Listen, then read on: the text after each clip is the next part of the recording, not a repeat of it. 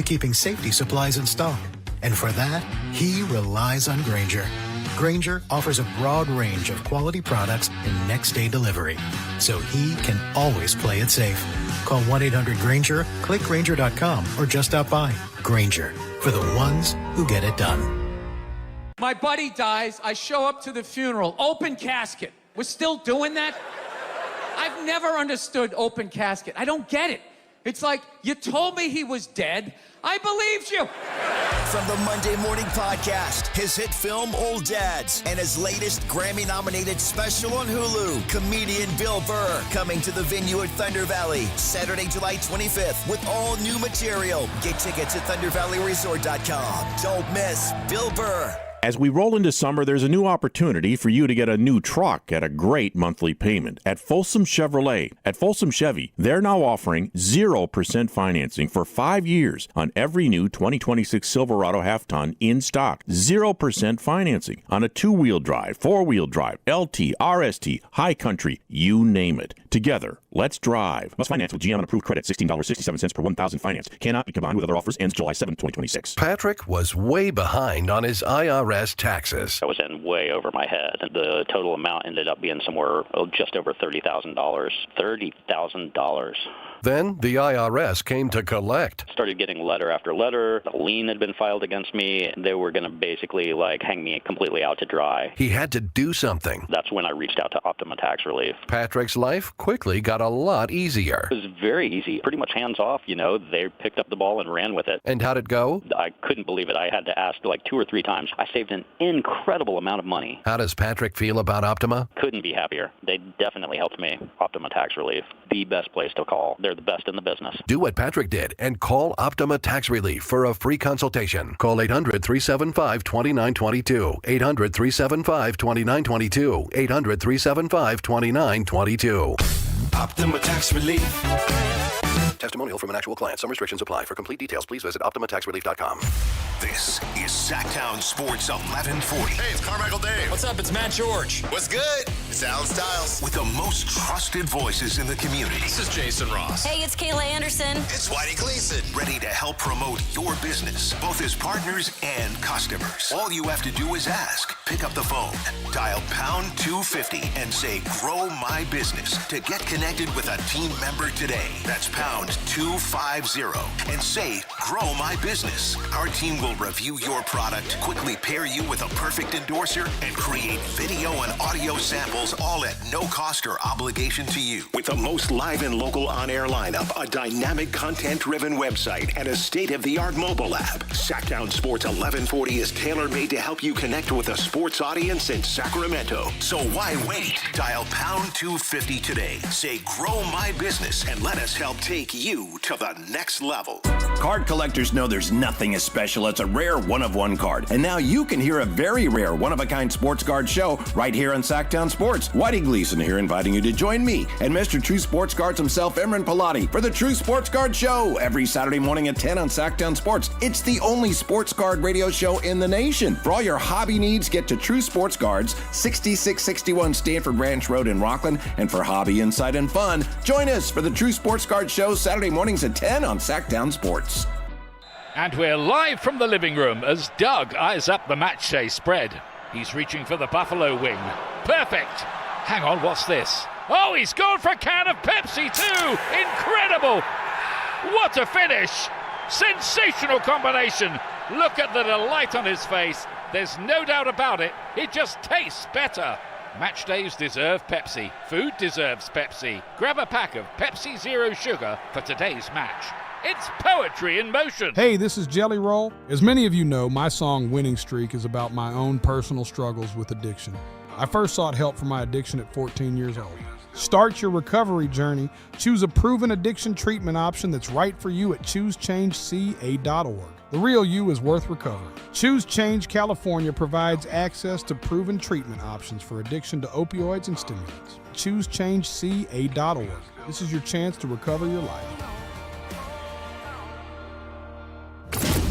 KHD1 Sacramento, KYMX HD3 Sacramento. From the Power Business Technology Toshiba Studios. Sactown Sports 1140.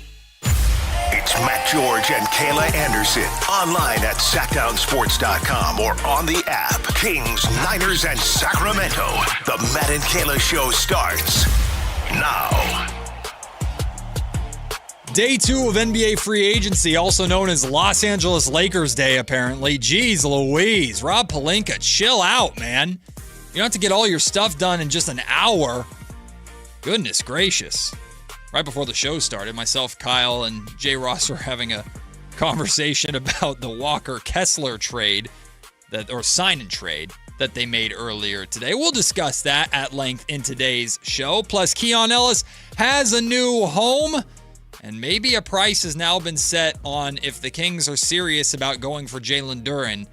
Might cost them a lot more than an arm and a leg. Plus plenty other free agency moves to react to today.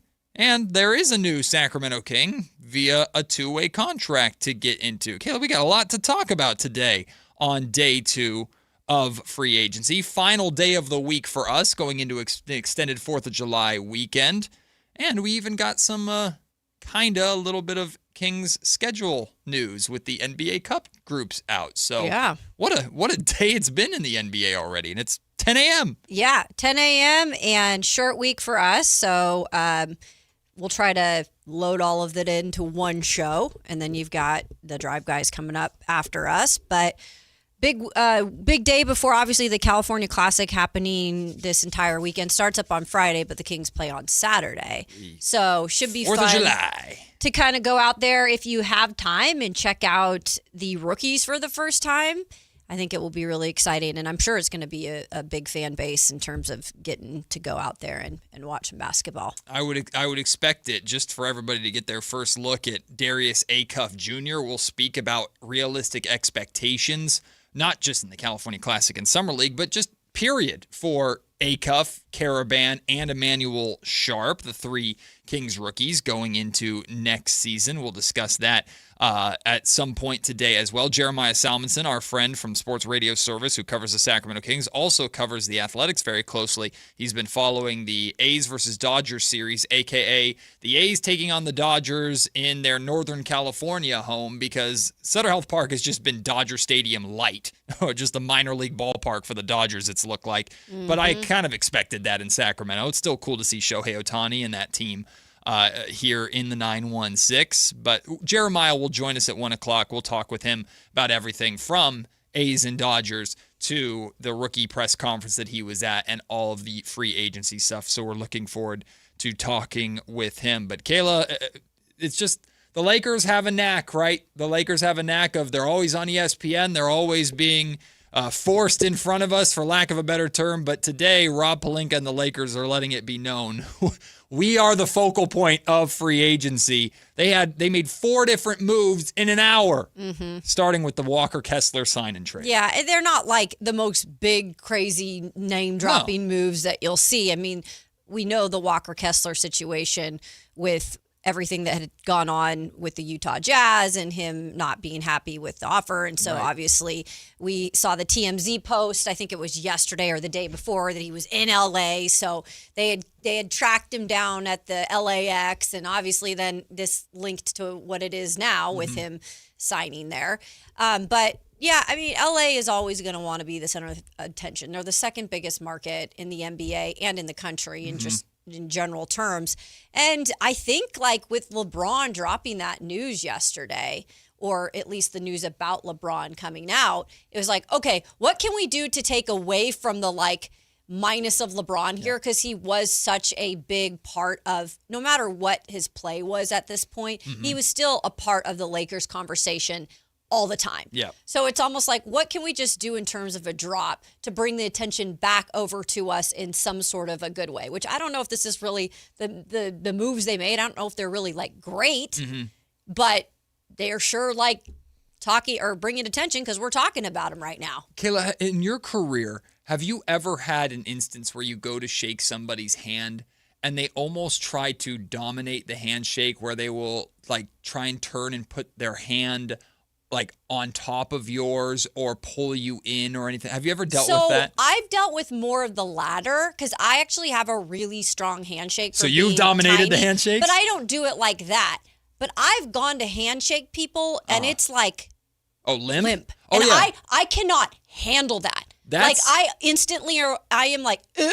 That's very like passive aggressive, disrespectful. Oh like my I'm gosh. barely giving you my time. But I'm talking about I haven't had like the full like over the hand grip, but I have had a couple instances where it's a dude and has a very firm shake, but then this is apparently something that's very common in politics. And, and this is an analogy I'm using because we're doing this for the radio audience, but a lot of handshakes, like people almost pull you in or like turn their hand on top to show almost like a sign of dominance within it. Yeah. And that's kind of what I felt like the parting funny. handshake between the Lakers and LeBron has been because the wording from Shams when it came out that LeBron was going to be moving on was LeBron is essentially giving the the Lakers permission to move on from him. And it was very much language that you could tell was coming from Rich Paul and Clutch Sports. Yeah. We'll let them move on and do their thing. And the Lakers are also coming on the other side going, LeBron, we really appreciate you, but we're ready to move on and do our thing. Or like, we're choosing to go this route.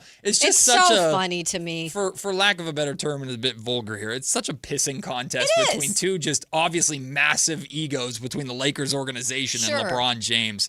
And it's just silly to watch. It is. It's funny, but it's like, again, you mentioned it yesterday. The NBA is best at bringing the drama, and people get sucked in. And right now, people are definitely in that vortex because that's all we're hearing about right now is the dominating of the NBA headlines. Because every day for the past, really since the draft, we've had reports come out endlessly from Shams.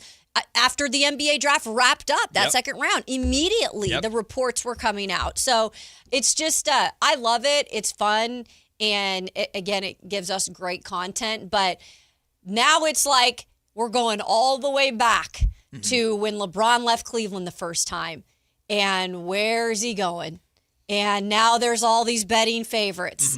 And I know Denver's now entered the equation. Which is crazy to me. It's just so funny. Hopefully, though, this saga will end sooner than not. It's funny. Sam Amick said this morning on the morning show, we're having another LeBron decision, and he's 41 years old, and it's 2026. And it's not to retire. I know. I was like, what are we doing here? Yeah, but hey, LeBron James is getting headlines. By the way, welcome into Matt and Kayla. I'm Matt George. That's Kayla Anderson with me. Kyle Ledbetter wearing his Kawhi Leonard shirt. And we knew it was coming because Kyle's very, very excited about the big trade yesterday, sending Kawhi Leonard up north back to Toronto, where, of course, he won a championship. So great choice of apparel today. It was by request. You remembered the shirt, you requested it, so I wore my Kawhi Leonard with the Jolly Ranchers that have no emotion face. I love Jolly Ranchers. I'm sure there's partying still happening in Toronto with Kawhi coming back. Although it was quite the haul that the Raptors had to give up to the Clippers. I'd say the Clippers did a pretty good job cashing out on Kawhi. Now they can't fully recover from the SGA trade to the Oklahoma City Thunder, along with all the picks that they sent when they brought Paul George in to appease Kawhi. But that's the past. It's on to the future for the LA Clippers. But the other LA team, the Lakers, earlier today, officially signed and traded for Walker Kessler. They sent a 2031 and 2033 unprotected first-round pick. So 2 unprotected first-round picks to the Jazz as part of this deal, plus a 2028 and 2030 pick swap. So whoever has the better pick, essentially, the Jazz get the better pick out of the two teams in 2028 and in 2030. The Lakers will now sign Walker Kessler to a massive 4-year, $130 million deal. So shout out, I will say this, even though we don't like them on this show, shout out to the Utah Jazz for trading for Jaren Jackson Jr. They just got Darren Peterson in the draft and now just got a haul of draft picks from the Lakers for a player that they didn't really want to sign and didn't feel they had to sign because they also have, who am I blanking on? They traded for Jaren Jackson Jr. They have Kyle Filipowski, thank you. They've got Lauri Markkanen. I mean, they're all right. Yeah. They've got 6 7-footers on their team. Exactly. It's 6'7". Nice. I miss it. I really miss it. No, and if they're not good, you guys, if they're not good this year with the moves they've made and the draft pick in Peterson, then we're going to be like, Will Hardy? Yeah, like, that's true. Wait a second here. What's going on? You got a plethora of talent up there. Kyle liked that. Kyle enjoyed that. Was very good. I wanted to change it up a little. No, I love this. I love the Will Hardy bit. Yeah. So we're going to be eyes on you, Utah. The pressure's on. Eyes on Utah. Nice. Yeah. The expectation is not so much that, hey, they're I liked it, Board. It wasn't bad. The expectation is not that the Jazz are going to be, okay, now they're in the title conversation right away with the Thunder and the Spurs necessarily. But if the Jazz aren't a firm playoff team this year, it's a pretty significant disappointment. And if they don't continue to build on that year after year after year, especially with the development of Darren Peterson and some of the other pieces they have there, and hopefully Jaren Jackson Jr. making the impact that they hope that he had with how they traded for him, there's definitely going to be pressure on the Utah Jazz now to deliver and open a bigger title window than they had when it was Rudy Gobert and Donovan Mitchell over there. So, real quick, I always like to try to answer as many things in the YouTube chat as we can. Athletics Baseball Club says, how do the Rockets improve, Matt and Kayla? On a side track real quick. But they do get Van Vliet back, right? Yes, Fred Van Vliet. So that's good. Will be coming back, and the Rockets made a pair of moves, which we'll talk more about as we go through the other list of major moves in the next break, or next segment, excuse me. But they brought in Marcus Smart, so some veteran. Like Marcus Smart screams Ime Udoka guy. So that makes still like Marcus. Because they were together. Right. Yeah. But he's a very gritty, aggressive, physical, although veteran guard to back up Fred Van Vliet in theory. And former Sacramento King, Bogdan Bogdanovic is going to the Rockets on a 1-year deal as well. He'll add some depth for them. But we'll talk about more of the other free agency signings and moves around the NBA in the next segment. Getting back to the Walker Kessler thing, Kayla. Yeah. Of course, we're always looking at how does this impact the Kings? Well, the Lakers were very much interested in bringing in Jalen Duren. They also had a meeting with Jalen Duren. Apparently, according to Sam Amick, they were supposed to have another follow-up meeting this morning. I don't know if that happened before they pivoted. So they did have it, Matt? So that has been made official that they have had the meeting? So they had the first meeting yesterday. The Lakers, right? The Lakers and the Kings both met with Duren. Okay. The Lakers scheduled a follow-up meeting with Duren today, but then traded for Walker Kessler, so there's no point in doing the follow-up meeting. They ultimately, what I'm guessing happened is the Lakers ultimately realized that whether Duren would have commanded the same price point in terms of a contract that Walker Kessler got, I think is irrelevant. It's how much would they have had to give up to ultimately get the Pistons to sign off on signing and trading him when the Pistons were signaling, we're not doing it. We're not entertaining sign and trade. Sure. We're going to match any offer sheet that you put out there. Now, the Lakers had the money to actually put an offer sheet on the table. The Kings did not. So the Kings have to do a sign and trade to bring Duren in. The Lakers, in theory, could have said, here's the number, and then forced the Pistons just to match it. But the Pistons are signaling that they're going to match it. Just like the Utah Jazz were signaling, according to multiple reports, that they were going to match any offer on Walker Kessler. Them doing that forces the Lakers to then trade the haul of picks that they did in order to bring Walker Kessler in. I'm guessing that haul of picks that they paid for Kessler, which is a lot, was less than what they would have had to given to the Detroit Pistons to get Jalen Duren if the Pistons were even open to having that conversation in the first place. So I would say, so obviously the Lakers situation with Duren is done. And I would say more so than not, it's not going to happen at all with Sacramento. I would agree. It's too far-fetched. I would agree. Unless the Pistons were like, we really want Walker Kessler, and we will give you Duren for Kessler, and it's a weird three-team trade. But which would be chaos at this point that I just don't think would happen necessarily. But say very unlikely. Yeah. Here it is. Here's the route. Okay. You now have to make it extremely worthwhile for Detroit to even consider. Domantas Sabonis, they're not interested, according to Sam Amick. That's no surprise. We talked to Kuka Hill from Locked On Pistons about it yesterday. He shut that down. I agree completely. I don't disagree. Domantas Sabonis does not make sense as an upgrade for Jalen Duren. It doesn't, and that's a team that's looking to win right now. So that doesn't mean they won't take Domantas Sabonis, but he doesn't have the value that you would expect Domantas Sabonis to have in that trade because they're not all that interested in him. Replacing Jalen Duren with a scoring two guard, even though they could use some scoring, who doesn't play a lick of defense, and Zach LaVine, who also has really struggled to win at any point in his career, also makes very little sense for them. So the player pieces in terms of value never really carried a lot for Detroit, which means if Walker Kessler is getting the Jazz 2 unprotected firsts and 2 pick swaps, like the Sacramento Kings would have to come to the table to if Scott Perry is serious about Jalen Duren to Sacramento, which if he's going to make a swing, that would surely be a swing. We're talking multiple unprotected firsts and multiple pick swaps. That's what we're talking about here. Is that the move that you really want to make right now? Probably not. Can I also say this? I think we're starting to see, at least here, because I know Scott's been in other places, but I think we are seeing it firsthand how he moves and moves he doesn't make, things that he doesn't, go overboard on. Like we kind of are starting to see like how he flows with how he does business. And this does not strike me of what you just laid out of something that Scott Perry would do. It just doesn't. He's not going to get fleeced. Right. He's been he said on these airwaves, I'm not going to make a move just for the sake of making a move. I'm not going to panic into a move or anything like that. So I agree with you. That does not sound like something Perry would do. Use essentially the bulk of his treasure trove of Kings assets to go out and get Jalen Duren right now. The only thing that gives me pause, Kayla, the only thing that says this might be different to me is the fact that Jalen Duren is 22 years old.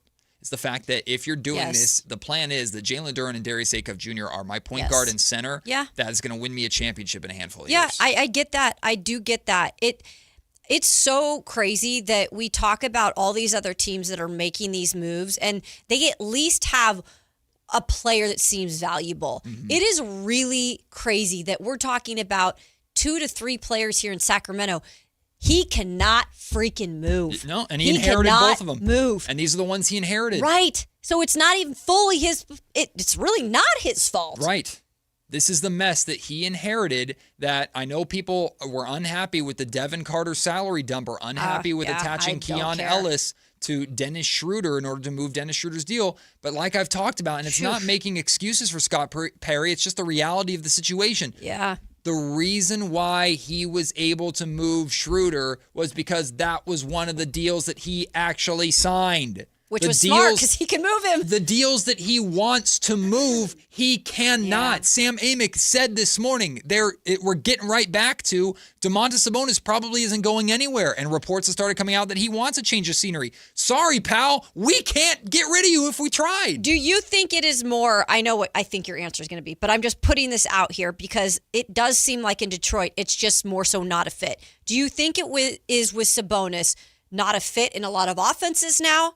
With how a center is, or the contract? Because there's still plenty of contracts that teams are taking on that are massive. It's a combination of 3 things. I think one, it is definitely the contract, although it's going to be an expiring deal after next season. So there's only 2 years left on it versus like 4 years on it. So I don't think I think contract is number 3 out of these 3.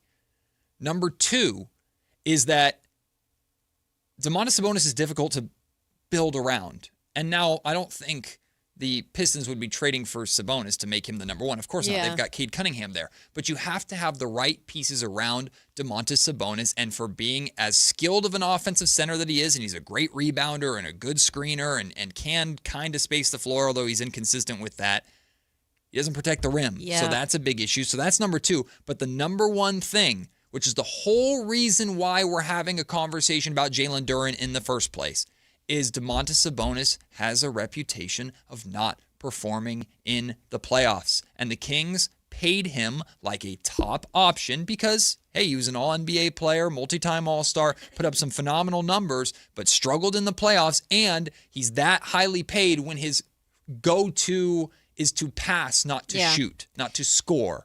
So I think a combination of those 3 makes him very difficult to move. So on that note, really quick, because it wouldn't be fair for me not to bring this up, do you think then and it seems like they are, whether or not this ever gets done is a whole nother story, but Scott is also interested in a young man, now young is the key word here, 22 years old, that was a joke in the playoffs in Jalen Duren. He was absolutely laughable. But that's the funny thing about opportunity. If Jalen Duren plays well in the playoffs, we're not having this conversation because they're signing him to a supermax instantly. And that's it. Instantly. Based off the season that he had. But Scott could see some. I do feel Scott identifies well. Sure. Part of that is sitting down and talking with Duren is part of his specialty of picking out culture fitters, all that stuff. Okay, was it a one-time thing where he didn't perform for some reason? Let me hear his side out. Maybe like down the road, if that move were to happen, it would be because Scott really truly felt like that was not something that he would continue to probably do in the future. I would imagine if Scott's trying to justify it or is trying, like, the way that I would, I guess, sell it or try and look at it is 22-year-old, first time ever being in the playoffs and figuring that out, while also playing for a team that it was the first time that they had been to the playoffs and they were just figuring everything out. And Cade Cunningham was just coming back from a pretty significant injury, the collapsed lung or whatever it was. And like it was a learning experience that you'd expect him to build upon. And it's easier to expect a 22-year-old to learn from their experience and build upon it and show improvement than a 30-year-old in Domantas Sabonis. That's how, if Scott Perry's looking at it in a positive light, because you're not trading and signing Jalen Duren if you don't believe that when you get back to the playoffs, he's going to be better than what he was in the playoffs for Detroit. But still, there is definitely the concern of, is this just going to be, again, 22 versus 30, but is this going to be Monty McNair's version of Domas for Scott? Is Jalen Duren going to be for Scott Perry what Domas was to Monty McNair? I don't know. That's for Scott to figure out. There's always risk. But even so, it's going to now cost, because of what the Lakers just showed us, it's going to cost, in addition to one of these two veteran contracts, that I think the Kings would be more than happy to move on from if they're getting Jalen Duren back. And I think the Kings are more than willing to pay Jalen Duren that money if they could open up the space to do it. I don't think the money is the problem. The Kings will give Jalen Duren the max that they could give him, in my opinion. It's what else do I have to give the Pistons to get them to sign off on it? And the Pistons are going to, pun intended, have a King's ransom. Well, yeah, and I don't think it has, there'll be a player involved, but it's more, I think it's like, what can you give us draft pick-wise? Because they're not really interested in the players here. Well, at least the ones we listed. And how enticing is a haul of draft picks to a team that was first place in the East and is trying to win titles? Now, Kings draft picks are always valuable, don't get me wrong, especially valuable around the league. And, of course, they could take those and then flip them for another player later if they wanted to. So it's always good for them to have those draft picks. But you're having to put 4 on the table with a Sabonis or with a Levine just to start the conversation. And Detroit still might go, we're not doing it because we're bringing Duren back.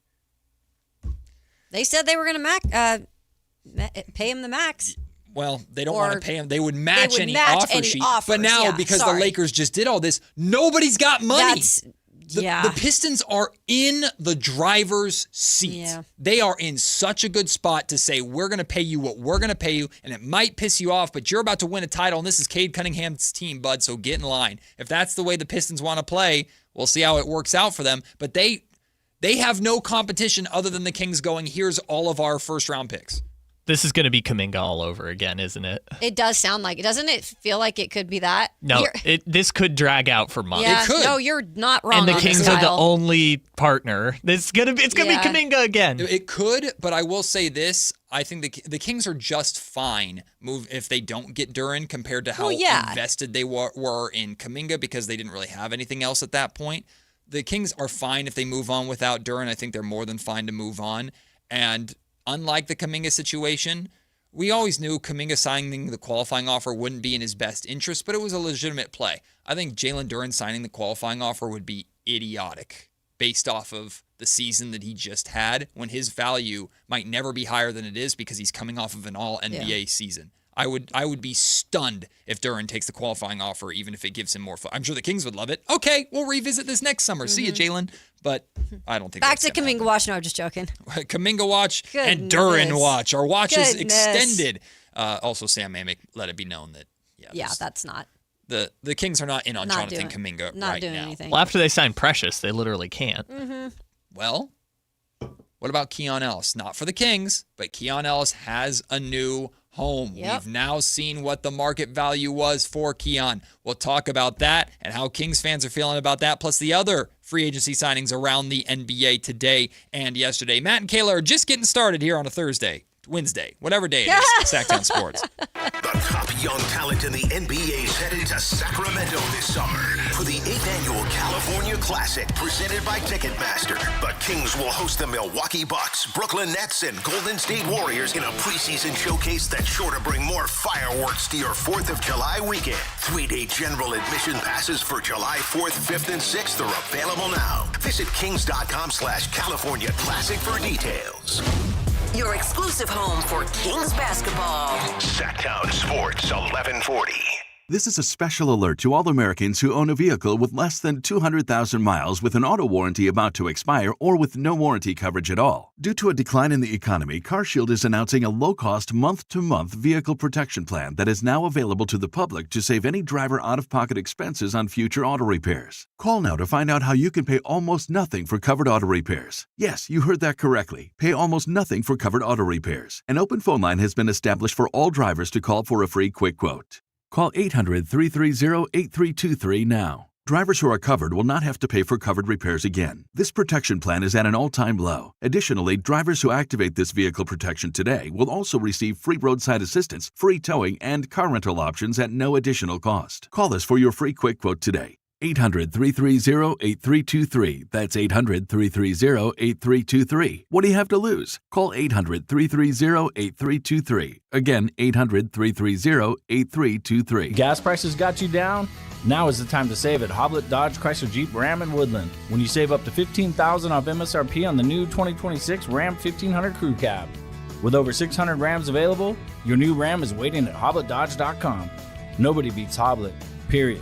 15,000 total net savings after factory incentive and dealer discounts. Incentives include $500 on-the-job upfit for eligible upfit, 1,000 Hoblet trade-in assistance on eligible trade-in, 500 Hoblet business owner bonus for verified business owners, and 9,500 dealer discount. 10 at this net savings. See dealer for details.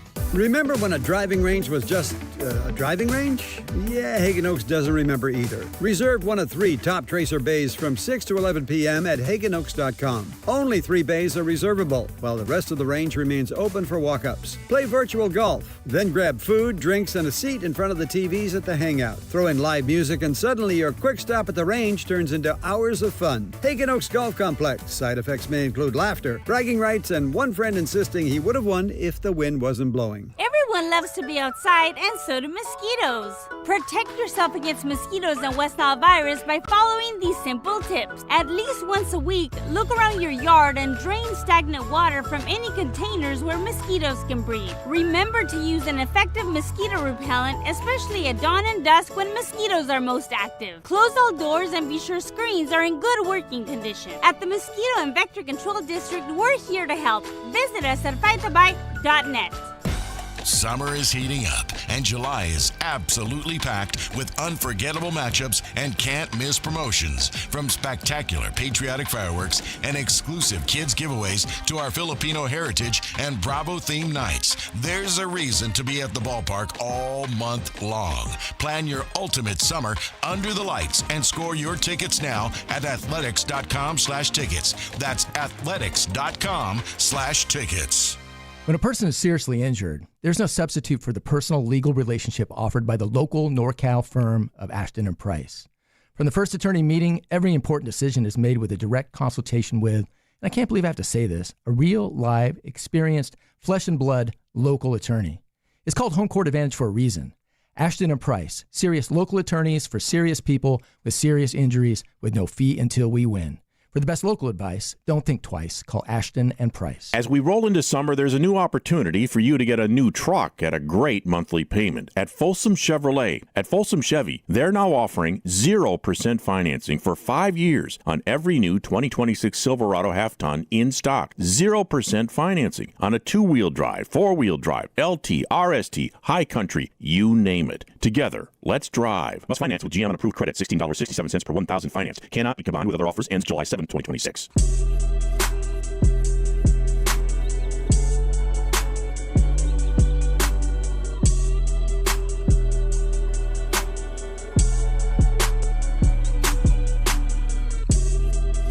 Matt and Kayla on Sactown Sports 11.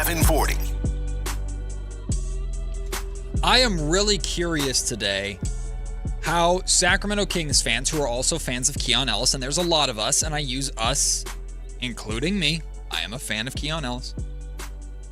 I'm curious how everybody's feeling today. Keon Ellis agreed to a 2-year, $18 million free agency deal as an unrestricted free agent with the Brooklyn Nets. He is going to play for Jordi Fernandez, who is the associate head coach, the right hand to Mike Brown here in Sacramento. Jordi was instrumental in Keon Ellis arriving and coming on the scene as a two-way player and earning his first contract, real contract with the Sacramento Kings. So there's a significant familiarity there on both sides. Keon is going to play for someone that, well, the most important basketball of his career that he played, Jordi was there in Sacramento, other than, I guess, the Cleveland Cavaliers series, playoff series.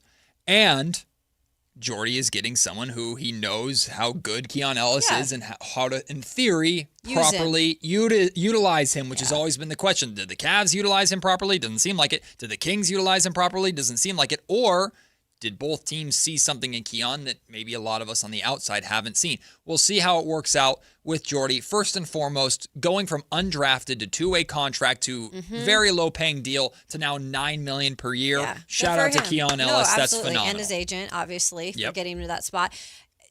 Certain players, and this is the thing about any pro sport, especially when you're when you're undrafted free agent.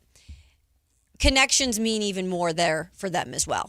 And you're right. With Jordi having that connection, believing in Keon, even though maybe he hasn't been exactly what, these teams have wanted him to be in the last two stops. And I'm not going to go that far. I mean, it's not like he was a starter.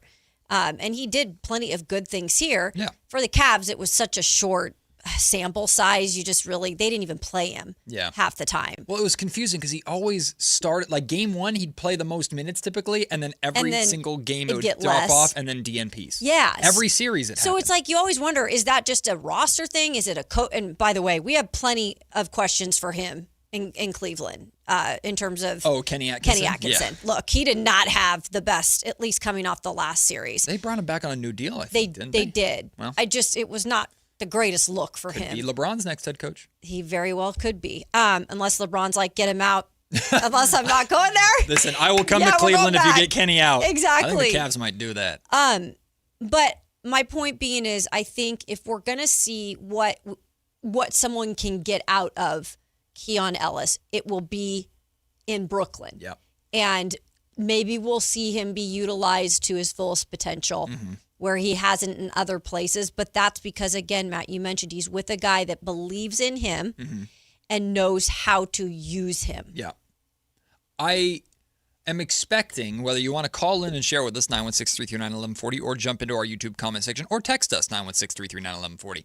I imagine there are some people out there feeling today, and when they saw the news of Keon signing with the Nets and what he's signing for, I think a lot of people here in Sacramento are probably saying to themselves or screaming at the radio right now, it would have been much better to avoid the whole headache and frustration of last offseason and moving on from Keon Ellis. Just pay him the $9 million a year, because we always thought like this $7 million to $10 million range was kind of what we were looking at. So when he falls right in that range, so that at least win as expected, a lot of people are probably feeling today like, why didn't the Kings just give him $9 million a year and keep him around? Because he definitely could help this team. The defense could help. The shooting could help. He is an undersized guard, and there were clearly, I feel, or we can probably tell just based off of actions, that I don't know if concerns are the right word, but Scott Perry and his camp obviously did not value or prioritize what Keon brings for the Kings compared to other moves that they felt they have to make. And I'm not saying this is going to be a true at all because we have no idea. But the Kings might feel that Emmanuel Sharp, who shot really well at Houston, shot 37% on like 7 attempts a game while also being a good defender, he as a two-way player, or excuse me, as a second-round pick on a very, very affordable contract, might be able to provide for the Kings what Keon Ellis could provide for the Nets. I'm not there yet. I'm just saying that might be how they think. It's crazy too, Matt, sometimes, and this is not something where I'm talking about, oh, how dare them have egos like this, but to be a general manager, you do kind of have to have an ego in a way. And you have to have a picture, or just like anybody, we have our favorite foods. We have our favorite songs or genres of music. General managers have their favorite types of players. And I remember this was kind of solidified for me when I spoke with one NFL general manager one training camp. And I literally was having a conversation about the types of players he likes and players he stays away from. And he's like, I don't like smaller cornerbacks. Like, I stay away from them. Like, I prefer someone 6'2" and above. And just that little preference in my mind, I'm like, okay, this is like general managers definitely have their types.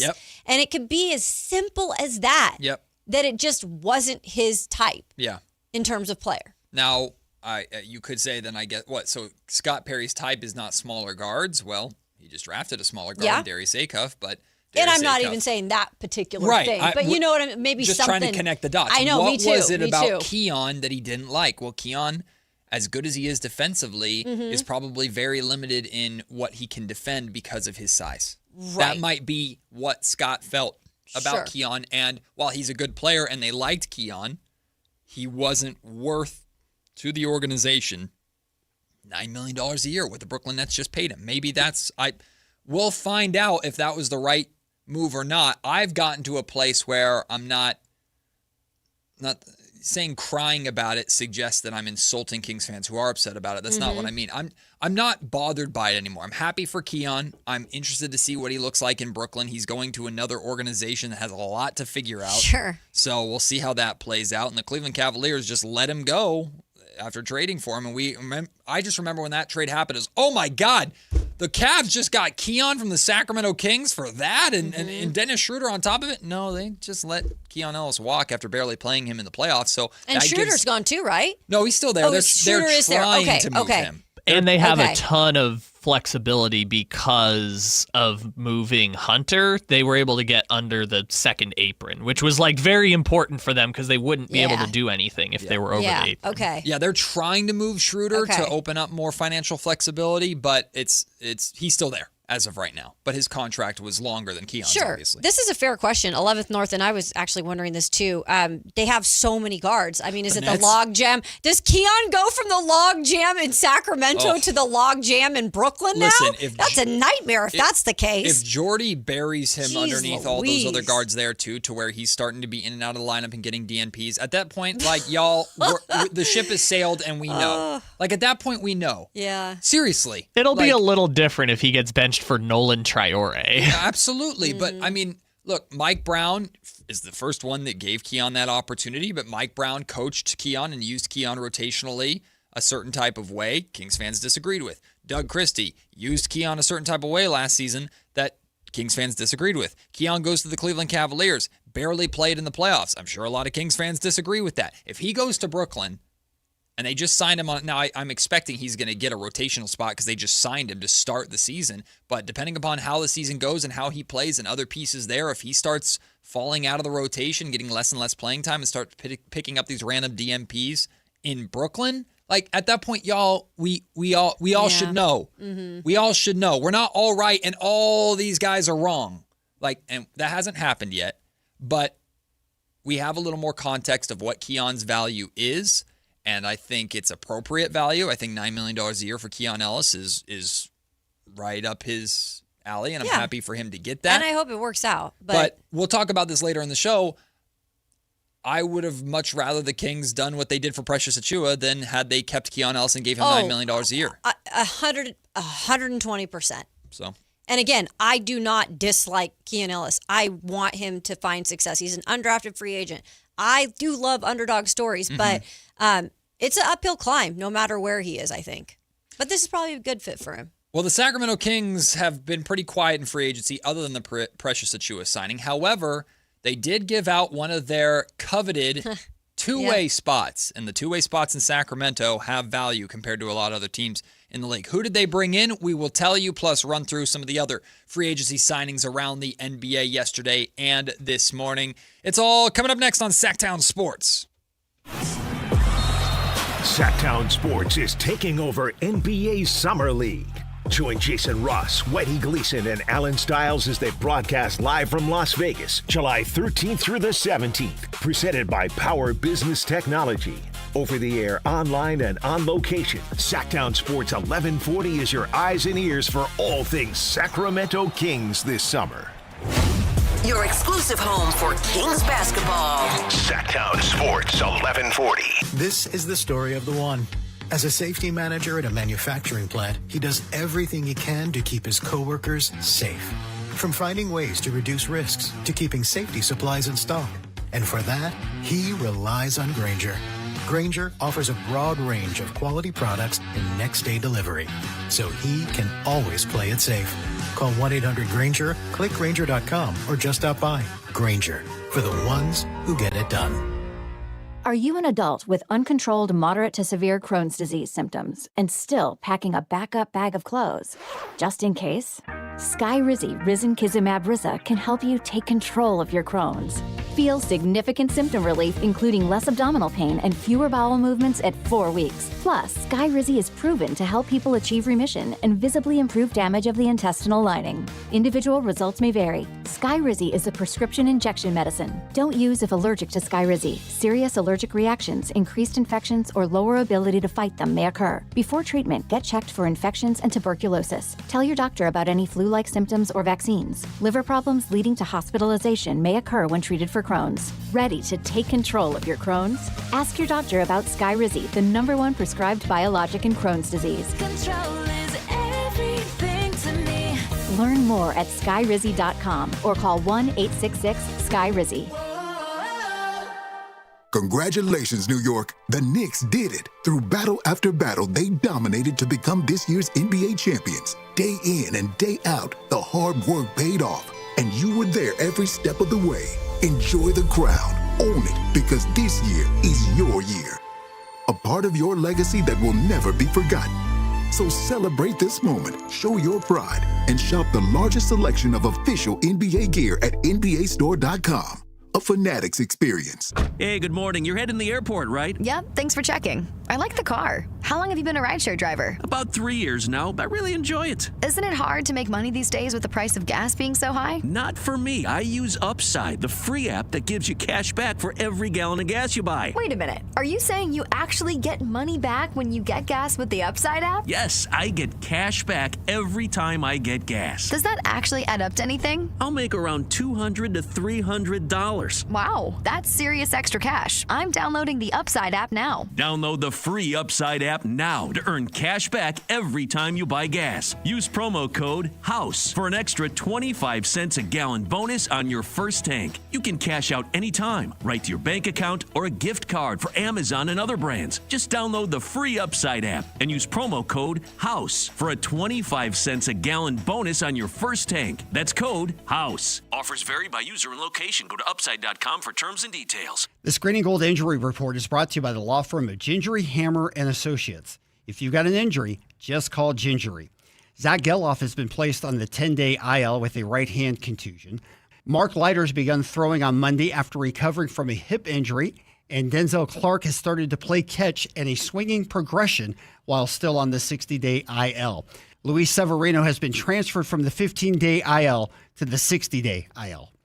Hi, I'm Justin Gingery.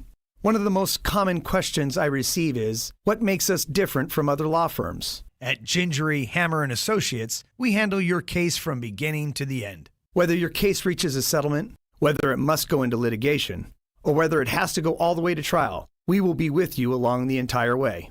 And because we are committed to your case, we are as invested as you are in making sure you get the outcome you deserve. When you get an injury, just call Gingery. It's the 4th of July Sell-A-thon at Folsom Lake Ford with employee pricing. Plus, get 2.9% financing. Plus, $1,000 trade assistance on select new Fords. Hurry to Folsom Lake Ford today. FolsomLakeFord.com. On approval of credit, see dealer for details. It's Matt George and Kayla Anderson on Sactown Sports 1140.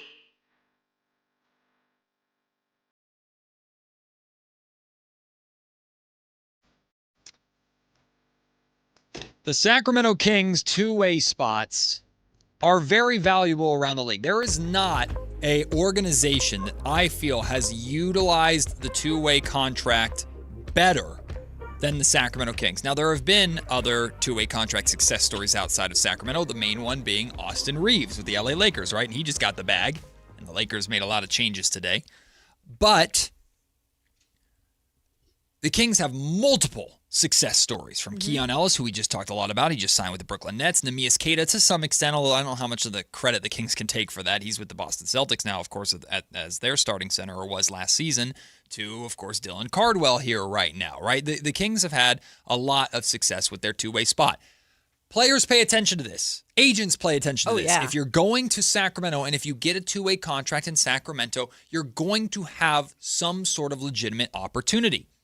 And the Kings offered one of their two-way contract spots to Jonathan Mobo, who was the 31st overall pick in the 2024 NBA draft. Kayla, I know you're going to be excited about this. He's a 6'9" wing with a 7'2" wingspan. That's right. This dude is a long, lanky, athletic defender. Now, his issue has been he struggled to find his scoring touch at the NBA level, but he's a defensive-minded wing with upside, gives the Kings depth in that to that extent, and he's going to get opportunity working with the main squad and in Stockton, I would imagine, to work on that offensive game a little bit more. But an athletic, versatile defender, played 103 total games with the Raptors over the last 2 seasons, including starting like 15 or so games. Numbers-wise, he averaged 4.4 points per game, shot 45% from the field, 23% from three-point range. That's not good. 71% from the free throw line, averaged just under 4 rebounds in 15 minutes per game in his career. But some defensive depth and an athletic defender that they're bringing in. Yeah, and we have seen, they focused a lot on shooting ability in the draft, and rightfully so. They've got to be able to find shooting more consistently, especially from beyond the arc, which they added a few. I mean, all 3 of them have that ability to do that. Right. I say this is always, you mentioned how great the Stockton G League team is. And it is appealing for guys like him who are 20, I think he's 24 years old. So he's still not like this old dude walking around with a cane. Like he still has some years to try to improve. But the note of the defensive part of his game makes sense. Again, we've got to start seeing a little bit of a balance here with what this team's going to look like. Yeah. Defense is definitely something they need to focus on, but you have to have the shooting. Yeah. And so I like this as a defensive ad. See what he can do in Stockton. See if that great development that happens down there can kind of work for him as well. Maybe a little bit more on the offensive side if he can get his confidence up with his shot. But again, you added some defensive, positive upside player, which is never a bad thing. And he's got the, like I said, the length. He's a bigger guy. The perks of the two-way contract is that now Doug will have on his bench for a certain amount of time a go-to, whether it's because of injury, knock on wood, we have enough of that, or just I need a longer, versatile, athletic defender right now for a possession at the end of a game or an end of a quarter or something. He now has access to that. Right. While Mobo will now spend his the majority of his time practicing with the main squad. This is a big thing in football too. Sure. When you have, like, the whole purpose of a practice squad in football is to put together guys that are going to make your main guys work. They go up against each other. Right. So if Keegan is being guarded by Mobo on a daily basis in practice and things like it helps in that sense. And what I imagine is going to happen is that Mobo will get a lot of opportunity to also play in Stockton, where he's going to have the green light. That's where you work on your offensive game. Sure. That's where you work on your shot, work on that offensive bag a little bit more so that you could become potentially the next success story for Sacramento Kings two-way contracts. I like it. I like the move. And again, it's not some massive move we're talking about here, not some guy that's going to make this huge impact. But you never know. And I always like when you can identify a player and you know that you've got a G League that can help develop him. It's like, why not take the flyer? Yep. A year ago, the Kings put Dylan Cardwell on a two-way contract, and we heard about this athletic, loud center who didn't have really any touch outside of the paint offensively, but could block shots and plays with a fire and a passion out of the University of Auburn. Mm-hmm. And Auburn University. Auburn University, thank you. And all of a sudden we start hearing from Scott Perry and Doug Christie, hey, this guy's good. This guy's good. We like him. He's showing improvement. We saw what he could do in Summer League. Bam, he's one of the best stories last year. You never know. No. Another guy who's currently, I think he has a two-way qualifying offer out for him right now, but the reports and rumors are that he will be converted, or the Kings are looking to convert him to a main roster spot. Mm-hmm. Daquan Plowden. Daquan Plowden was a two-way guy who got an opportunity to play a lot at the end of last season with all the injuries that the Kings were dealing with. And he had some really good games, became a really reliable shooter for the Kings, especially in the fourth quarter for some reason. That dude couldn't miss from three in the fourth quarter a lot down the stretch in games that we wanted the Kings to lose. Yeah. And then he was a good, versatile defender that Doug Christie started to have trust in. So you never know with these guys. Yeah. By the way, Isaiah Stevens is still on a two-way spot as well. So that's another one. That's right. I forgot about Stevens. I was looking up his bio because he is 24 years old. He had such an interesting path in college. I think he started out at like community college. Then he went to Oklahoma A&M.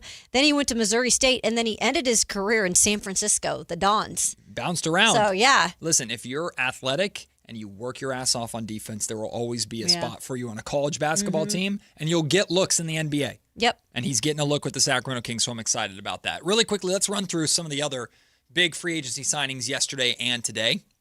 Mitchell Robinson. He won a title in New York and said, I'm going to your rivals. Yeah. Mitchell Robinson is going to the Boston Celtics on a 3-year, $47.4 million deal with a player option. Remember, he was a second-round pick. Scott Perry drafted him in New York. That's a great payday for Mitchell Robinson. And good for him. Good for him. Will start or back up Neemias Queta. There's going to be a good center competition in Boston. Yeah, no, I like it because I think a lot of people, you were gone those 2 days, but we did talk about him because he was being talked about at the time they were going to move him. Mm-hmm. And Anthony, who was filling in for Kyle, is actually a Knicks fan. I don't know if you knew this. I didn't know that. But so we were asking, Brendan and I were asking him how he felt about it, and everybody really loved him, you know, and he was like the longest tenured player. Well, he's the only Scott Perry guy that was still on the team. Right. Yes. Was it were they 2018 draft? Who, Mitchell? Yeah. Sometime around because then. Dave and them were saying that there's like nothing left. Like none of those, all of those like big time players, even in the second round, are now on another team. I believe I heard that correctly this morning on the Carmichael Dave. You're saying the entire 2018 draft class? Yeah, it's all in different places. And that goes even as far as the second round because Jalen Brunson was a second rounder, obviously. Yep. 2018 draft. Yeah. Yes. Yeah, because I remember a few months ago, Jason Ross went like mega viral by pointing out like every single lottery pick from 2018 was on a different team. Yeah, Crazy. and now it's like official because I think he was the last one. Mitchell Robinson was. Yeah. That was on that list. Oh, the other one that had to get traded was Miles Bridges. That's right. Bridges, and he just did. Yeah, exactly. So it's literally everyone from the 2018 class is on a different team. Well, Mitchell Robinson wasn't the only free agency signing for the Celtics. How about old man Conley? Oh, wow. Mike Conley to the Celtics on a 1-year deal for his 20th NBA season. I think he's like the 14th player or something like that ever to do that. 12th, thank you. I didn't write that number down. So good for him. We talked about this earlier. Bogdan Bogdanovic and Marcus Smart signing deals to join the Houston Rockets. Smart's deal is a 2-year, $13 million deal. How about this? The Detroit Pistons bringing in John Collins. I think that's a interesting pick-and-roll threat with Cade Cunningham. A 3-year, $51 million deal. Which means bye-bye Tobias Harris. Yep, Tobias Harris is going to be gone. And then this is the one that you were keeping your eye on, Kyle. Norm Powell, after an all-star caliber season, going to the Chicago Bulls on a 2-year, $45 million deal. That one was crazy because Miami's motivation for trading Tyler Hero is like Norman Powell can do Tyler Hero type stuff, and now they lost both of them. Right. Whoops. But they got Giannis and potentially LeBron. And they're going to have to do some more moving and grooving there, too. Yeah. I mean, that team is literally, it's Davion, Giannis, Bam.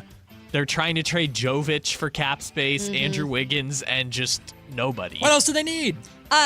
Forward. Oh, we're over on time. Remind me really quick. So some of the listeners on last week, we were talking about if Westbrook doesn't come back, who's a good vet for DA5? And a lot of people said Mike Conley.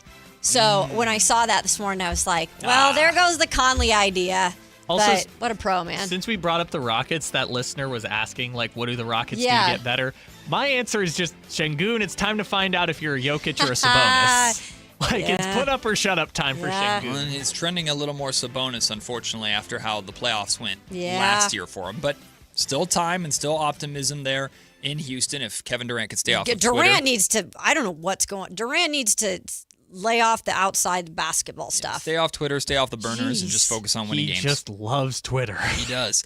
Final two moves to point out really quickly. Dean Wade went to the 76ers on a 4-year, $39 million deal. And this is cool. Nikola Vucevic returning to the Magic where his career started. He'll be a backup center over there on a 1-year, very cheap $3.9 million deal. But that's a cool homecoming move. Orlando Magic. Magic legend. He might get his jersey retired there. He very well could. Vucevic was a baller in Orlando. Unfortunately, that team wasn't very good for a long time, but Vucevic put up some crazy numbers in Orlando. We'll take the break. When we return, we know a little bit about what the schedule will look like for the Sacramento Kings next year because NBA Cup groups are out. And the Kings group is pretty brutal, if we're being honest with you. Plus, realistic expectations for all three of the Kings rookies this upcoming season. We'll discuss it next to start the second hour of the show. It's Matt and Kayla on Sactown Sports. Sactown Sports is taking over NBA Summer League. Join Jason Ross, Whitey Gleason, and Alan Stiles as they broadcast live from Las Vegas, July 13th through the 17th. Presented by Power Business Technology. Over the air, online, and on location, Sactown Sports 1140 is your eyes and ears for all things Sacramento Kings this summer. Your exclusive home for Kings basketball. Sactown. And we're live from the living room as Doug eyes up the matchday spread. He's reaching for the Buffalo wing. Perfect. Hang on, what's this? Oh, he's gone for a can of Pepsi too. Incredible. What a finish. Sensational combination. Look at the delight on his face. There's no doubt about it. It just tastes better. Match days deserve Pepsi. Food deserves Pepsi. Grab a pack of Pepsi Zero Sugar for today's match. It's poetry in motion. Toyota's 4th of July sales event ends soon. Hurry in today for a new Toyota truck. This 4th of July, get 3.99% APR plus $500 finance cash on 2026 Tacoma SR5. Or get 2.99% APR on Tundra. The 4th of July sales event is almost over. Don't miss out. Toyota. Let's go places. Offers available through TFS to buyers with pre-rated credit and can't be combined with other offers. Cashback offer excludes Tundra TRD Pro ends 8326. T-Mobile has an exclusive bundle for customers 55 and up. I'm Sarah Bowl. Yeah, I'm Frank Bowl. A reliable network is key for us. And with T-Mobile, it's been wonderful. And going to the 55 plus plan saved us so much money. A lot. And that's important. Trying to keep costs down. The home internet's been perfect. It's fast, it's quick. The setup was so easy, it took less than 15 minutes. It was like, ta-da! If you want simplicity, coverage, reliability, you want the whole package, T-Mobile has it. Right now, T-Mobile customers 55 and up can get 2 phone lines on America's best network, plus America's fastest 5G home internet for just $30 each. $30 per month each line with autopay plus taxes and fees. Minimum age 55. Pricing for home internet rely on 2 lines of Essentials Choice 55. $35 connection charge per line required. Best mobile network and fastest 5G home internet based on analysis by Ookla of Speed Test Intelligence data 2H 2025. All rights reserved. If you have unfiled taxes or are in debt to the IRS, this is important news. Did you know the IRS has programs specifically designed to help people struggling with tax debt? Powerful tax assistance programs that can save you thousands if you qualify. No one knows these programs better than the experts at Optima Tax Relief, America's most trusted tax resolution firm, A-rated by the Better Business Bureau. Their award-winning tax attorneys and licensed professionals have resolved over $3 billion of tax debt for their clients. One call to Optima can start the process, helping to put an end to your worries about wage garnishment, asset seizure, and other aggressive IRS actions. Find the best options to solve your tax problems. Call the experts at Optima Tax Relief today for a free consultation. Call 800-375-2922. 800-375-2922. 800-375-2922. Optima Tax Relief. Some restrictions apply. For complete details, please visit OptimaTaxRelief.com. At Power Business Technology, we're not another big box corporation. We're your neighbors, locally owned and operated. We know what businesses like yours need, from reliable printers to high-performance copiers. We'll help you find the right solution with personal service you just can't get online. Need setup or support? We're just down the road and always happy to help. Power Business Technology, family hometown service with big-time solutions. Contact us today for all your business printing needs at 844-POWER-BZ. That's 844-769-3729 or visit us at powercopiers.com. KHD HD1 Sacramento, KYMX HD3 Sacramento. From the Power Business Technology Toshiba Studios. This is Sactown Sports 1140.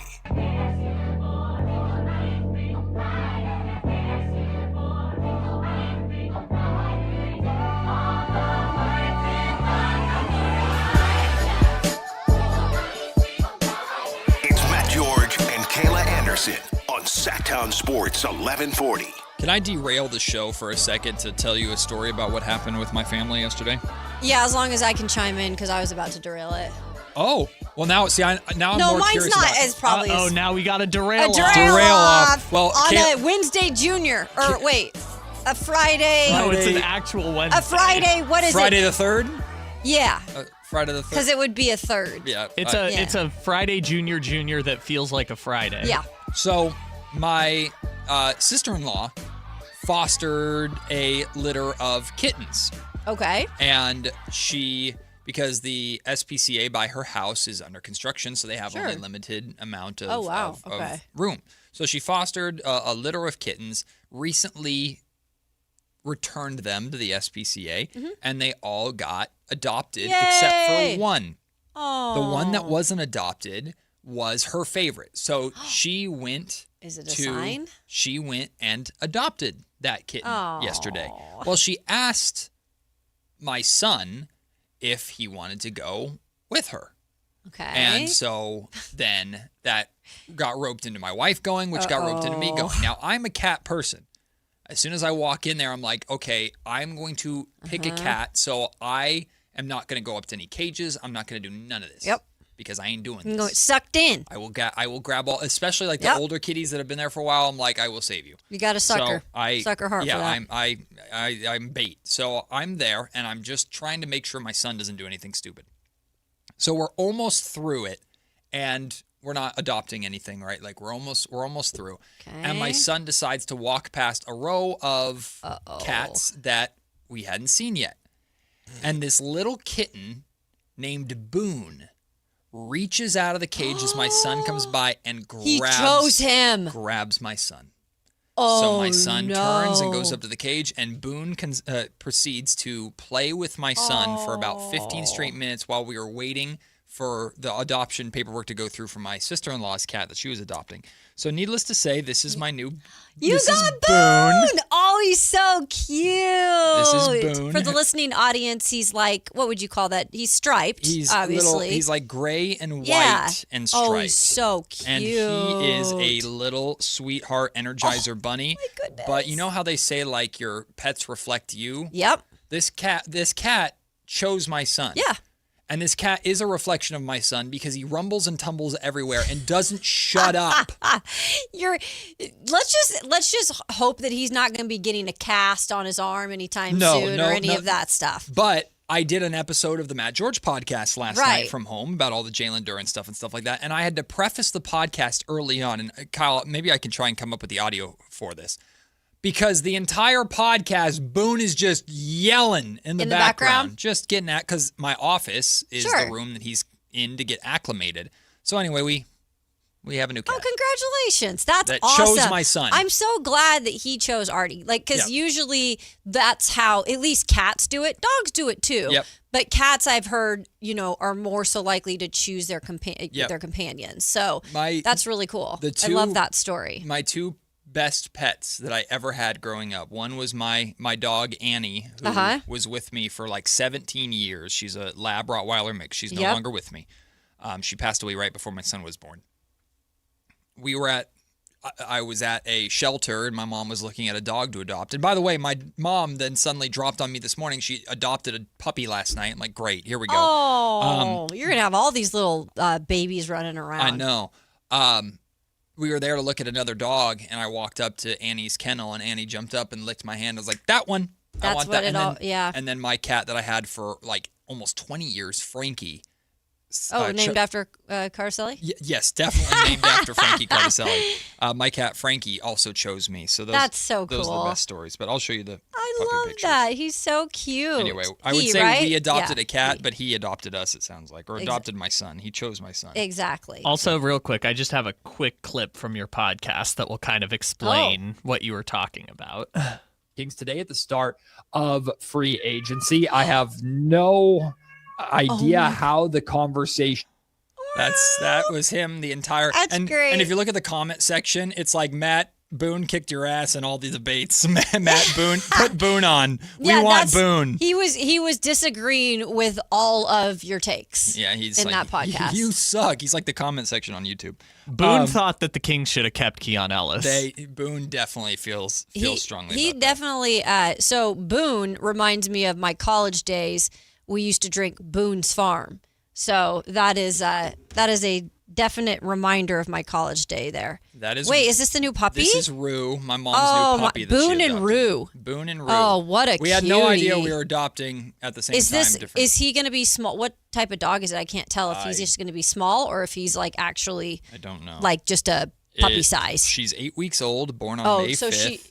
And she is a Havanese. Havanese. Okay, so I think they are a smaller dog. No, I'm just guessing, but I think they are. I could be wrong. That's nice. Your son chose his pet. No, my cat. Yeah. The cat chose my son. The cat chose your son. What I like about when kids get pets is, especially if they're quote unquote their own pet, which you guys are obviously helping. You really can teach kids how to do things in terms of taking care of, and those types of things. Eventually, he's going to learn. Like, hey, that's my cat. Like, cats aren't a total upkeep. They're so much easier. You get what I'm saying. I got you. Dogs are. I learned at an early age. All right, how are you going to derail the show? Well, mine's not as ooh and ah. Mine's like... Yours is more fun, though. No, not really. No? So I had to scramble out on Monday. I had to scramble out on Monday. Oh, I heard about this. Because we just got insurance like a couple months ago, and a few months ago, I guess, at this point. And so now I'm having to load all of my appointments that I haven't had insurance in a year. I'm having to do all these things, and I hate it. It's like So it's one appointment after another. It's one appointment after another. And for women, like, there's a lot of other things you got to do. So can't relate. I have a ton of different appointments I've got to get done with and off my checklist. So the next up was the dentist, which I take really good care of my teeth, but I had braces on for like 4.5 years. Ew. So it's, there's stuff with your gums you have to check all the time. And me being a new patient, it's going to take like 2 hours because they got to do x-rays. So I rush out of here. I get home really quickly, let out Red, hop over to the dentist. It's like 5 minutes away. I sprint up. I'm ready to go. I'm in a good mood. I'm like, let's get this over with. And she's like, yeah, you're not in, I don't think you have an appointment today. And they were sweet as can be. And I look down and I go through my calendar. Oh, it's Wednesday. So today? For the last 2 days, I've been thinking about the dentist. And so I'm going to the dentist today. So just wish me luck. I don't want to deal with anything extra. I can't afford anything extra. Let's just hope it's a sweet cleaning. Yeah, nice and easy. Come back with those nice teeth that pearly whites. When you like get them cleaned and it's just that clean feeling. Yeah, but if they use that, they use like that. It's not like a wax. It's a paste. Polish and it's. Ugh. But then you get it. You brush your teeth a couple times, it's gone. I think I've shared on this show. The dentist is like my biggest fear in the world. I hate the dentist. I can't. I don't. Be careful, guys. The last time Alan and I talked about the dentist, the comment section was just like, "Dentists are a scam. We hate dentists. Dentists are awful." Oh, jeez. It just became about the entire show. Just became everyone thinks dentists are a scam. No, I'm not gonna lie. I like the feeling of getting my teeth cleaned, you guys, because I have wires on my bottom teeth and my two top from after I got braces off, so they have to go in between and clean because it just gets like. It sounds horrible. It's not horrible, but I feel like when I'm done, I'm good to go. Like my dentist does a pretty good job of making sure there's no pain, but even so, like get your freaking fingers and your hose out of my mouth. You heard what I said? You heard what I said. Get that stupid. I hate having a dry mouth. And the fact Do you have a small? I have a small mouth, so it hurts to like when they're like prying open or like do a filling or something. Many of people have told me I have a very big mouth, so I don't know about. Please stop, you guys. What? We're talking about the dentist, you child.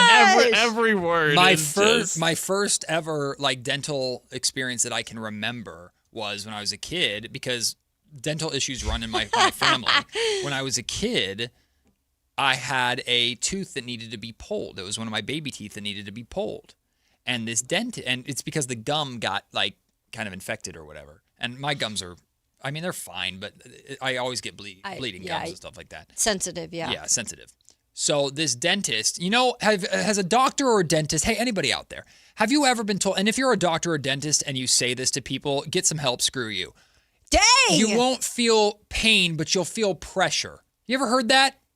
You ever get that? Yeah. It's not going to hurt. You won't feel pain. Yeah. You're going to feel a bit of pressure. Screw you. Stick a needle in my eyeball. It's the same pressure. Jesus. It hurt like hell getting that tooth pulled when I was a kid. I've been scarred by the dentist ever since. I get that. I love pain. I take, Huh? Yeah, I tolerate That pain. checks out. Like nobody's business, man. Well, I can't tell you the loving pain amount and of tolerating times. pain are different, because I have a pretty good pain tolerance. And I think my mind just goes like, it's going to be over soon. You're mentally strong. Yeah, and then I can get through it. See, it's weird what's different for different people, because I'm not the biggest fan of like getting shots. I'm not the biggest fan of it. Just like in your arm or something? Yeah. It's like I'm fine, but I'm always like, I don't like it. Mm-hmm. Dentist, I hate. I sat down in Part of it's the noise too, I think. That too, but in the dry mouth and everything, I just don't like so. it. But I sat down in a tattoo artist's chair for 6 hours and basically got a full sleeve, and it was fine. No issue. See, and I have never gotten a tattoo, so I don't know. I mean, I know. It feels like a cat scratch. Yeah. And then it feels like a sunburn. That's how lasers are. Like for skin. Oh, yeah. It's like they can be very very painful. Yeah, no, trust me. When they did my elbow and the shading on my elbow, that sucked. But I would take that 10 times out of 10. By the way, I'm getting a new tattoo in a couple weeks. I'm getting 10 times out of 10. I'd do that over a dentist or getting like my blood drawn or something like that. It is crazy how we have different pain tolerances. Fortunately for me, Matt, they were very transparent about it was going to hurt, because when I was a kid, my adult teeth were growing in around my baby teeth. Ooh, not good. So they had to take out like 7 at one time. And they were like, it's probably going to hurt. They didn't lie to you? Well, that's good. They were like, we're going to numb it, but it's probably going to hurt. Listen, baby face, little trustworthy Matt believed the nice lady who said, you're just going to feel pressure, and then tortured me. Matt's crying in the dentist chair. Oh, I was. Damn right I was. And then they're like, gargle salt water, it'll feel better. What the hell are you talking about? You know what I love a good salt water One more thing gargle. before we get back on track. Sorry, guys. This is fun. But it is a Wednesday the 3rd. So, when you have to, you're doing whatever and they're doing the water thing, and then you have to they put the suction cup thing in. Yes, I hate those. Mine always goes out the side of my mouth. So then I get done with the dentist. What? The water never goes in the suction cup. Oh. It's always on me Oh, or you're on just my drooling clothes. everywhere? Yeah, and it's just in my eye. Yeah. All right. So, anyway. No, before we move on, we have to decide. Chat, text line, people here, who won the derail off? Was it Matt or was it Kayla? Matt's cat or Kayla's dentist? I assume Devin says Matt George's rich. Buddy, I wish.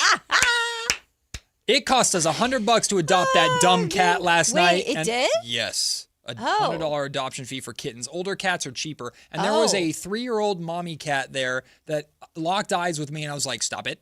Because I would have taken that mommy cat so Matt had to get out of there, I had to run out of there. Wild Wednesday. So this is cat 2 or 3? This is cat 2. Okay, cat 2. So we have my He's adult gonna be a cat dad. My adult cat is, we just call Kitten, because we got him when he was a kitten and didn't like the name that he had, so we just called him Kitten. And then this is the first time that we ever adopted a cat that the name that they had at the shelter we liked. It was Boone. I really like that name, by the way. Boone. So I call him Booney. Boone and I are going to have to drink a Boone's Farm together. He's a cat. Well, I'll let him have a little alcohol? sip. Yeah. Oh, yeah. Stay away from my cat. Hey, I gotta feed your cat alcohol. Kayla Matt, is not pet sitting. Hey, Matt, you need me to babysit? Why is my cat stumbling all over the place and running into walls? I mean, they got like catnip and stuff like that. Oh, catnip's so funny to watch. But it mostly just like activates them. Cats getting into catnip. I love that. And just having a time. It's so funny. You're having a good day, my friend. I'll just let you rock. Yeah.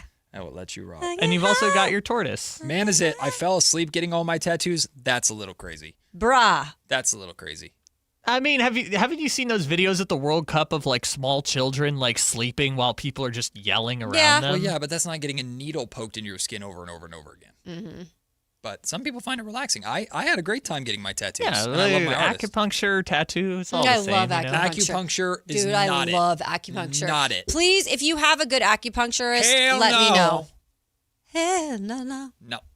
I will get tattoos all day. Do not stick your stupid little needles in I my love 'em. skin that make me feel better. Go away. It seems like you're just not a needle person. Not Matt. really. But the tattoo needle, no issue. It was fine. Anyway. Weird. Hey, the Kings got their NBA Cup group.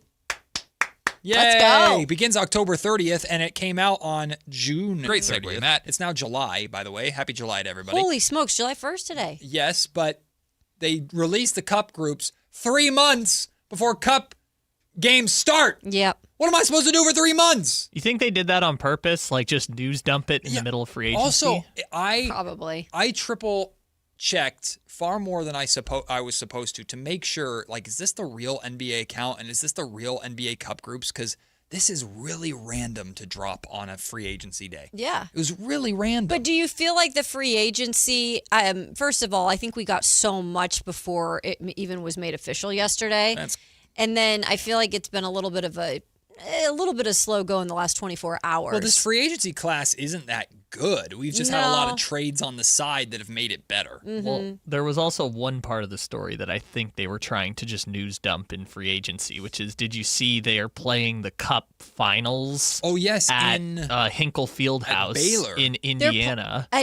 No, in Indianapolis. Indiana. At the Hinkle Field. It's an old arena where the old one. Butler plays there now. Yeah. But it was the old It's- Pacers arena back in the Isn't day. it right? Is it kind of like right in back of? Yeah, it's basically right where the Saltsfield? Pacers are. So it just but- got booted out of Vegas because of the Vegas expansion? No, because the attendance was so terrible in Vegas that they're doing like a road show. So the original idea was, we're going to do it at like famous college arenas like Cameron Indoor and North Carolina's stadium. So I think this is the first version of that.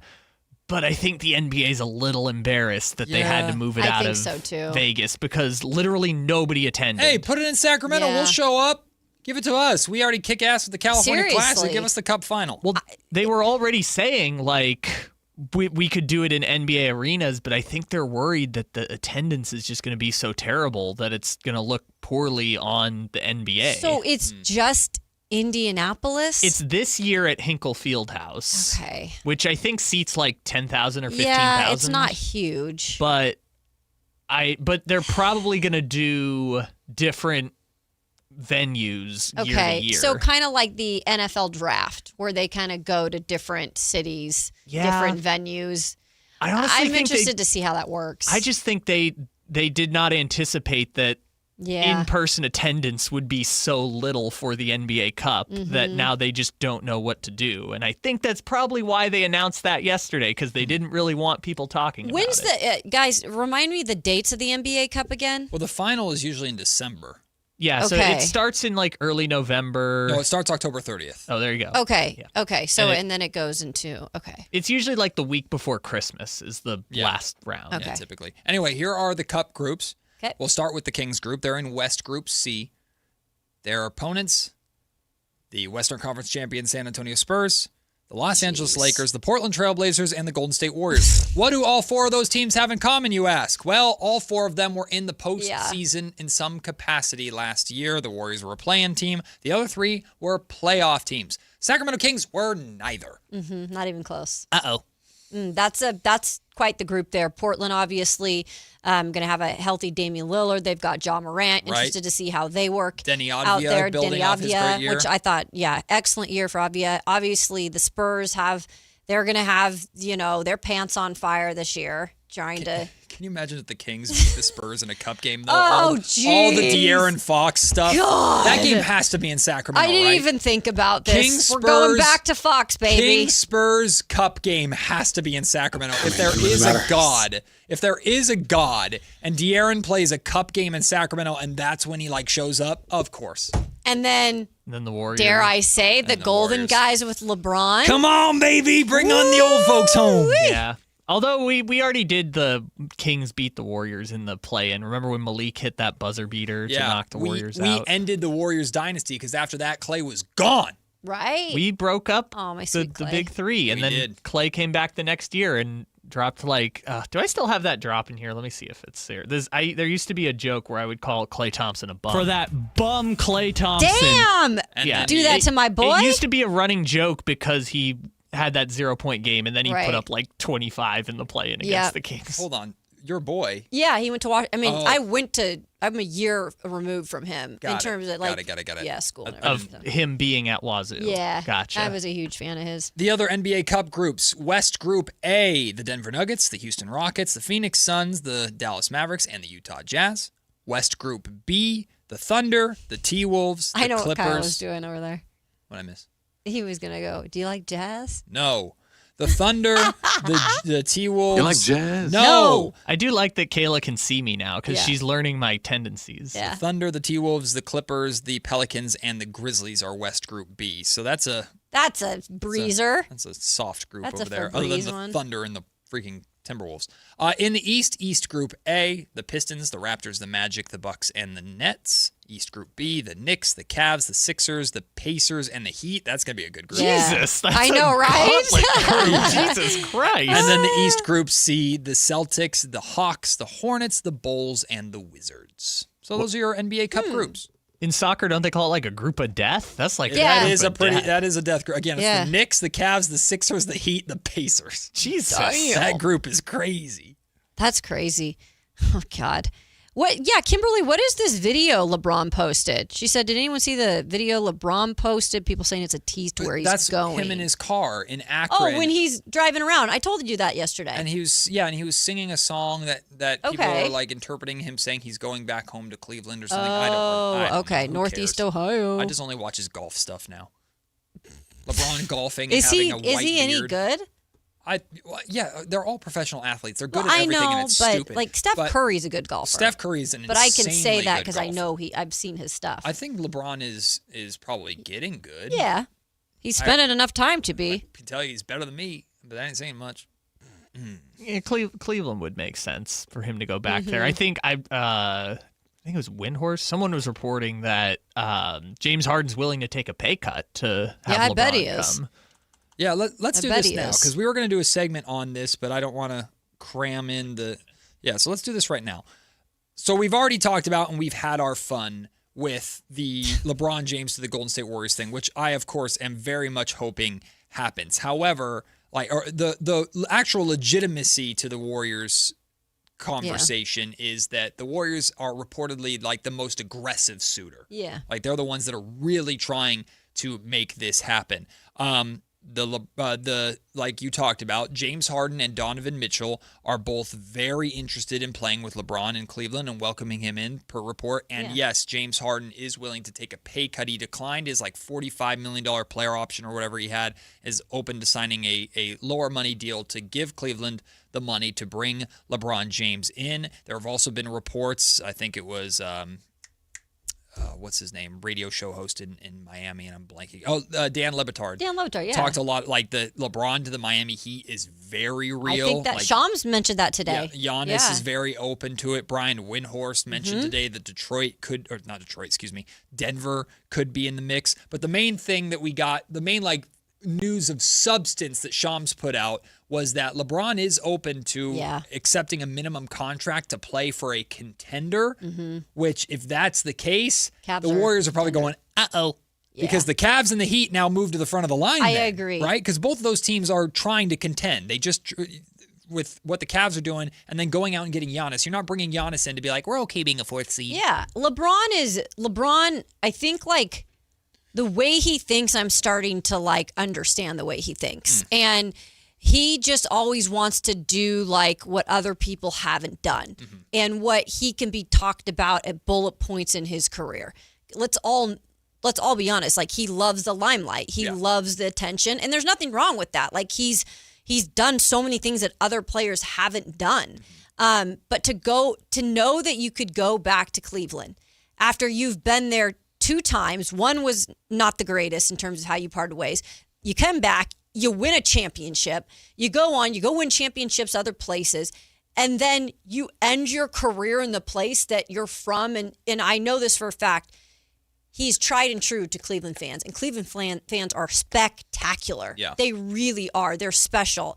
And for him to go do that, and possibly then he has an opportunity to win another champ. Yeah. I feel like LeBron wants to write the whole storyline out, and the end chapter is that. Ride out in the sunset with the title. What would be the coolest story? Now, one of these 3 doesn't really belong, in my opinion, but what would be the coolest story?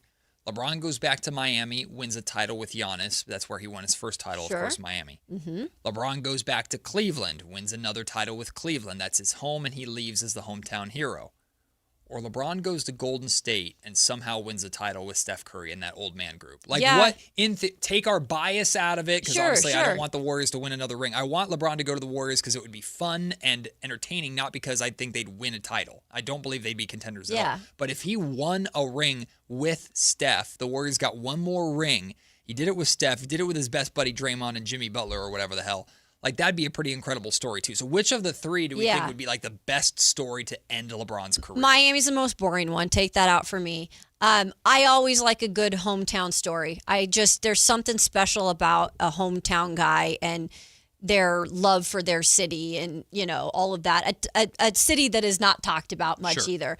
But I will have to say, it would be incredible for him to pull off something like this with the Golden Guys. Yeah. And also then you're doing it with another team. Yeah. And a team that everyone probably was like, they're too old to get it done. Right. Like, could you imagine the headlines? Especially because they would have to get past like the young Spurs, the young Thunder, and then beat a team in the East in order. Like, that would be, I would hate this. From a Kings fan standpoint, the Warriors winning another ring, throw up in my mouth. Shout out Drew Down, not happening. But from a basketball standpoint, it'd be pretty rad. It would be, for sure. I hope it doesn't happen. I think he's going to Cleveland. I've always had that feeling. So if he's going to take a minimum, of course he should go back to Cleveland. Yeah. We'll take the break. When we come back, I got a jam-packed World Cup date for you. Some awesome wins around the world, including a major win for Mexico, but also a little tragedy attached to it that we unfortunately have to talk about, and just how popular the World Cup has been here in the United States. We've got ratings, people. We'll talk about that ahead of USA's match tonight at Levi's Stadium. I've got the cheapest ticket prices for you for that as well. It's Matt and Kayla on Sactown Sports. Take Sactown Sports with you everywhere you go with the Sactown Sports app. The most in-depth coverage of the Kings and 49ers. A library of written and video content. And all your favorite personalities all in one place.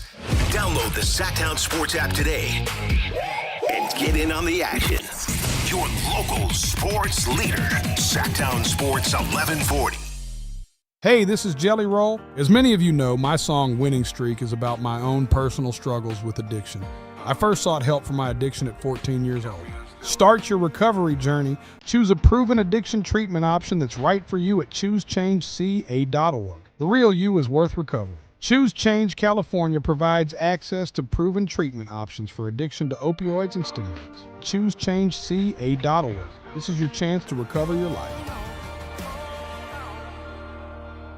The Sacramento Kings return to Golden One Center this weekend for the California Classic presented by Ticketmaster. Come see top NBA draft picks from the Kings, Warriors, Bucks, and Nets go head-to-head across 6 games on July 4th, 5th, and 6th. California Classic tickets are just $21 or save 30% with a 3-day pass and secure a seat to all 6 games for only $50. Visit kings.com/California Classic for more information and to buy your tickets today. Hey there, Mark and Tom, the travel and entertainment guys with you, brought to you by Sports Leisure Vacations. Time for our weekly travel tip, and with it, here's Mark Hoffman. The internet is littered with recommendations made by travel influencers. tales of luxury hotel stays, upgraded flights, spacious cabins on cruise ships, written by the people who experience them. But are these, by and large, honest reviews? The answer is maybe. Certainly some of the reviewers are upfront in their assessments, but more and more of these influencers are not paying for the experiences they are reviewing. Let me ask you, if you worked in PR for a hotel or cruise line, and you comped a travel influencer with a large following, wouldn't your expectation be that the review which followed would be overly positive? Perhaps not objective or honest, but positive. Take those online reviews with a grain of salt, or maybe half a grain. More tips to make you a smarter traveler. Saturdays at 11 a.m. right here on Sactown Sports 1140. Whether it's date night, family night, or buddy night, Hagen Oaks has a bay for you. Reserve one of 3 Top Tracer bays from 6 to 11 p.m. through HagenOaks.com, and only those 3 bays are reservable. The rest of the driving range is still open for walk-ups. Play golf on world-famous courses while the kids try interactive games. Head to the Hangout for great food, cold drinks, and live sports on the TVs. Add monthly live music and putting tournaments, and you've got more than a driving range, you've got a night out. Hagen Oaks Golf Complex. Swing by and swing away.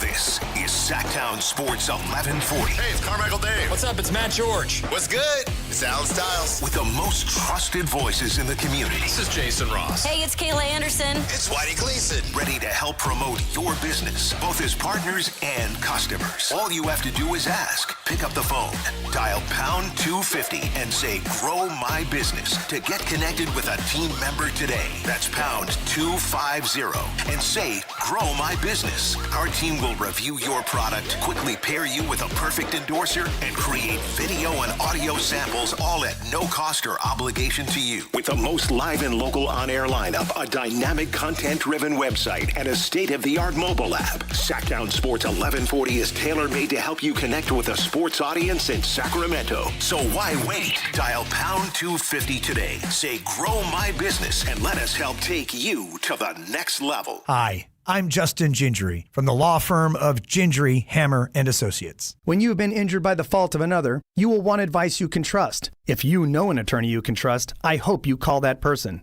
But if you don't, please call me. I promise I will be the attorney you can trust. Along with my partner and associates, I have been helping accident survivors recover for their injuries for over 25 years. And we can help you. There's no charge for calling, so please call us today. When you get an injury, just call Gingery. It's the 4th of July Cellathon at Folsom Lake Ford with employee pricing. Plus, get 2.9% financing. Plus, $1,000 trade assistance on select new Fords. Hurry to Folsom Lake Ford today. FolsomLakeFord.com. On approval of credit, see dealer for details. 10 a.m. to 2 p.m. Matt and Kayla on Sactown Sports 1140.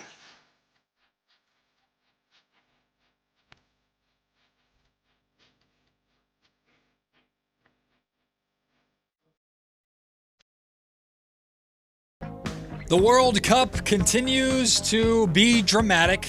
Yes. As the world tends to be. England today got a little scared. They were down 1-0 to Congo early. Came back, scored 2 goals to ultimately survive their knockout round and move on to the round of 16. I believe, I just saw, it's the first time that they've come back and won a game or won a World Cup match when they conceded first in like 60 years or something like that. Huh. Yeah, 60 years since they've done that. Got a lot of first times in a long time happening in this World Cup right now. So let's dive in to your World Cup date really quick. Update you on everything going on. There are some unfortunate things in this World Cup date as well to talk about, but we'll get to that. Kayla, Norway, your Vikings. Let's go, Norway. They keep on rolling. This happened yesterday. They defeated Ivory Coast 2-1, and Erling Haaland continues to just capture the hearts and minds of everybody in the United States. He scored another goal, the game winner. Let's go. The Vikings. My guy. You can't stop. France, who I consider to be the favorite to win the World Cup, well, they dominated Sweden yesterday 3-0. Brace for Kylian Mbappe, which is 2 goals. And he's for excellent him. as well. Oh, I love Mbappe. He's a superstar.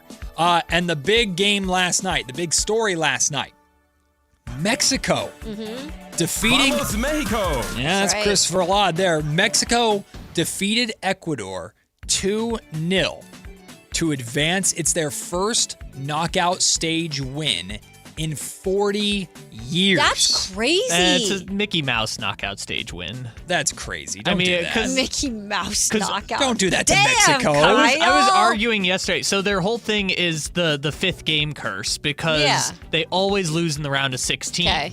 But the World Cup used to be you played 3 group stage games and then went straight to the round of 16. Right. But Now because it's 32. this was a round of 32, they technically advanced to the 5th game, but they're still in the round of 16. So it's a Mickey Mouse advantage. You're pissing off all of Mexico. I wouldn't do that. I like Well, you think Mexico people are like, oh, thank God the curse is over. They're going to the round of 16 and they play England. They were celebrating. Well, that's a good point. Here's where the story gets a little bit less fun. By the way, Fred Warner was in attendance. Nice. I didn't see that. Yeah, he went and got a box. The match was in great. Mexico, and he was in attendance That's so to watch. cool. Also, before it gets sad, did you see the guy at Sutter Health Park who's going mega viral? Behind home plate? Yes, the guy behind. I did see that. Yes, he's like internationally viral now. Yes. For probably paid a ton of money for those tickets to Dodgers and A's, and it happened to be on the same day as the Mexico match. And he's screaming right in the background. And they pick it up on the NBC Sports California It's broadcast funny. where he's just like, go! It's really funny. Yeah, and it's just him by himself at the Dodgers-A's game. But yeah,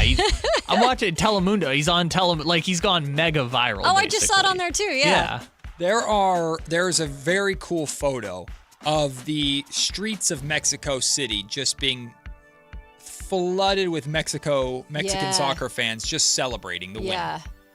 Unfortunately, though, according to The Athletic today, when hundreds of thousands of people took to the streets in Mexico, 3 people died due to suffocation. You're kidding me. Including a teenage girl, You're I believe. kidding me. Yeah, which is really, really sad. Jeez. Really sad. So that's a little damper on the 2-minute drill, but The Athletic put that out today. I couldn't That's acknowledge awful. the celebrations without talking about that. Yeah, and we've seen in these horrific, soccer stadiums, some of the stories that led to some of that stuff in the past. Just celebrate as responsibly as you can and keep an eye out for the people around you as best as you can, I guess is the takeaway from that. Like we mentioned, England already got a win over the Congo today, so they're moving on. Belgium takes on Senegal this afternoon in Seattle. Yeah. That match will kick be off fun. at 1 o'clock. And then tonight, let's go, USA! USA versus Bosnia. Let's go. At Levi Stadium, 5 p.m. So I just went to a few third-party ticket sale sites just to get an idea of what's the get-in price right now if you wanted to go to Santa Clara tonight and watch this match in person. The cheapest ticket on StubHub, $1,693 for quite literally, guys, the last row. What? You mean those Jordan Love seats that one time when they had his parents up in the upper deck? Yeah. That's such a horrible story. SeatGeek, $1,666 is the cheapest ticket. And on Game Time, $1,623. The cheapest ticket tonight to see USA versus Bosnia at Levi Stadium in the round of 32. It only happens once, I guess. I guess so. But that's a pretty amazing event happening at Levi Stadium. If you're going to that match, Pretty if you're cool. fortunate enough to be able to go to that match, hey, text in or call in, tell us about it. Because that's pretty, people are saying it's the biggest event to ever be played at Levi Stadium. The Super Bowl was literally just there, but I don't know. This is a world, I think, if I remember, I think our friend Chris Biederman is going tonight. Biederman's been covering all the matches for Sac B, so I believe he'll be there. I believe Biederman's going to be there. I'll have to call him. Did he go up to Seattle? I don't think so. No, I think he's been going to the matches. Just the Levi games. Yeah, just the Levi games. Just the Gotcha. Levi matches. Gotcha. Which was not very great games before. It was a lot of like Austria and Jordan and Paraguay versus Australia. But now they got the biggest game of the year. Now they got the U.S. Well, it definitely helps that these matches are being played during prime time viewing hours here in the United States because, of course, these matches are here in the United States versus if they were like 3 o'clock in the morning on other parts of the world. But viewership of the World Cup here in the United States is up 92%. Good. It's the most watched, or was the most watched group stage in United States history, averaging 5,052,000 viewers per match. That's awesome. So that's so good to hear. Pretty amazing numbers for the broadcast. What's Kyle laughing about over there? So Matt mentioned it's lucky that these games are in time slots that are beneficial for viewership. And that made me think, I wonder what time this match starts in Bosnia tonight, because they're accommodating the U.S. by doing the later primetime start time. It's a 2 a.m. start in Bosnia. 2 a.m.? It's a 2 a.m. start time in Bosnia. There was a famous, or it wasn't really famous, but I certainly saw it all over social media of in Cairo, Egypt, like their entire square was crowded with people watching a match at 4 o'clock in the morning. Yeah. It's like that. Hey, man, World Cup is just different. Yeah, it's just different. You have to get up and watch. I mean, I know people who get up for the Open that is obviously, a world of a difference in terms of time change. It's usually like a 3 a.m. like start time for some of those groups, the starting groups over there. So. Yeah, because I have to look it up. I think this might be the first time Bosnia's ever made it to the knockout round, which granted is a Mickey Mouse knockout round because it didn't exist. Come on, Kyle, don't take it away from them. Are we calling USA Mickey Mouse then? If they lose tonight, yes. Oh, boy. If they lose tonight, oh, boy. Then they're just goofy. Bored? Yeah, it was a good one. No, it's a good one. I liked it. No, it was a good one. I liked it. But yes, the biggest match, this is the first time they've ever advanced. So the biggest match in the history of Bosnia and Herzegovina soccer is going to be at 2 a.m. Jeez. Hell yeah. They're like, set the alarm. And they'll be up. And they'll be up, and they'll all be partying. They'll probably ready. just party throughout the night. Just party through the night. Don't even go to bed. Calling in sick tomorrow. Yeah. Hey, Bosnia, shut down the country for the next day. Everyone's sleeping. I've done 4 or 5 a.m. times. What does that mean? As in Stayed you've done up till all-nighters? 4 or 5 a.m. Of course you have. I thought you were saying you've covered sporting events at 4 a.m. Well, that too, but... Oh, you have? Okay. I've had to get up that early, for sure. Well, you used to do morning radio, Mm-hmm. Actually, both of you did. I want to know the last time you did an all-nighter. I'm like every other week. Never mind. No, not every other week. I'm a homebody for the most part, but when I get with my girls, girl group. So in L.A., a month ago then. All right. That was a couple months ago. Well, I was making a joke about your sleep apnea. It's once or twice a week. Yeah, you guys, I'm getting better sleep. Good. Look at that. Proud of you. Yeah. Don't know why, but I am. It's definitely not having to watch as many sports. It's Could not be. having to watch all these damn Kings games. What do you mean, damn Kings games? We're fortunate. It is different, though, from what my normal schedule was, NFL once a week, watching all those games. Granted, I watched a lot of games on one day. It's coming. But when NBA, it was different for me switching over to 3 days a week. All I'm saying is if you were the fan who watched that one Suns-Kings game in March that started at 8 p.m., you are a sicko. We all complained about that, by the way. You were at the game. Yeah. We all had to watch it. That was fun. Yeah, but you're employed to watch it. If you're a fan... Well, we have no choice. We can't get out of it, though. At least we get paid to do it, but we can't get out of it. If you're willing... Listen, there were a number of times last season in particular that I wished I had the freedom to turn it off and do anything else. Mm-hmm. There's so many people I'm turning it off. I'm like, please. I mean, you could have. I mean, I could have. I know there were some people who are in Kings media that were talking about the Kings while not watching the games. I just remember my 6-year-old nephew who came up one day to watch the games with me, and he's like, why is this team so bad? All right, that's a talk for another time. You'll learn. I'll tell you when you're older. You'll understand, I'll tell kid. you when you're older. Someday. It's not the birds and bees talk either. That's good parenting. I'd rather do the birds and bees talk sometimes than explain to my kid Kings basketball. We'll take a break. When we come back, it's time for Pick a Side. We have a lot of topics from yesterday to make up. Because what did we get stuck on yesterday? Oh, the Diana Rossini me getting pulled over after the Diana and then Rossini. we started just telling cop stories. Yeah. You never know with Pick a Side. It's next on Sactown Sports. After a promising finish to the 2025 season, the Kings have signed Precious Achiuwa to a new deal that keeps him in Sacramento for the next 2 seasons. With a strong defensive presence and a versatile skill set, what role will the 26-year-old forward play in a crowded young front court? Your exclusive home for Kings basketball. Sactown Sports 1140. Are you having trouble hearing? Hearing loss can devastate the quality of your life. Now, there's an affordable fix for you or your loved one. Rated the best hearing aids of 2026 by Forbes Health, Audion Hearing has the highest quality hearing aids at the lowest prices, starting at just $98 a pair. I actually like them better than my old $5,000 hearing aid. I could not believe how my hearing and life changed. Join over 1 million happy customers by going to audionhearing.com. That's AUDIEN hearing.com. I move mountains for a living. Literally. That means I don't carry hand lotion, and when it comes to serious heartburn, I don't mess around with anything but Rolaids Max Strength. Its dual active formula has 1,500 milligrams of calcium carbonate and magnesium hydroxide that relieves heartburn fast. And the best part? The roll fits right here in my pocket, so I can get back to moving mountains. Rolaids spells powerful relief. 1,500 milligrams is our highest amount of antacid per tablet. Read each label. Use as directed. Keep out of reach of children. With 25 award-winning years in Northern California, Ashton & Price is your local injury law firm.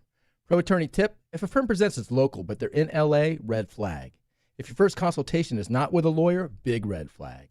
At Ashton & Price, your first consult is with a local attorney, and if serious injury prevents travel, a lawyer will come to you. Still not enough? George Washington's my uncle. At Ashton & Price, no red flags, just red, white, and blue. Remember, for the best advice, don't think twice. Call Ashton and Price. Want the best movie experience in town? Join Sactown Sports IMAX Pass by visiting SactownSports.com. Sign up today. You can win tickets to see this week's films at the Esquire IMAX Theater. Power Business Technology is proud to be a 100% independent, locally owned and managed Toshiba copier dealer. Local ownership cuts out the red tape, allowing ourselves to never be too busy to personally answer the call when our clients need us. Recognized for excellence in service execution, training, and customer service. We're proud to be named a Toshiba ProMasters Elite Dealer since 2021. Contact us today for all of your business printing needs at 844-POWER-BZ. That's 844-769-3729. Or visit us at powercopiers.com. Country in the Park 2, presented by your California Army National Guard, October 23rd at Heart Health Park at Cal Expo with Bailey Zimmerman, Russell Dickerson, plus more. Enjoy line dancing, live DJs, mechanical bull, and food trucks. Tickets start at just $70. Country in the Park 2, October 23rd at Heart Health Park at Cal Expo with Michelob Ultra, the California Office of Traffic Safety, and Caltrans. More info at CITPFest.com.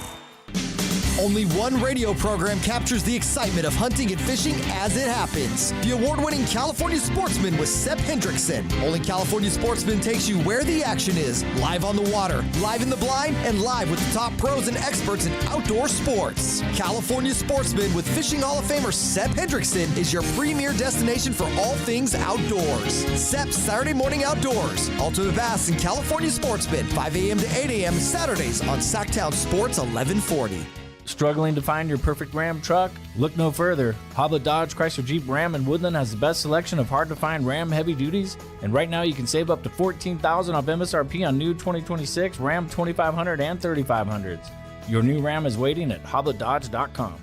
$14,000 total net savings on select new 2026 Ram 2500 Laramie after $10,500 dealer discount. Incentives include $500 on the job upfit for eligible upfit, $1,000 Hoblet business owner bonus with proof of business ownership, $1,000 Hoblet trade-in assistance with eligible trade-in. 10 of the net savings, see dealer for details.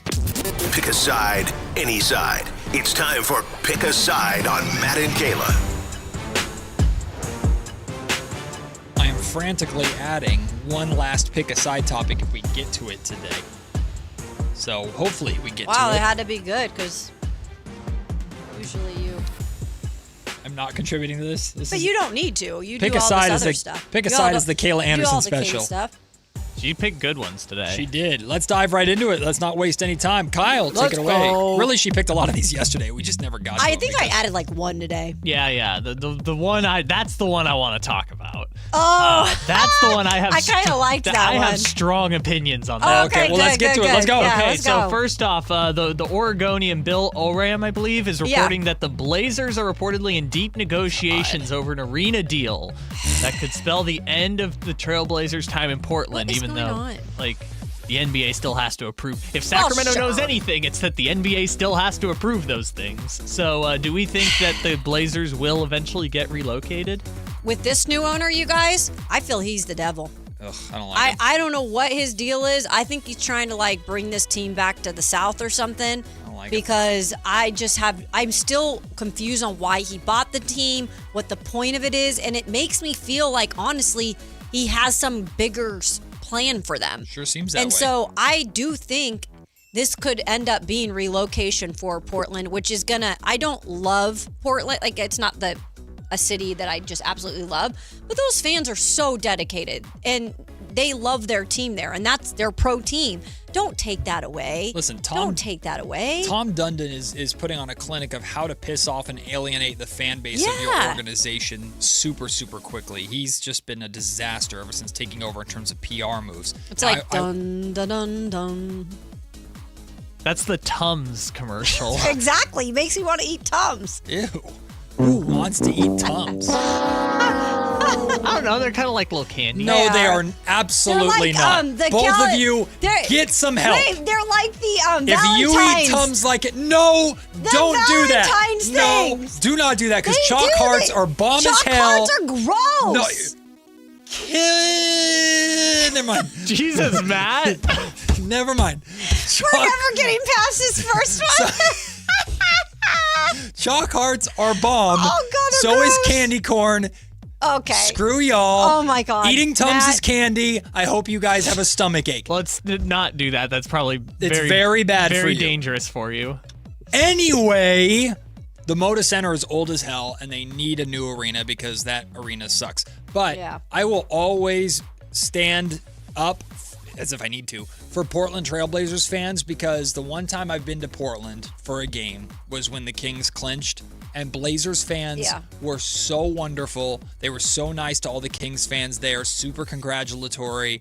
I love them to death. They've also been phenomenal fans through a lot of frustrating things. They were the noise there in the Moda Center during the prime Dame years, and when he hit that huge shot in the playoffs, that game winner in the playoffs, like there's two of them. Portland, yes, that's true. Yeah. Portland does not at all deserve to lose their team, but they do need a new arena because the Moda Center is old as hell. Yeah, they do. But you don't go and move it, brah.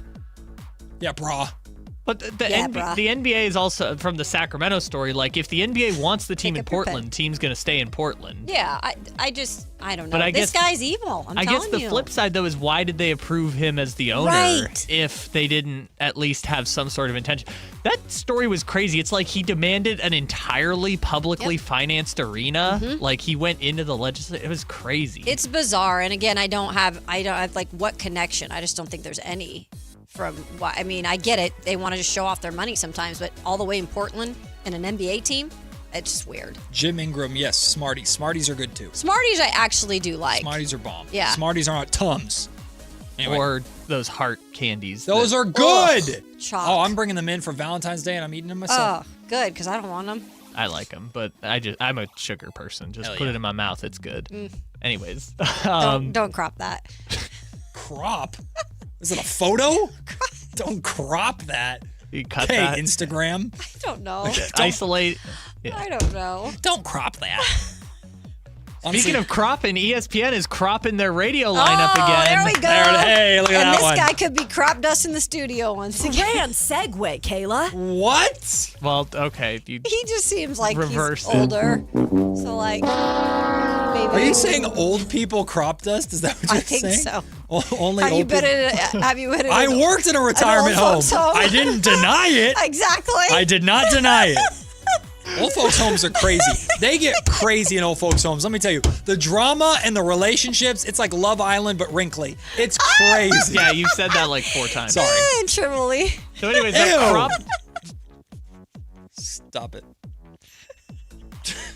So anyways, that crop duster, Mike Golick, is returning to ESPN Radio. Him and his son... They were doing a show with FanDuel, I think, and now they're bringing it to ESPN. Right. It's like a 2-hour. So Junior's with him, right? Yes, it's the Golicks. It's him and his son are doing a 2-hour radio show on ESPN Radio. Do we like these reunions, or is it Mike Golick? For context, Mike Golick basically built ESPN Radio and then with he was Mike let Greenberg. go. Yes, and now Mike Greenberg makes $8 million at ESPN, and Mike Golick got let go. So I think it's awkward. It's awkward, but I'm glad that they did it. No, I like Mike Golick, and I actually like Golick Jr. He used to be on a radio show in Nashville all the time. ESPN is the one that bugs me because they go and they have these big layoffs. And I know other companies do it too. I've been part of those. But ESPN is the mecca, right? Mm-hmm. And they go and they give like one or two people these mega, triple, quadruple contracts, and then they always have like a layoff after. Like, honestly, look it up. It's a thing. Yeah. The money's coming from somebody. Yeah, and he was part of one of those layoffs. And so whenever they bring anybody back, which sometimes it's at fault because the NFL network, they acquired it. So now there's talent being brought back from the NFL network that was let go. It is a little awkward. I do like the full circle of it because I think there's a little bit of a celebration there of where you started. I experienced that on a much smaller scale coming back here. Yeah. But yes, you were like, they didn't like lay off. No, they were I like, left. Matt, you're gone. Yeah, I left. That's the awkward part of it. Hey. Yeah. I'm back. Oops. Mm-hmm. I would imagine management is probably a little bit different than the management that laid him off, or maybe it's not. Sure. I don't know, but I guess it's kind of like a sad coming around because I know like we're in this world and we pay attention to this stuff all the time, but like for people who don't know, ESPN Radio used to be like their lineup used to be they had Mike and Mike in the morning. Yeah, it was big. Colin Cowherd, Ryan Russillo, Dan Lebitard, the biggest shows, like the biggest podcasts, like 4 of the 5 biggest podcasts that are out there used to be ESPN radio shows. Yep. And ESPN decided we weren't going to pay to keep all these shows around. And that led to the breakup of Mike and Mike and Dan Lebitard leaving. And then Cowherd. Their radio went whoop, whoop, whoop. Because they decided they weren't going to pay money to keep these big shows around. Yep. And so ESPN radio just became that interchangeable, like, they have different voices every couple years, and it was kind of sad, like, because no one knew who was ever on the ESPN radio lineup, but now they have Rich Eisen, and now they have the Golics back. At least they're investing in some kind of name. I agree. All right, this last one. Well, no, we got 2 more, if we can get to it. Rory McIlroy wore his Masters green jacket to Wimbledon. No. Tasteful or tacky? Bro, I love you, Rory. I really do. Bruh, I don't need you wearing your green jacket to Wimbledon. Like, I know it color coordinates with everything, but we know you won. We know you won the Masters. You're a great golfer. First of all, it's hot. What are you doing? Second of all, like, we all, again, know who you are. It just is like, come on, Rory. I'm wearing that bitch to Safeway. I'm taking that sucker with me everywhere. He's wearing it wherever he goes. I won this green jacket. It's comfortable. It looks good with my fit. I'm wearing it. It's like a championship ring necessarily. So, but I think a lot of these guys go and literally put that in their safe room. Oh, yeah, for sure. You know, but he's like, I get some mustard on it from the hot dog I eat, whatever. But I'm telling you right now, if I won a green jacket, you would not be able to take it off of me. Kyle's just... I'm wearing That's true, though. Everywhere I go. I think you'd like redo it too a little. If I were Rory and I multicolored. Yeah, he'd do like a different look with it too, I think. You know? If Rory, when he first won the green jacket, because it completed the career Grand Slam for him, I would have shown up to the U.S. Open in the green jacket. I would have shown up to the that's a good shout. I would have shown up to the British Open in the green jacket. I'm the same way. Look at me, I got the green jacket. I'm the same exact way. I do love it. I would be Rory. Michael Irvin in the green jacket, which if you want to Google that story, Google it.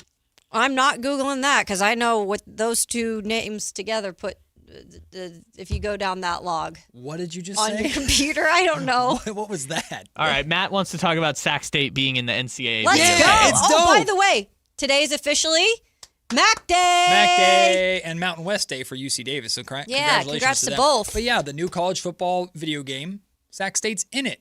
Although very cool. Their stadium isn't in it. They just made some like cookie cutter whatever the hell stadium for them. So that I'm a little bit miffed about. But it's cool to see Sac State in the game. They will eventually, but they didn't have enough time to put it together. Okay. How many of us here in Sacramento are going to get this game and lead Sac State to a national championship? Because you take those underdog teams, baby.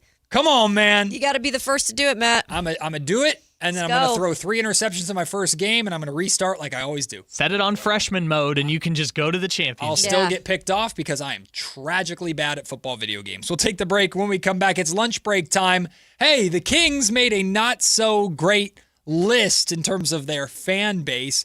leading us to a good old edition of Let's Compare Our Pain to Other People's Pain. It's always fun when we do that, right? We'll do that next on Matt and Kayla at Sactown Sports. This is the story of the one. As a safety manager at a manufacturing plant, he does everything he can to keep his coworkers safe. From finding ways to reduce risks to keeping safety supplies in stock. And for that, he relies on Grainger. Grainger offers a broad range of quality products and next-day delivery, so he can always play it safe. Call 1-800-GRAINGER, click Grainger.com, or just stop by. Grainger, for the ones who get it done. The Gold Rush Classic is a celebrity Pro-Am golf tournament, a $1 million hole-in-one, a celebrity skins game, a draft party, and a concert under the stars. The Gold Rush Classic raises money for Jordan's Guardian Angels, Make-A-Wish, First Tee of Sacramento, local youth, sports, and other worthwhile children's charities. The Gold Rush Classic takes place on August 6th and 7th in Rancho Murrieta. Join the fun, raise money for charity, and play golf with basketball royalty like Reggie Theus, Kenny Thomas, Olden Polynice, or Greg Ostertag. Or if you like football, we have Lloyd, Merriweather, Sharp, Schumann, and OK Baseball. What do you like? We have those guys too. Jesse Orozco, Frank Arroyo, Jim Barr, Greg Vaughn, and others. Sponsorships are still available at goldrushclassic.org. The Gold Rush Classic is sponsored by Atkins Family Vineyards and the Sheldon Inn on Elk Grove. They're the perfect pairing for any occasion. For sponsorship information, visit goldrushclassic.org. Patrick was way behind on his IRS taxes. I was in way over my head. The total amount ended up being somewhere just over $30,000. $30,000.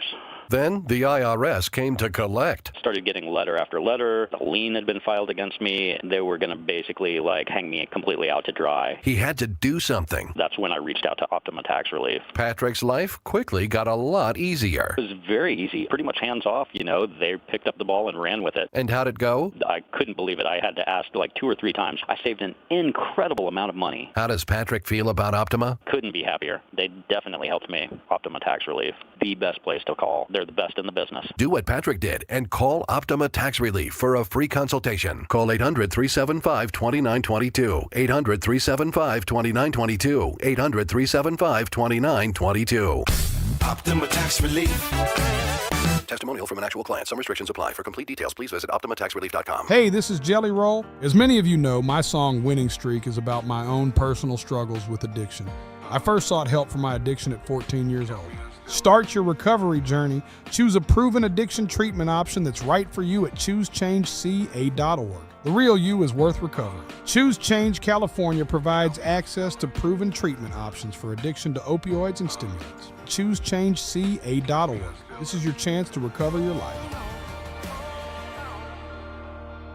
Hey, good morning. You're heading to the airport, right? Yep, thanks for checking. I like the car. How long have you been a rideshare driver? About 3 years now. I really enjoy it. Isn't it hard to make money these days with the price of gas being so high? Not for me. I use Upside, the free app that gives you cash back for every gallon of gas you buy. Wait a minute. Are you saying you actually get money back when you get gas with the Upside app? Yes, I get cash back every time I get gas. Does that actually add up to anything? I'll make around $200 to $300. Wow, that's serious extra cash. I'm downloading the Upside app now. Download the free Upside app now to earn cash back every time you buy gas. Use promo code HOUSE for an extra 25 cents a gallon bonus on your first tank. You can cash out anytime, right to your bank account or a gift card for Amazon and other brands. Just download the free Upside app and use promo code HOUSE for a 25 cents a gallon bonus on your first tank. That's code HOUSE. Offers vary by user and location. Go to upside.com for terms and details. At Folsom Chevy, they're making it easier to get a new truck. From how you're treated to sweet new deals. Swing by the Folsom Auto Mall, ask about their incredible new finance offer on every new 2026 Silverado half-ton truck in stock. Folsom Chevrolet. Together, let's drive. KHTK HD1 Sacramento, KYMX HD3 Sacramento.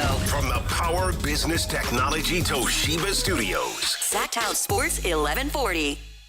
It's time for the lunch break. Your calls, your thoughts, your segment. Call or text us at 916-339-1140. It's the lunch break on Matt and Kayla. There's a lot of candy slander happening in our YouTube comment section. I'd just like to say I don't appreciate. Look, chalk hearts, good.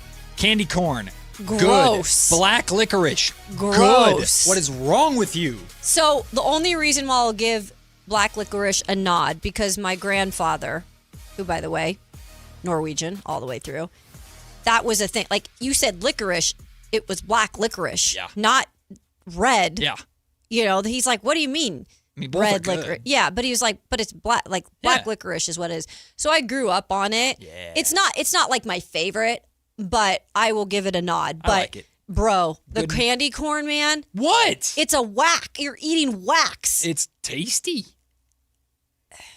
It's better than like jelly beans. Jelly beans. Oh, I love jelly beans. What are you talking about? No, time out. It's because you had a bad experience I with jelly did. beans, and that's why you don't like jelly beans. Hold on. I don't like Starburst jelly beans because I had them one time, got super sick, so I'll never eat them again. But hey, your boy used to frequent the Jelly Belly factory, which we have. So again, what happened? I like Jelly Bellies. You just said you don't like them. Well, they're Jelly Bellies are awesome. It's just been a while. Oh, and I got tricked into the jelly I'm bringing beans, them in. the Harry Potter jelly beans. Are you familiar with those? The Birdie Bots jelly beans? No. I'm unaware. This is hold on. Or I like cream soda ones. So So in Harry Potter world, I know you like Harry Potter. In Harry Potter world, they have a bunch of their wizard candy. Yeah. Well, one of their wizard candies is Birdie Bots different flavored jelly beans bellies? or whatever. Okay. And so, because the movies are so popular, they made these in real life. And there are a bunch of different Jelly Bellies, and you'll pull a Jelly Belly out, and it'll be, let's say, light blue. Yeah. And on the back of the box, it'll say, this is either blueberry or toothpaste. Okay. They'll have a yellow one. No. This is, I'm not kidding you. Is it that or This is pee? either lemon or vomit. Like, it's No. a real thing. I'm done. Oh, I've seen that before. Where Yeah. people do the vomit flavored jelly beans. Okay, yeah, guys. that's Birdie Bot's jelly beans. Birdie Bot needs to go to what. I got tricked into having some of those one time. So you had I all lost the- a game of Birdie Bot's roulette. Let's What just was put it the that way. worst one? Probably rotten eggs. Okay. That was the worst one that I had. But it's not actual rotten eggs. No, but it just tastes terrible. That's disgusting. Yes, because jelly beans are typically disgusting. Now that would have ruined my jelly beans and experience. I love Starburst. I'll eat Starburst all day. But not the Starburst jelly beans. jelly beans made me so sick. I ain't doing that again. Disgusting. But there how was. dare you talk bad about candy corn? Was there Candy an corn's good. earwax one? There is an earwax. Yep. Yeah, actually, I think Professor Dumbledore famously talks about earwax flavor in the movies. Duh! Ick. Idiot. I'm going to Jelly I Belly. know you I'm like gonna bring Harry Jelly Potter. Belly back for us next week. Jelly Bellies. Assorted I'd probably ones. have some. I'll bring Yeah. candy corn in the fall. Don't worry about I'm it. not going to eat those. Come so on. You're not benefiting I don't me. know. The last time we did that, we had the Starburst Fuegos, and people didn't seem to like I those. wasn't those there are the that day. Skittles I was Fuego. gone. No, Oh, you that's were- right. Yeah, I Oh, was you gone were that weekend or week or whatever. I was in LA. I That's think. right. Yeah, those weren't good. Those Yeah. were not, those were not They good. didn't end up being good. No, they weren't good. I mean, I ate them, but it Yeah. was like I reluctantly ate them. Were they spicy? they're it's like Mexican candy, but just gummy. Okay. So if you think Mexican candy is spicy, then I guess I've never had it, so I don't Malcolm know. X, black licorice is the truth. Thank you. Yeah, I'm not going to hate What on is that account name? Malcolm X. Malcolm X dash 17. Ron Slusher, Airheads. Yes. I do like me some Airheads. Bomb. I like Mambas too. They're like the little square fruit candies. They're called Mambas? Yeah, they're kind of like a Laffy Taffy texture. I used to live off of Laffy Taffies in middle school. Those were at the canteen all the time, and I'd Candy go and that's get 'em. annoying to chew, though, is frustrating. It is, but like they're so good still that I mean I shouldn't be doing it. Oh, but I I've do. seen Mambas before, but I've never bought one. Anyway, from something happy to something sad. Not really, but hey, you know, you ever get an injury or something bad happens to Are you? you asking me? And I've already. Well, yeah, shared I my know story. you. To the audience, you ever You have looked something? right at me. Something. We're co-hosts. Damn it. The camera's over here, Matt. Yes, Oh, sorry. goodness. Ignore- Direct the camera. ignore her. Go back to your Hey, TV days. Hi, camera. Have you ever either gotten an injury or something bad happens to you, and then when you start telling people, they then share their own trauma at a time where it's like, F you, it's about me. I don't want to compare my trauma with your trauma or what I'm going through. Oh, I sprained my ankle today. Oh, man, that sucks. I broke my wrist a couple years ago. Oh, yeah. I don't give a damn about your wrist. My ankle hurts. That's totally me. That is the story of my life. It's comparing pain. I don't do that. We don't like that. So wait, is this something that happened? No, because we're about to compare pain. Oh, no. As a fan base. Dang it. On this, in this so segment. we're doing this. Yeah, of course we are. All right. Great segue, Matt. We're comparing pain even though you do not like it. I didn't say I wasn't a hypocrite. Okay. According to Bussin' with the Boys. Oh, yeah. They Let's put go. out their top 10 most miserable fan bases in sports. Jeez, you guys. Number 10. Kayla hates this. Number 10, the Tennessee Volunteers. What are they talking about? Get their head out of their Nashville, you-know-what. This is like, because they're all brainwashed down there that they just have it so hard Yeah, as a volunteer. Tennessee, they won a championship they, like 3 believe years me, though, ago. you guys, they call it VFL. Or sorry, they call it battered Vol syndrome. Battered Vol syndrome? That's a real thing down there. BVS? BVS. That's what they call it down there. They really think like that's a thing. They won a national championship like in 1998.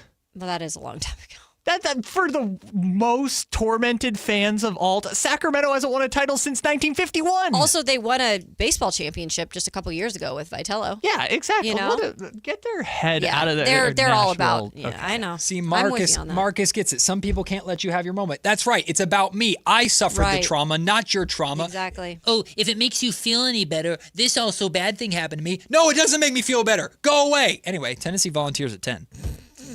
At number 9, top 10 most miserable fan bases. Number 9, the Miami Dolphins. Yeah. Are you kidding me? The Dolphins won a title in 1973. But they've really been. I mean, that's like 40 years ago, 50 years ago. They've kind of been pathetic. Yeah, who cares if they now have the longest streak without winning a playoff game in any professional sport? That's a tough one. Hey, but Hard Rock Stadium's nice. And I like their unis, man. Yeah, by the way, Matt, the Raiders are second on that list, just in case you were wondering. I didn't like that part. Number 8, the Chicago White Sox. Oh, yeah. They won a title in 2006. Okay, but that is disgusting. That franchise has problems. But they won a title 20 years ago. The Pope was there. Yay. But you talk about a stepchild, they ain't even that. I don't care. They've won a title since I've been alive. Speaking of McElroy, there he is. Oh, he's got to get some men for gray or gray for men. That's not nice. Don't do that. Leave Rory alone. See, he looks good, He looks right? good in his green jacket. The green jacket looks good. It doesn't look bad. He looks It doesn't very look bad. tired. He looks like he's a part of everybody. Yeah, Rory looks tired. Just alienating the audience here. For those who are wondering, they're looking at the TV of Rory in the green At Wimbledon. jacket. He's at Wimbledon. So number 8, the of the top 10 most miserable fan bases, the Chicago White Sox. Yeah, they could get out of here with that. Kyle's not like any of these. Number 7. They've won a title more recently than the Mariners made the playoffs until a couple years ago. Number 7, the Sacramento Kings. Let's go! We made the Bussin' with the Boys list. So you're trying to tell me that there are 6 other fan bases that got it worse than us? No. Screw you, bucko. I'm going to try to get Lawan on. And I'm going to say we have a problem with your list. Lawan. Yeah. Wait. I have a we If have it a does problem make you- with this list. If it makes you feel better, they are the worst basketball team. Just wait. Yeah. Number 6, the Dallas Cowboys. Screw y'all. Okay. I mean, It's Jerry World. We have a nice stadium. Screw you. You don't have it as bad as us. You can do whatever you want. They had the best I football don't team of agree the with- 90s. I don't agree with that one. Stupid. Number 5, the Nebraska Cornhuskers. Yeah. I mean, that's a pretty bad one. You but- guys, it's a bad one. I'm not going to lie. That's a pretty bad That's bad. But they did win a title in the... No, they won one in the late 90s, too, just like Tennessee. Yeah, but they put that on there primarily because of Will. Yeah. Because that's Will's alma mater. Oh, it is? Yeah. I'm about to say, like, it's not the worst, but it's pretty bad. Being Nebraska is pretty bad. That's the worst college football team to root for, I think. Number 4, the Colorado Rockies. We're in a World Yeah, Series. I don't know about that one either. Yeah. You get to watch home runs all day. I know. Stupid ballpark. And it's a great city. I would Gorgeous argue the Mariners are more cursed than the Rockies. I do too. The Padres definitely, although it's been a good decade for them. Mhm. But for the 40 years before that, it was not. The Rockies, huh? Also, where the freaking Pittsburgh Pirates on there? Yeah. Number 3, the Toronto Maple Leafs. That's a strong one. It's probably a legit one. That's a pretty strong one. Yeah. Them and the Kings are very similar energies. Well, Except for Toronto. Why are they 3 and we're 7? What the hell? What I will say on that is hockey. Canada is the birthplace of hockey, and Toronto is the city in Canada. And for them to be that bad, even though they get the players, they just can't get their I know together. This reference doesn't work anymore, but they are the Chicago Cubs of hockey. Yeah, that's a good point. I was almost going to say, like, good comparison. New York Knicks Are the Rockies energy. still around? Very much like, until now, very much New York Knicks energy. No, that's like a good New York, point. they were they play in the Madison Yeah. Square Garden. Yeah. They play in the number one media market, and they've been bad for so long. But it's not only that they've been bad, it's that they've had so many choke jobs along the way. Yep. Like 3-1 leads, 2-0 leads, number 1 seed got bounced out of the playoffs. Like, they've had so many choke jobs along the way to being cursed. Ready for the top 2 of most miserable fan bases in all of sports, according to Bussin' with the Boys? Let's go. Number 2, the Cleveland Browns. Oh, yeah. Yeah, no argument. No argument. Oh, yeah. That's the only That one is I can say is cursed. definitely worse than the Kings. Yeah. Definitively, it is worse to root for the Browns than the Kings. In every way, too, almost. Except for their fan base is seriously amazing for what they've been through. They do remind me of the Kings fan base. They're loyal as you know what. Like, they really are. They do. The dog They're pound. very loyal. Yeah. Do you guys want to try and guess what the number 1 is? Give us the sport. Oh, that'll be too easy. Really? Yes. Okay. When I tell you the sport, you'll know exactly who it is. Okay. The most miserable fan base in all of professional sports. Worse than the Browns? I know. According to Bussin' with the Boys. Number 9, the Tennessee Volunteers. 10, the Tennessee Volunteers. 9, the Dolphins. 8, the White Sox. Is 7, it the Bills? your Kings. 6, the Cowboys. 5, the Nebraska Cornhuskers. 4, the Rockies. 3, the Maple Leafs. 2, the Cleveland Browns. Number 1, you said the Bills. You guessed the Bills. Kyle? I've already seen the list. Oh, okay. Kyle already knows. Number 1, the New York Jets. The most miserable fan base in professional sports. That's a pretty good one, too. Yeah, I guess Bills aren't miserable. Like, they're even great when they lose. I'm just saying. Yeah. I'm just saying the Sacramento Kings need to be 3 on this list. Okay, they need to be 3. Yeah. We're miserable. Help us. There's just so many, you guys, that we could make a list that's. I 100 honestly think if we're doing a baseball one, it's probably the Athletics. Yeah. Like, if you're picking, like, what is the worst miserable baseball team, it's probably the A's. It's either them or the Pirates. By the way, and I tell this to freaking Will and Lawan's face, they put Tennessee on there. That should not even be anywhere close on that list. It'd be interesting. I'm sure they did a podcast breaking down all this. That's a Homer opinion right there. Miserable, I get, but, like, the Nebraska thing was a strong candidate in terms of I agree with major Nebraska. college football power. And they just said they've tried to get it back on track. Yeah, but it's not happening. Well, because their geography is mostly why they can't convince people to come play in Lincoln, Nebraska. Mm-hmm. And now in the NIL era, they're falling even further behind. Yep. Their quarterback just went to go be the backup at Oregon. That's how far behind Nebraska's falling in NIL. Well, there you go. The 10 most That was interesting. miserable fan bases, according to Bussin' with the Boys. The Kings, number 7. At least they were number 1 basketball. Yay. Which is probably because these guys don't seem to be very basketball centric. Yeah, they're very football centric.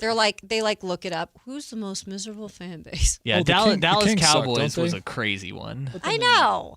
It's like, come on. Cowboys ahead of the Kings, too, is terrible. I agree. Terrible. Moving on with lunch break. We talked about this a little bit earlier as part of the flood of free agency signings. Keon Ellis signed with the Brooklyn Nets. I really just be chilling for real. He'd be chilling in Brooklyn now. He is chilling with a nice paycheck coming his way. 2-year. I really just be chilling for real. 2-year, $18 million deal, $9 million a year. Good math, Matt. And he is going to be playing for Jordi Fernandez in Brooklyn.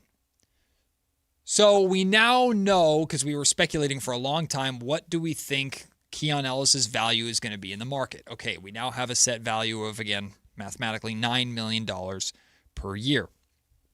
The Sacramento Kings yesterday, also according to Chris Haynes, are signing Precious Achiuwa to a new deal. We're happy to see Precious back on a 2-year, $11.5 million deal. They're using the biannual exception, the BAE, the Bay as people call it.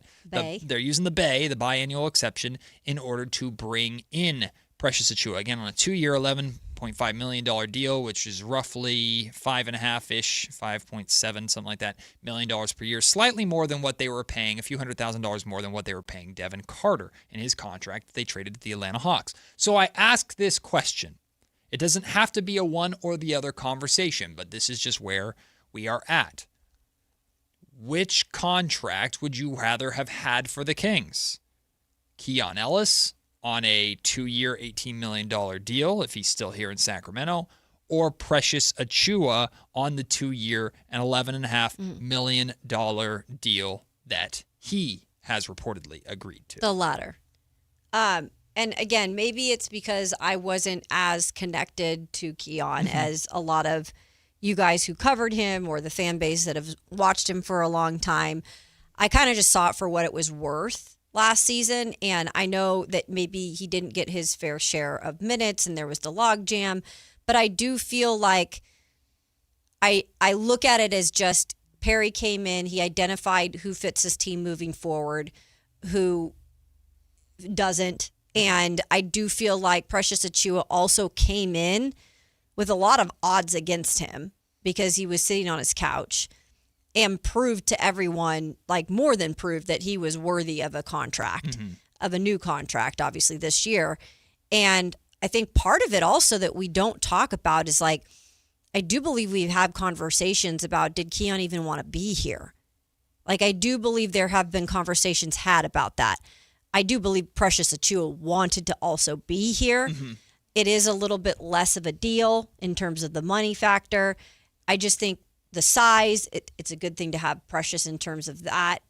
So I'm going Precious. Yeah, for the wanted to be here part of the conversation, I do believe that by the time the Kings moved on from Keon, that he was more than ready to move on. I think by the time he was not getting playing time from even Doug Christie, he I think knew that ship had sailed, and he probably felt that way very soon after the Kings decided to pick up his option that he had last offseason and not sign him to a new deal.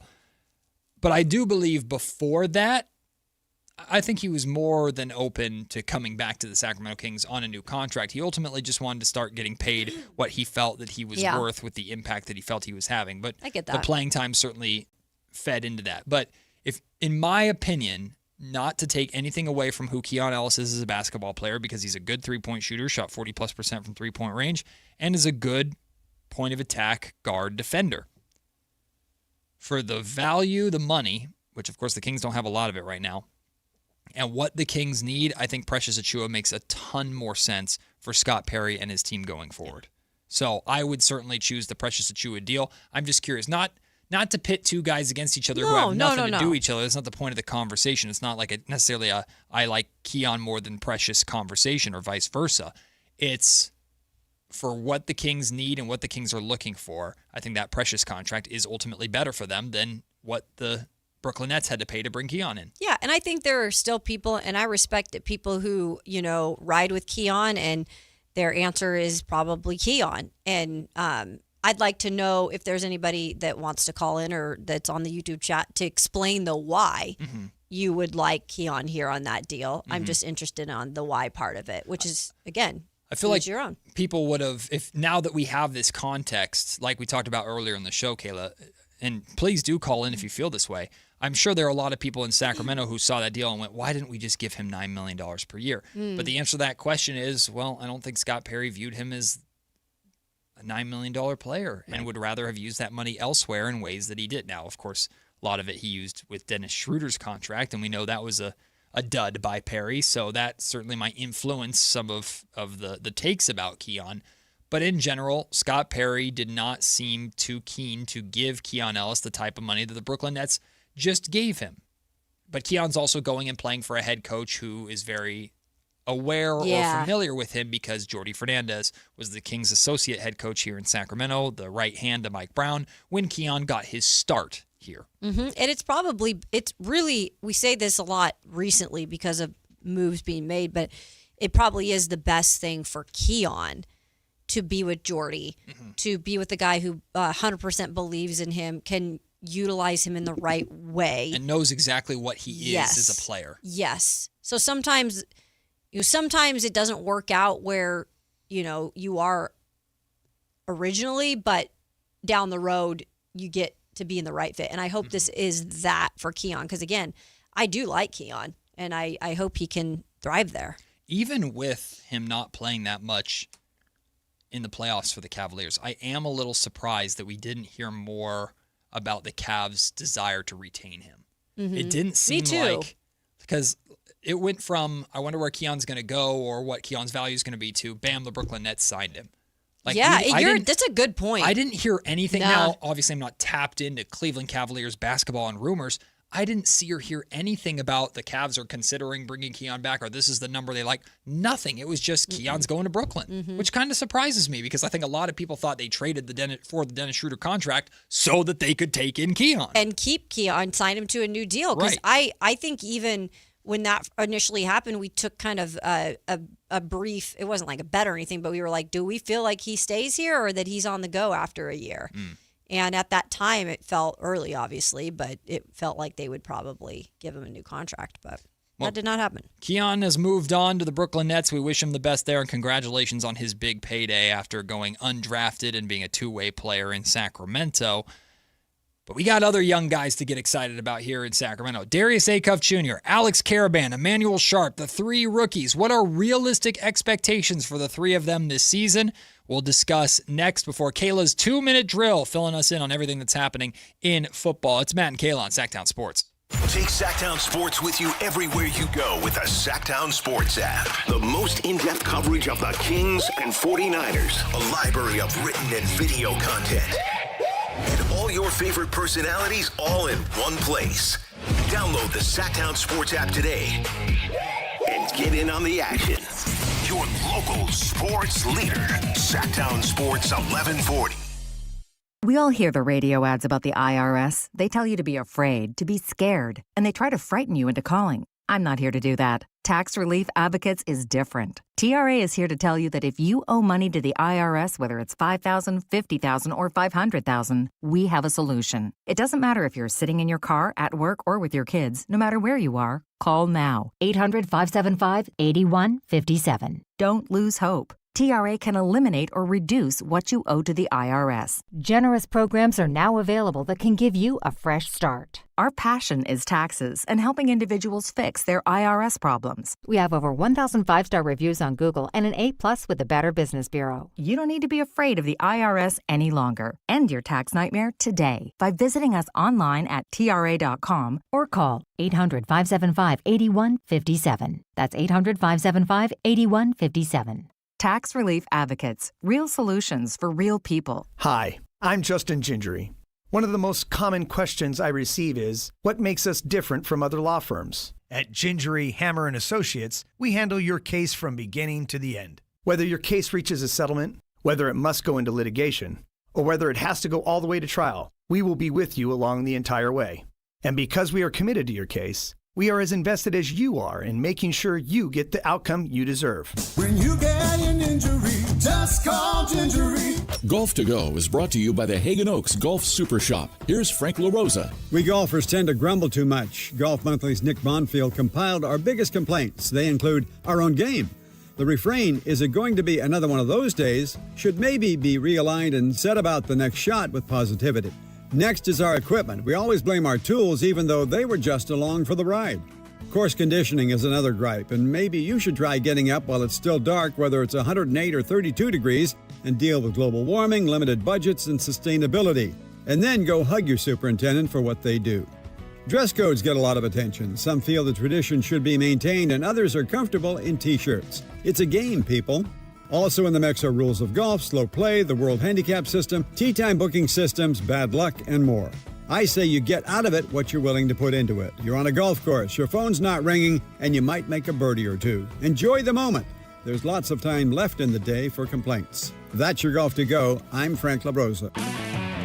If your passion is bass fishing, only one radio show has the action, information, and excitement of your favorite outdoor sport. Ultimate Bass, hosted by Tournament Bass Pro and California Outdoor Hall of Famer Kent Brown, takes you live to where the fish are biting every Saturday morning. Only Ultimate Bass feeds your passion with the latest news, products, tips, and advice from the pros. Ultimate Bass with Kent Brown, Saturday mornings at 5 a.m. on Sactown Sports 1140, part of SEP's Saturday Morning Outdoors.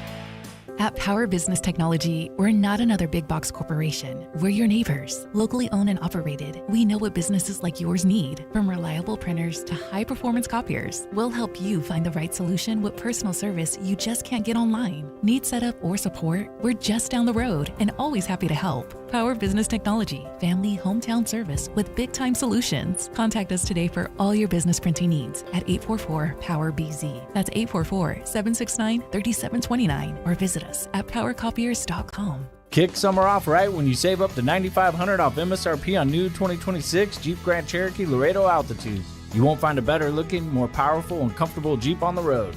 Your new Jeep is waiting at HoblettDodge.com. Nobody beats Hoblet, period. $9,500 toll net savings on select new 2026 Jeep Grand Cherokee Laredo Altitude after $5,500 factory incentive and $4,000 dealer discount. Incentives include $1,000 Hoblet trade-in assistance with eligible trade-in and $2,000 make this the summer event retail cash. 3 of this net savings. Sample VIN 243062. See dealer for details. Hey, this is Jelly Roll. As many of you know, my song Winning Streak is about my own personal struggles with addiction. I first sought help for my addiction at 14 years old. Start your recovery journey. Choose a proven addiction treatment option that's right for you at ChooseChangeCA.org. The real you is worth recovery. Choose Change California provides access to proven treatment options for addiction to opioids and stimulants. ChooseChangeCA.org. This is your chance to recover your life. In celebration of 80 years of 49ers football, Sactown Sports is counting down 80 of the most memorable moments that have shaped the team's storied legacy and winning tradition. Here's today's faithful flashback. Number 49, Lights Out, the Super Bowl power outage. There's a famous song that Vicki Lawrence once took to number 1 all the way back in 1973 called The Day That the Lights Went Out in Georgia. Well, something similar in Super Bowl 47, but this was in New Orleans, Louisiana, and it featured the 49ers and the Ravens. Early in the third quarter, after a record-breaking 106-yard kickoff return, Baltimore had opened up a 28-6 lead. The ensuing power outage buried the story of the Harbaugh brothers battling in the biggest game of the year. The 34-minute delay supercharged the 49ers as they stormed a comeback. It ultimately fell short as they couldn't get the ball into the end zone on 4 tries inside the 10-yard line under the last 2 minutes. The Blackout Bowl led to immediate upgrades to the Superdome, and the Ravens kept San Francisco from their 6th ring. Faithful flashbacks on Sactown Sports 1140.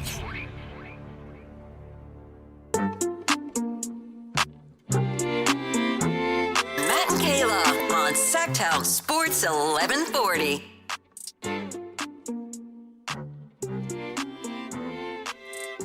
Of course, we're all very excited about the 3 Kings rookies, Darius Acuff Jr., Alex Caravan, and Emmanuel Sharp, and we're very excited to see them all in action in just a few days. The expectation, knock on wood, barring injury or anything otherwise, is that all 3 of those rookies, along with Neat Clifford and Dylan Cardwell, will be in action in the California Classic beginning on the 4th of July against the Brooklyn Nets.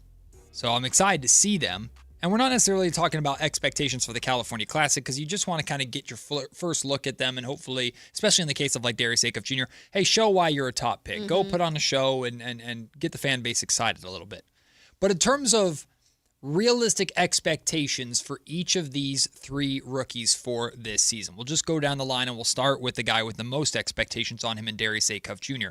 Kayla, we've talked about this guy at length. You're obviously a very big believer in who Acuff is as a player as well as a competitor. The competitiveness and the who Acuff is as a personality is one of the main things that drew him to Scott Perry or Scott Perry to him. So in your mind, when I say realistic expectation for Darius Acuff, his rookie season with the Sacramento Kings, it's a very broad term because circumstances could change. But what is that expectation for you for him, or what should the expectation be of Darius Acuff Jr., his rookie season in Sacramento? Well, I just think he needs to establish that he can run the point and execute it well in terms of all that comes along with it. Like, I'm not saying he needs to be some 30-point per game scorer. Like, if he can average 18 or something along the lines of that, and then assists, and maybe 9 assists, 8-9 assists. I just feel like if he can show us that part of what he did and then mildly improve on the defensive end, that is my expectation for him. Not to be, I don't want to see overwhelmness at a point. It's going to happen at some point. But I want to see then why they drafted him is because he's a guy that can put that bad game behind him or that bad quarter behind him. I need to see that. I can't see anything that would be proving opposite of that. My expectation is far more broad, and it also is tiptoeing borderline of being too much to ask, I feel. I want, by game 82, by the end of the season, I want to know that the Sacramento Kings have a future star. And that doesn't mean he's averaging 30 points. That simple. Doesn't mean he's winning Rookie of the Year necessarily. Sure. But I want to feel pretty confident that I'm looking at Batman, not Robin. And if I am looking at Robin, well, then it's a damn good Robin, and we should be excited to find whoever that Batman is with him. But that's the expectation for me is, Acuff, you want to be this. You want to be the star. The Kings wanted you, thought you were the best point guard. You have this unbelievable offensive bag. You don't have to average 25 points per game, but I want to see your ability to do that, and I want to know that, one, the point guard position is handled for the foreseeable future, but I think I already kind of feel that now. And two, the Kings got their dude. Yeah. I just want to be able to know that by the end of the season, or feel very, very confident that Darius Acuff jerseys are going to be flying off the shelves for the next few years in Sacramento, because the De'Aaron Fox replacement truly is here. The DeMarcus Cousins replacement truly is here. The next Jason Williams is here. And I think that is a good way, if you think about it in a broad spectrum of things, is but because that's why they drafted him. Yep. Right? And so to get just that clarification after this first year that, okay, maybe he made some mistakes. Maybe his defense is still a work in progress. But all those other things outshined that to make people feel okay, we feel good about this after a year. There's going to be, like you illustrated, there's going to be development elements of learning, times where the game is too fast or times where he makes mistakes. All that stuff is part of the journey, and I acknowledge that and appreciate that. What I don't want to see from Darius Acuff Jr. is him easing into things. That's not. I just don't want to see that. I don't, go out and try. I don't think he was brought here for that. One of the things we talked a lot about with Neek Clifford, and of course Neek is the 24th pick, not the 7th overall pick. But remember how much we were talking last season about I want Neek to stop trying to fit in and start looking for his. We had it a lot, that combo. I want that from day one for Acuff. Now that doesn't mean be a selfish jerk and isolate and alienate your teammate. He still has to learn how to play with Domas, assuming he's still here, play with Zach, assuming he's still here, play with Max and Dylan and Neek and all these other guys. That's part of being a point guard and being a playmaker, which is something that he pointed out is an underrated part of his game, being a passer. I think Scott Perry said something similar, he likes his passing ability and his ability to play make, which is necessary at the point guard position. But I want to see someone who, he said he doesn't feel the pressure of being the star here in Sacramento. The way he talks, it sounds like he's fearless. Well, play like it. Go out there and try to do things. Don't be afraid to fail and hopefully shine in the process. I want to see that from day one from Acuff. I don't want to see him, if he comes off the bench his first game, which I don't think he should, but some coaches like to do that with rookies, come off the bench and take a shot within the first two possessions. Sure. Put your stamp on it. Yeah. Take this team. Take this team by the reins. I really think he will. I really think that's why Scott brought him here. Right. And he's got the free reign to do it.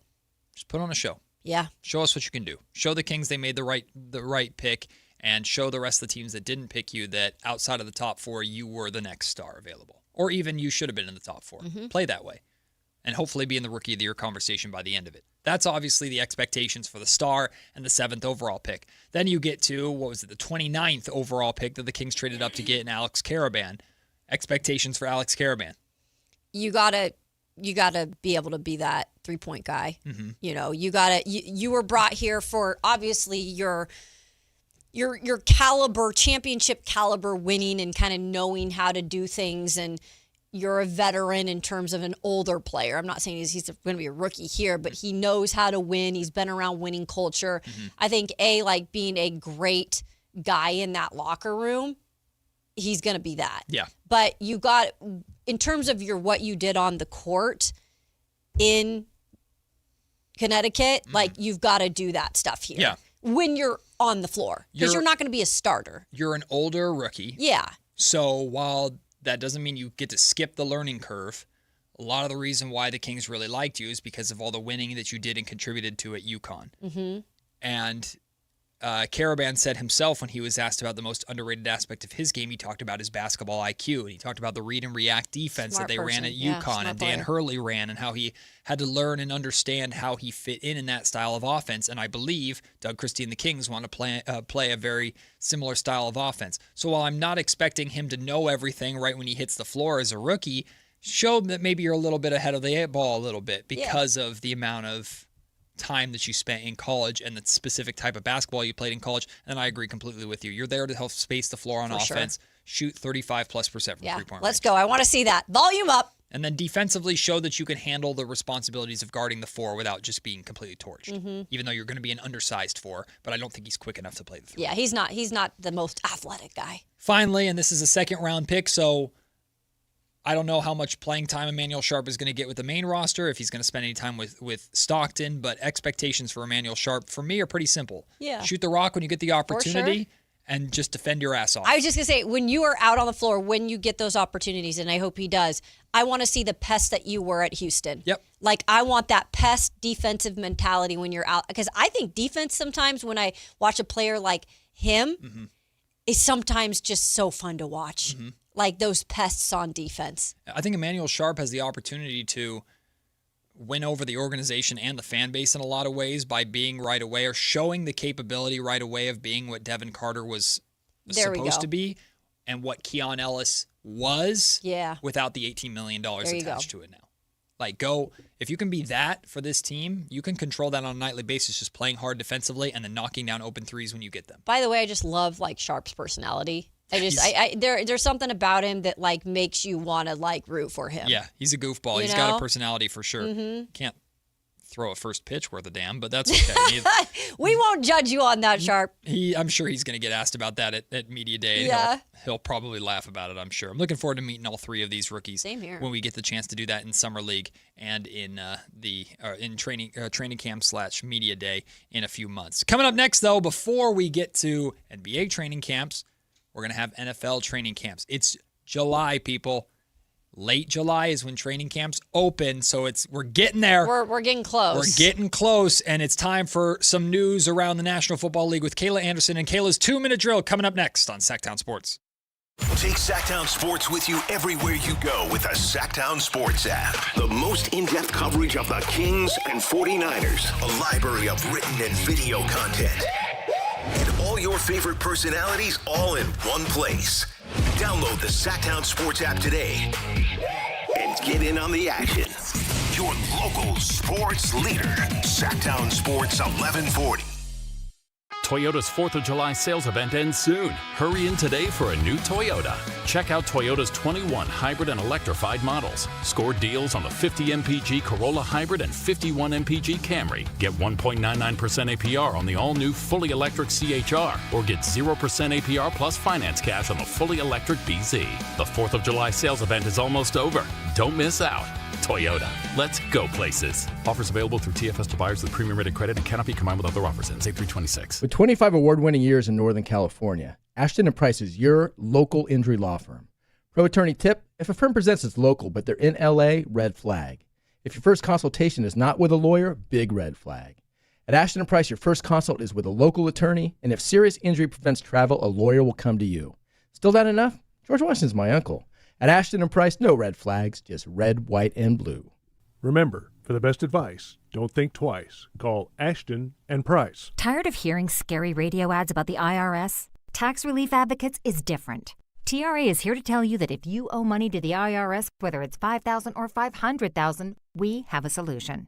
TRA can eliminate or reduce what you owe to the IRS with zero risk to you. We have over 1,000 5-star reviews on Google and an A+ with a BBB. End your tax nightmare today by visiting TRA.com or call 800-583-6681. That's 800-583-6681.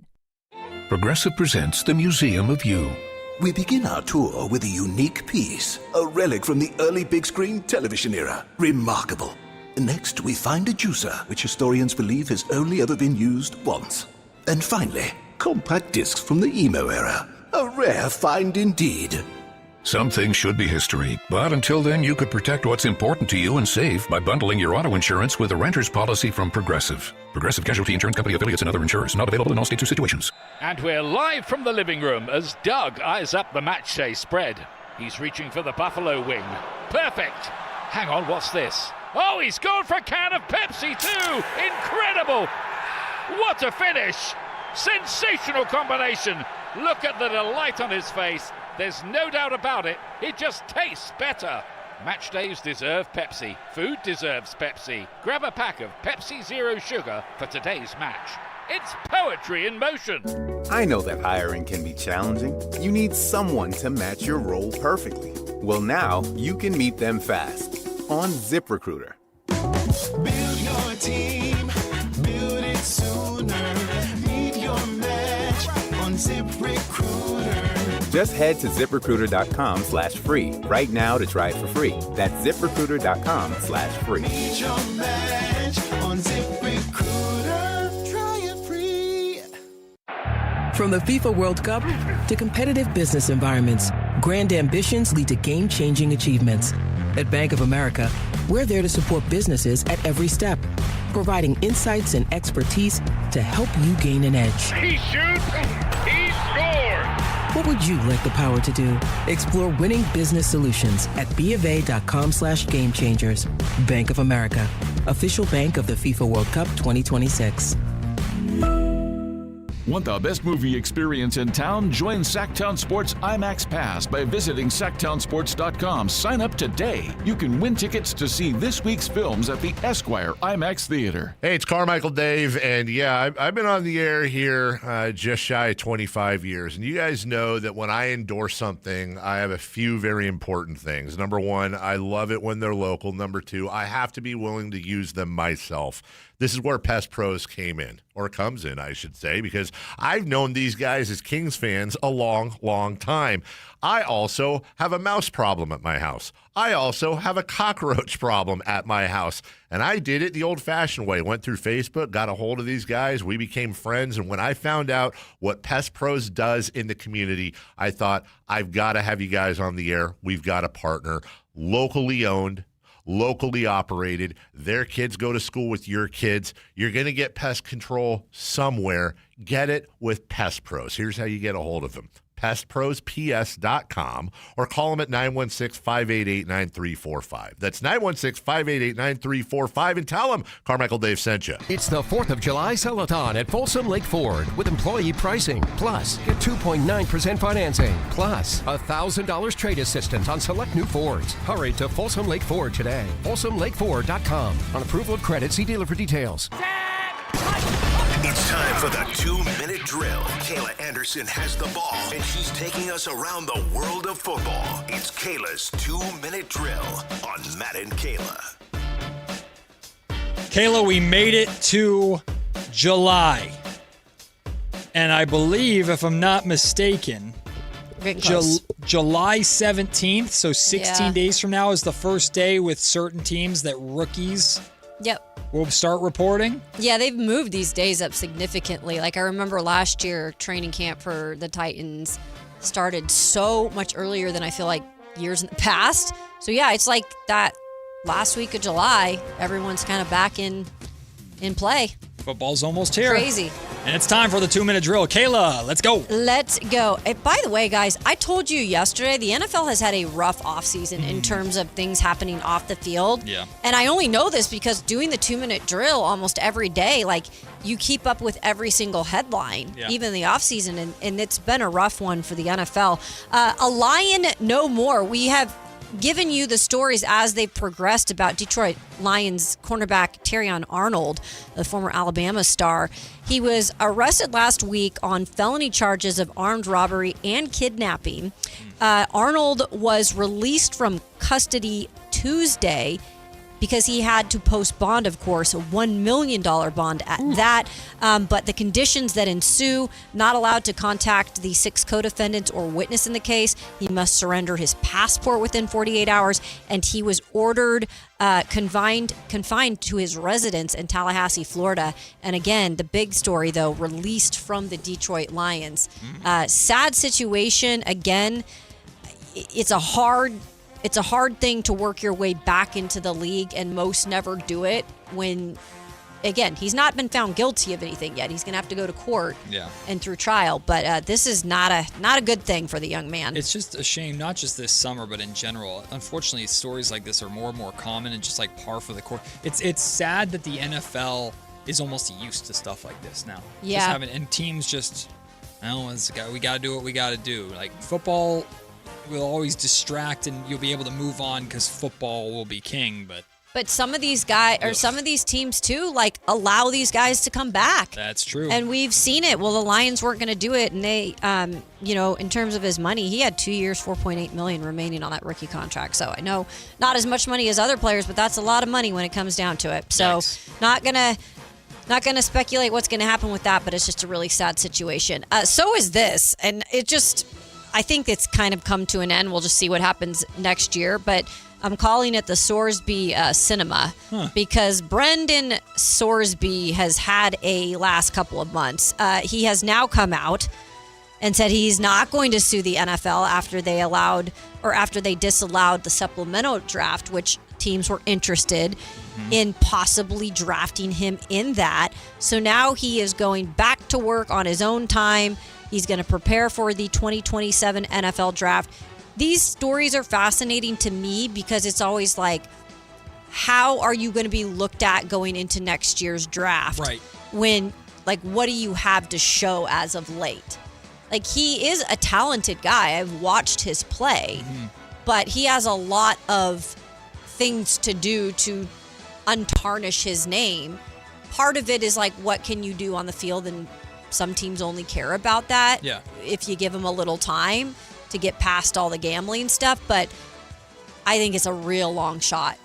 I think the NFL and NCAA are ultimately going to get what they want here, which is, I think Sorsby's going to kind of go away for a little while. Yeah. Once actual football starts, he'll fade into the background and do his individual work. And like he says, prepare for the 2027 draft. Sure. What I'm very curious about, Kayla, is once we get into March, once the draft starts picking up, and essentially, like, is he going to show up at the NFL Combine? Is he going to be invited to the Combine? That's a good question. How much is he going to be welcomed back into the fold as someone who is going to be available to be drafted in 2027?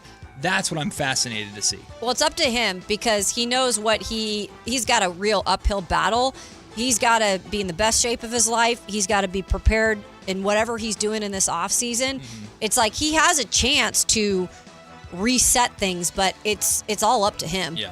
So, this is an interesting little ranking here. I thought I'd go over it really quick. Bill Barnwell of ESPN put together his best. Now, this is combined, you guys, of how he ranked it. Wide receiver, tight end, and running back groups. So weapons for a quarterback. Yeah, so these are combined, and he ranks them all on these three things. Let me tell you about them real quick. This is only about 2026 on-field performance. Each player's contract and future outlook do not matter. So keep that in mind. Got you. Right? And then the second part, injuries count. He says it's impossible to reliably project injuries, but it would be naive to ignore history in building broad projections of how likely it would be to see each player line up for 17 games in 2026. Gotcha. So this is where some of the Niners players come into account. So you can't just assume health, but we don't skew the expectations based upon how much money they're making. Exactly. Gotcha. Okay, and then the third one is wide receivers are heavily more weighted than running backs or tight ends. Makes sense to me. All right, so here we go. Do y'all want to guess where the Niners rank in this little list of Barnwell's? I'm going to guess. Out of 32 teams. I'm going to guess high.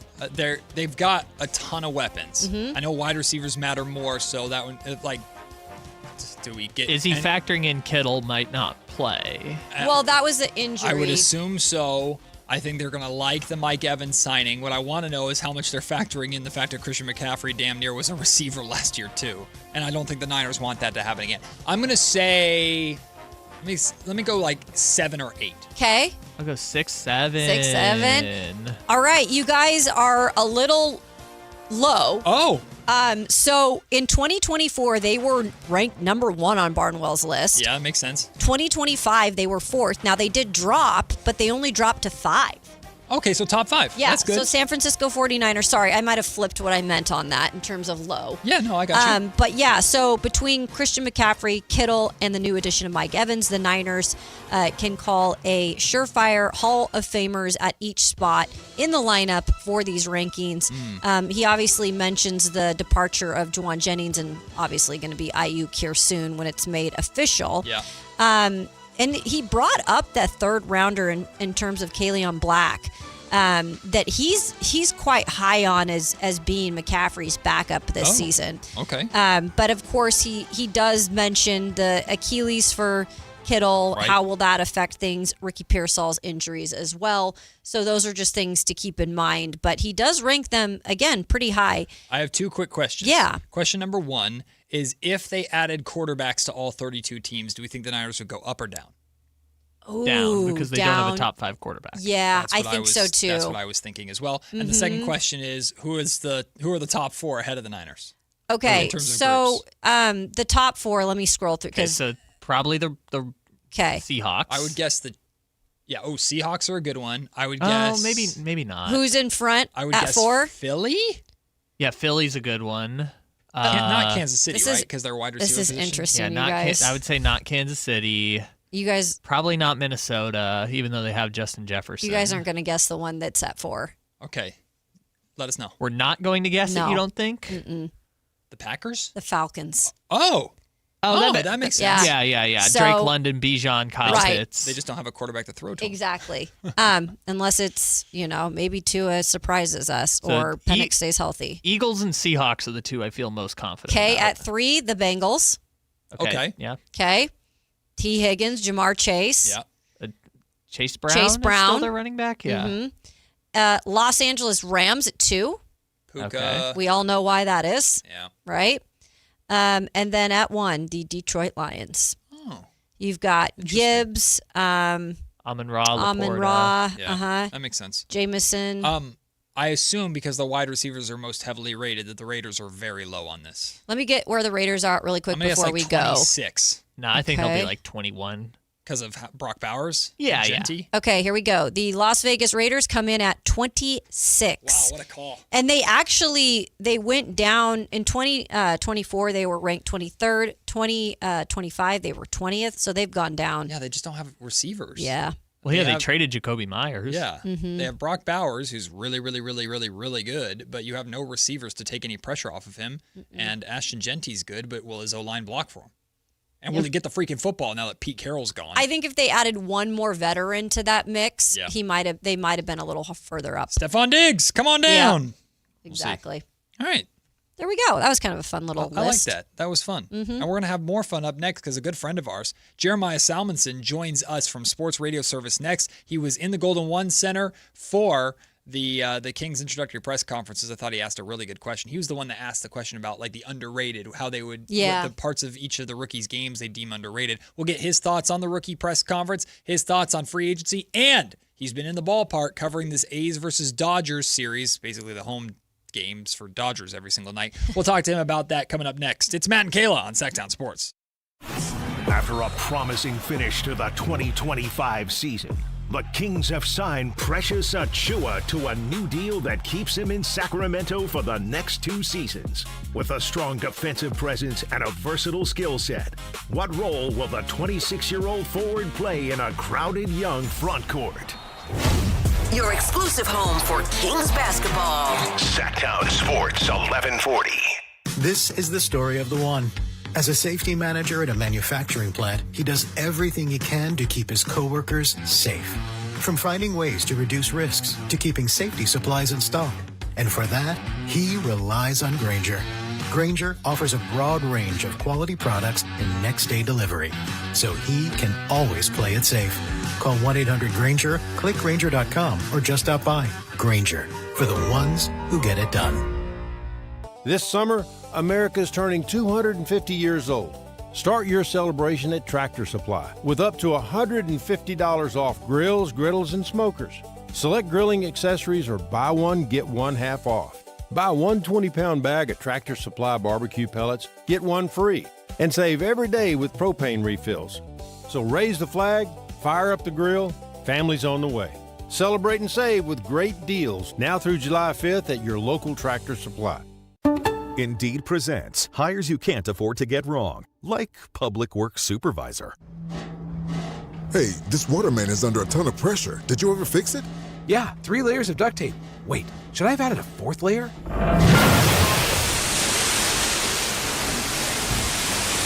This is a job for sponsored jobs. This is what happens when you don't sponsor your job on Indeed. Next time, get matched with quality candidates with Indeed sponsored jobs. Visit Indeed.com/hire now and sponsor your job today. Is the volatility of the stock market driving you crazy? Is your retirement account sinking, yet you're getting older and you're starting to worry about, will I have enough for retirement? What about the money in the bank? These banks pay nothing these days. How do we get growth to get to retirement account? It's simple. Move into gold and silver. Want to know how to do it? Listen to my show, Striking Gold, with me, Kenny Michaels. Progressive provides protection for your boat and other outdoor vehicles so you can explore new things. Oh, I can finally try pesto. We meant like water skiing. I've just never had pesto. Or maybe take the boat somewhere new. I mean, is pesto spicy or sweet? Oh, guess we'll find out, right? Right. Bundle home or auto insurance with your boat, RV, or motorcycle and stay protected with Progressive while you explore. I don't know. Maybe I'm not ready for pesto. Progressive Casualty Insurance Company and Affiliates. Not available in all states or situations. Get in the zone, AutoZone. The sounds of summer. They're great until they're not. Luckily, AutoZone has free battery testing and charging Let me check that for you. to help make a rough moment smooth. Don't miss the Celebrate Free event at AutoZone. Free products with select deals until July 27th. And free services every day. Restrictions apply. Get in the zone, AutoZone. If you have unfiled taxes or are in debt to the IRS, this is important news. Did you know the IRS has programs specifically designed to help people struggling with tax debt? Powerful tax assistance programs that can save you thousands if you qualify. No one knows these programs better than the experts at Optima Tax Relief, America's most trusted tax resolution firm, A-rated by the Better Business Bureau. Their award-winning tax attorneys and licensed professionals have resolved over $3 billion of tax debt for their clients. One call to Optima can start the process, helping to put an end to your worries about wage garnishment, asset seizure, and other aggressive IRS actions. Find the best options to solve your tax problems. Call the experts at Optima Tax Relief today for a free consultation. Call 800-375-2922. 800-375-2922. 800-375-2922. Optima Tax Relief. Some restrictions apply. For complete details, please visit OptimaTaxRelief.com. KHD1 Sacramento, KYMX HD3 Sacramento. From the Power Business Technology Toshiba Studios. This is Sactown Sports 1140.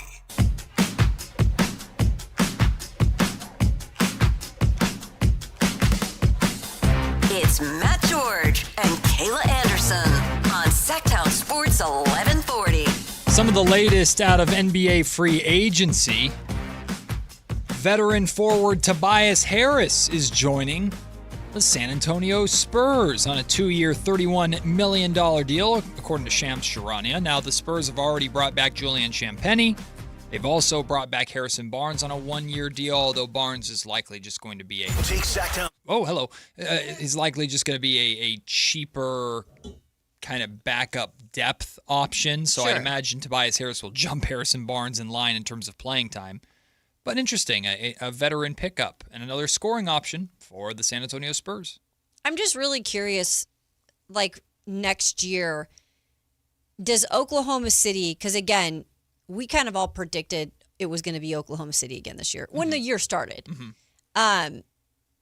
Just with this going back and forth for the next few years, with Oklahoma City and San Antonio, like, I wonder how much it's going to motivate the Spurs just losing in the finals. Like, I know they beat Oklahoma City, whatever, or vice versa. How much does it motivate Oklahoma City losing to a team that maybe not a lot of people thought were even going to be in that spot yet? Yeah, the two top teams in the West are certainly going to be very motivated. The Spurs obviously losing in the finals, and the Thunder being bounced by the Spurs, who are ahead of schedule. Exactly. So it's going to be a war in the Western Conference. It's going to be fun.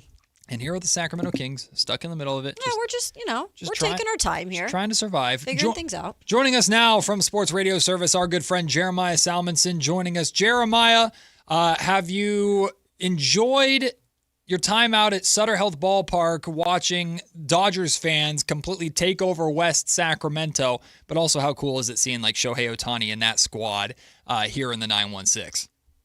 Yeah, well, good to be back. Thanks, Matt. Thanks, Kayla, for having me on. It's been a wild sight the last couple of days out there. It is legitimately like hundreds of A's fans, and the rest are Dodger fans. Yesterday wasn't quite as bad as the first game, but it's been quite the sight. But yeah, I mean, the Dodgers, the two-time champs. I mean, there's just there's a lot there to like, even if maybe they don't look quite as potent as they have in the last couple seasons. But yeah, great team.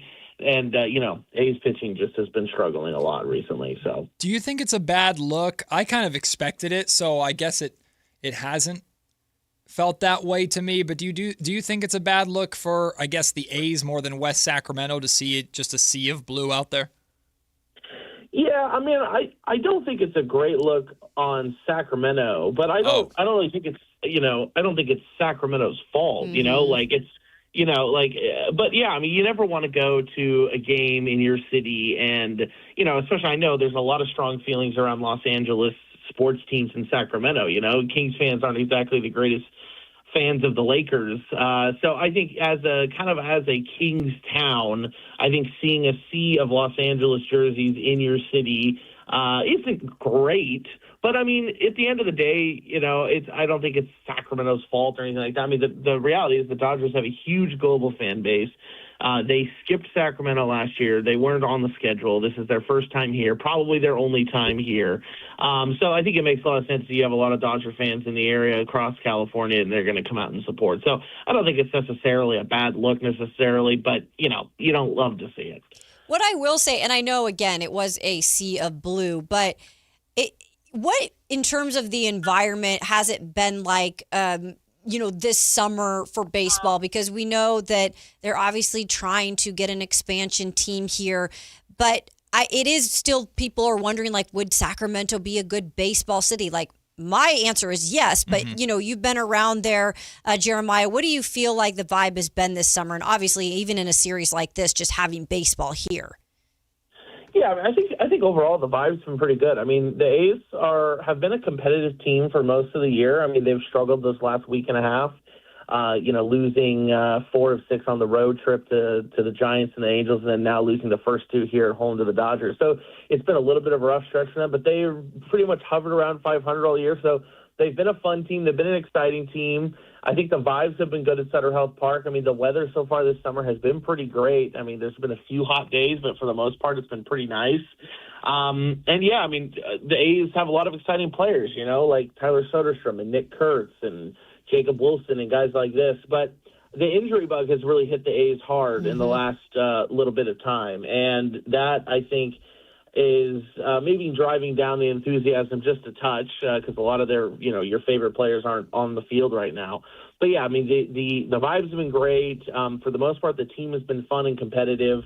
And yeah, I mean, as Sacramento is a baseball city, Sacramento can absolutely be a baseball city. I mean, some would say Sacramento already is a baseball city. I mean, the city has hosted the River Cats for a long time here, and they had been, for a long time, a very well-attended AAA club. And so, yeah, I mean, Sacramento can certainly support a Major League Baseball franchise. especially if it's an expansion team, especially if it's not coming with all the baggage and all the hurt from the Oakland departure that the A's had. So absolutely, Sacramento can support a Major League Baseball franchise, in my opinion. Jeremiah, I just want to know what you're going to do with yourself and where you're going to be next week or this coming weekend. We've got the California Classic going on in the Golden One Center. Simultaneously, the A's are going to be hosting the Miami Marlins at Sutter Health Park. So are we starting at one place and finishing at the other? Like, how are we handling that? Because it's going to be a fun weekend, fun set of days for sports fans here in the California capital. Yeah, we're gonna be balancing it all, doing our best to be at the California Classic, covering the Kings there, as well as balancing the A's schedule against Miami. So yeah, it'll be certainly a fun weekend of sports in Sacramento. It'll be a very busy schedule for a lot of the media members, but should be a lot of fun. And yeah, I mean the Kings, I think there's a lot of hype and a lot of optimism right now. I'm sure you guys feel it around the team and the draft picks. With free agency opening up as well. So it's an exciting time in Sacramento for the sports scene.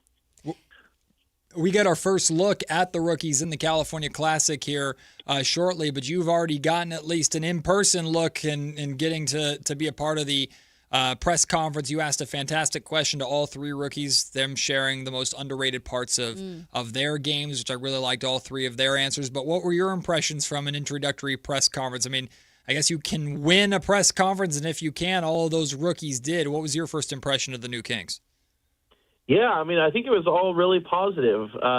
They all, as far as I can tell, and with my conversations with them one-on-one as well as in that group setting, really all fantastic guys. They all seem to have a real desire to be in Sacramento too, which is very cool to see. Obviously, Darius Acuff is, headlining all the news and everything that he, has said prior to the draft, that he wants to be in Sacramento and things of that nature. But yeah, also Mayo Sharp, spoke with him a little bit of, how he wants to kind of hang his head on the defensive end for this team a little bit. He's, more known as a shooter, but has those qualities that he thinks he can help the Kings with on the defensive end as well. And so, yeah, I mean, I've had a great first impression of the guys, and I think there's a lot of excitement, and rightfully so, around the city. I think the Kings, as the national media and fans also acknowledge, I think they had a really good draft. And I think you can, have gone through the last couple of years as following the Kings as closely as we have, understanding the mistakes that were made, and also be optimistic about the draft that they had and give props where props are due. And I think the Kings had a great draft. I think they positioned themselves as best they could heading out of this draft and into free agency.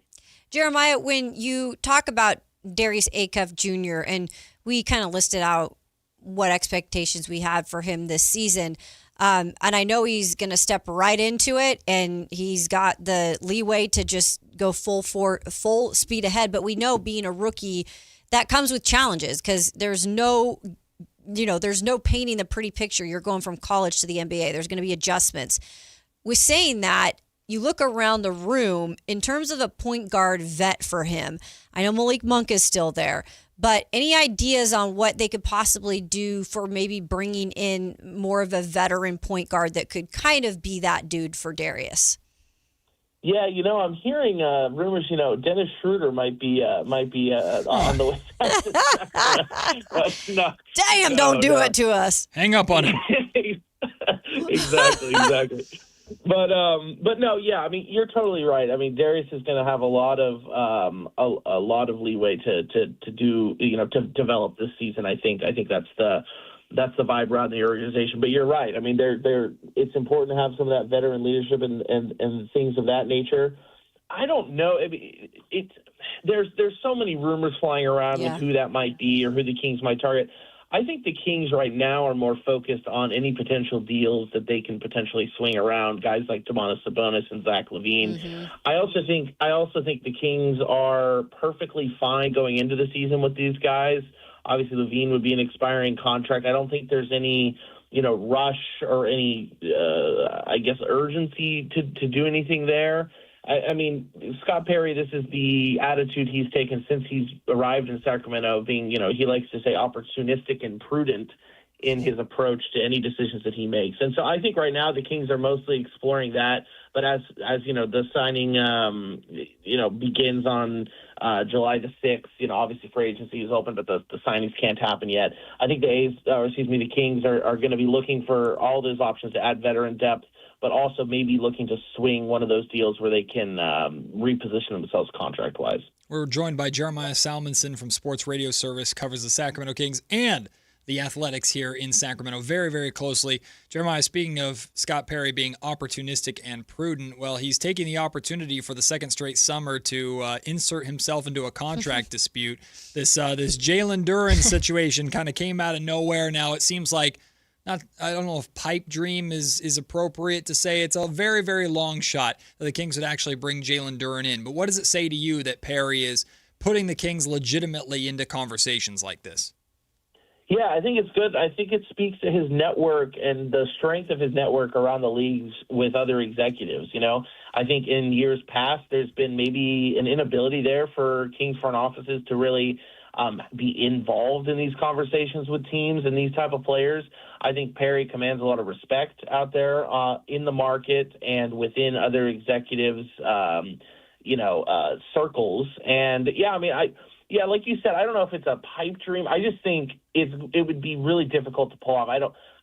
There doesn't seem to be, based on a lot of the reporting going around and, what's been circling around the organization, there doesn't seem to be a lot of interest for Domantas Sabonis in the Detroit organization. So, it's a never say never situation. There's always, can enough draft capital be attached to it? Is there maybe some sort of third team that could get involved in a deal where you might see Sabonis move to Detroit and a sign and trade be able to be facilitated there? But it seems Detroit would like to hold on to Jalen Duren, and it seems as if they're willing to match the offer sheets that any other team throws out there. So I think it's a long shot, but like you said, I think it's a positive sign that the Kings are in these conversations. They're exploring all their options and not just standing around kind of waiting for the league to happen to them. Jeremiah, we were excited to officially hear it because there's been the reports out for a few days now, but Precious Achiuwa getting the contract here in Sacramento. It seems like he wanted to be here too. How do you feel like the expectations are set for him though next year? Like he's not coming off his couch anymore. He's proven that he can be a good piece for a team. But what do you feel the expectations are for him this next season? Yeah, the expectations are certainly going to be higher than they were last year. Because I think the expectations last year were basically nothing. So he'll certainly have some expectations heading into this season. A little under $6 million a year. On that contract. I really enjoyed covering Precious last year. I think he's a very a likable guy, and he has a very NBA serviceable game. And for a team like the Kings, who maybe lacked a little bit of size over the years, I think he'll find his way into these rotations for Doug Christie in a way that can be impactful. There's just so much with this roster that really needs to be through trial and error, I think, in this summer, really just figured out, who's getting the minutes in this rotation. It's something Doug Christie's really going to have to hone in on as he goes into next season. And I think it's good to have him back. I think he's kind of a Kings favorite already, and so bringing him back, I think, kind of a win-win for both. I was going to ask you, Jeremiah, with Precious coming back. Of course, this roster isn't complete yet necessarily, or at least in Scott Perry's world, it's not close to being completed. But as of right now, is Precious Achiuwa your starting four? Are you experimenting with Keegan and DeAndre Hunter playing together in the starting lineup? Are you experimenting with a two-center lineup of like a Maxime Reynaud and Domantas Sabonis? Like what do you, if it were you and you were penciling in a starting five right now, is Precious in it or not? My guess is that he's not, but having seen what Doug ran out there last year, I wouldn't be surprised, and I don't think it would necessarily be a bad decision either. But I do think you are going to see a little bit of that Reynaud Sabonis action, and like you said with Keegan and DeAndre Hunter, I think you're certainly going to see that as well, because I think the Kings had high hopes for that pairing before the unfortunate injuries, with the eye last year. So I think you're going to see quite a bit of that. But at the end of the day, I think these are going to be training camp decisions, and I think that the Kings will explore with a number of options, and they have a lot of versatility, which I think is cool and a good position for them. They have a lot of versatility on what they could go with there, but I would be a little surprised if he's in that spot come opening day. All right, what'd you think about Keon Ellis getting that new contract with the Brooklyn Nets, reuniting with Jordy? Yeah, I was happy for him. I think that I think that's a great contract for him. Him getting a pretty significant amount of money, and all of his hard work in Sacramento, and paying off. I think I'd love to see it. A guy like that, kind of a homegrown guy here in Sacramento. Getting his chance with Mike Brown, and then really developing. So I'm really excited to see that. I'm happy for Keon, and I think he'll be good for Brooklyn. I mean, his role I think is kind of up in the air. He's never really had kind of a solid role on any of the teams he's been on in the NBA to this point, but really excited for him. Excited to see him get that contract for sure. Where do you fall on? Because I've seen some of the responses from Kings fans today. Man, why didn't the Kings should have just given him $9 million per year a year ago and avoided this whole mess? Have you not necessarily moved on per se from the Keon Ellis situation, but are you okay and comfortable with the fact that he got the deal that he's been looking for elsewhere, certainly on the other side of the country? Yeah, I mean, I'm kind of partly in that camp of not sure why that just wasn't able to get done before, with the Kings. But at the same time, there's so many moving pieces to these things. There's, he was, potentially being floated in a lot of trade discussions to try to get a player back, or maybe be kind of a filler here or there. So, I mean, I don't have the inside baseball necessarily on why that wasn't able to happen. It might also be a little bit of the situation that I'm not going to say that the Kings mistreated Keon, because they didn't mistreat him, but I think there might have been a bit of a situation where it, kind of water under the bridge, and maybe a fresh start for both parties could be good there. And I think that's kind of how that played out.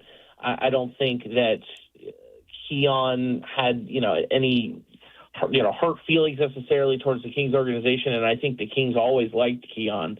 It's just one of those situations where it just might have been time to move on. But it's going to be exciting to see what he does in Brooklyn.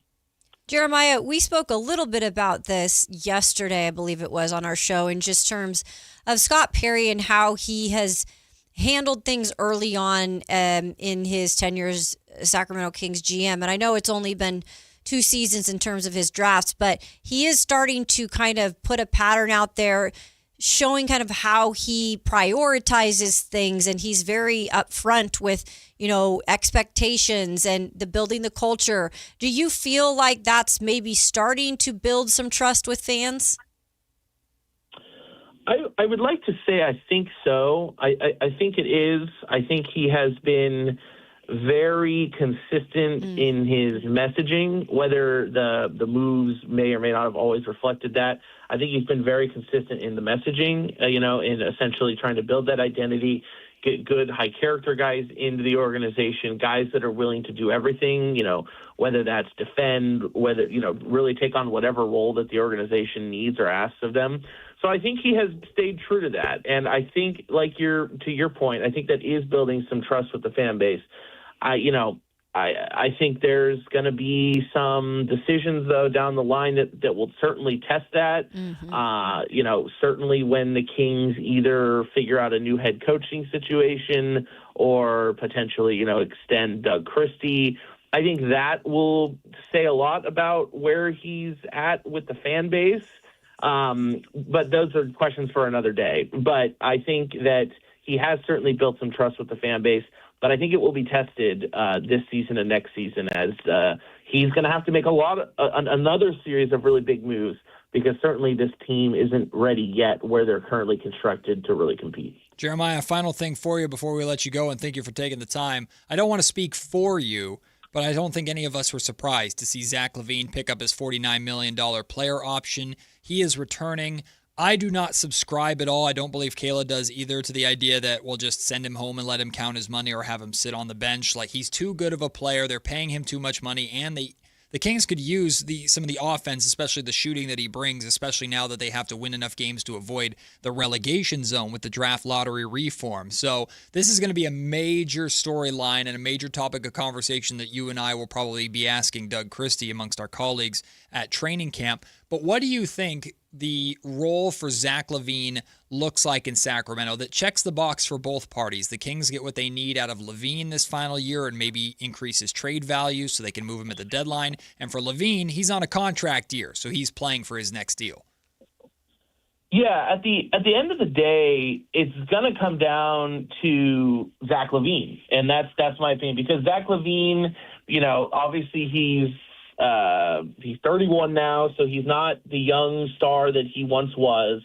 And I think with his past comes kind of this expectation of maintaining that into your mid-30s as a professional, basketball player. And at the end of the day, it's going to come down to LaVine. I think LaVine should take on a role where he, like you said, where he can provide those offensive sparks.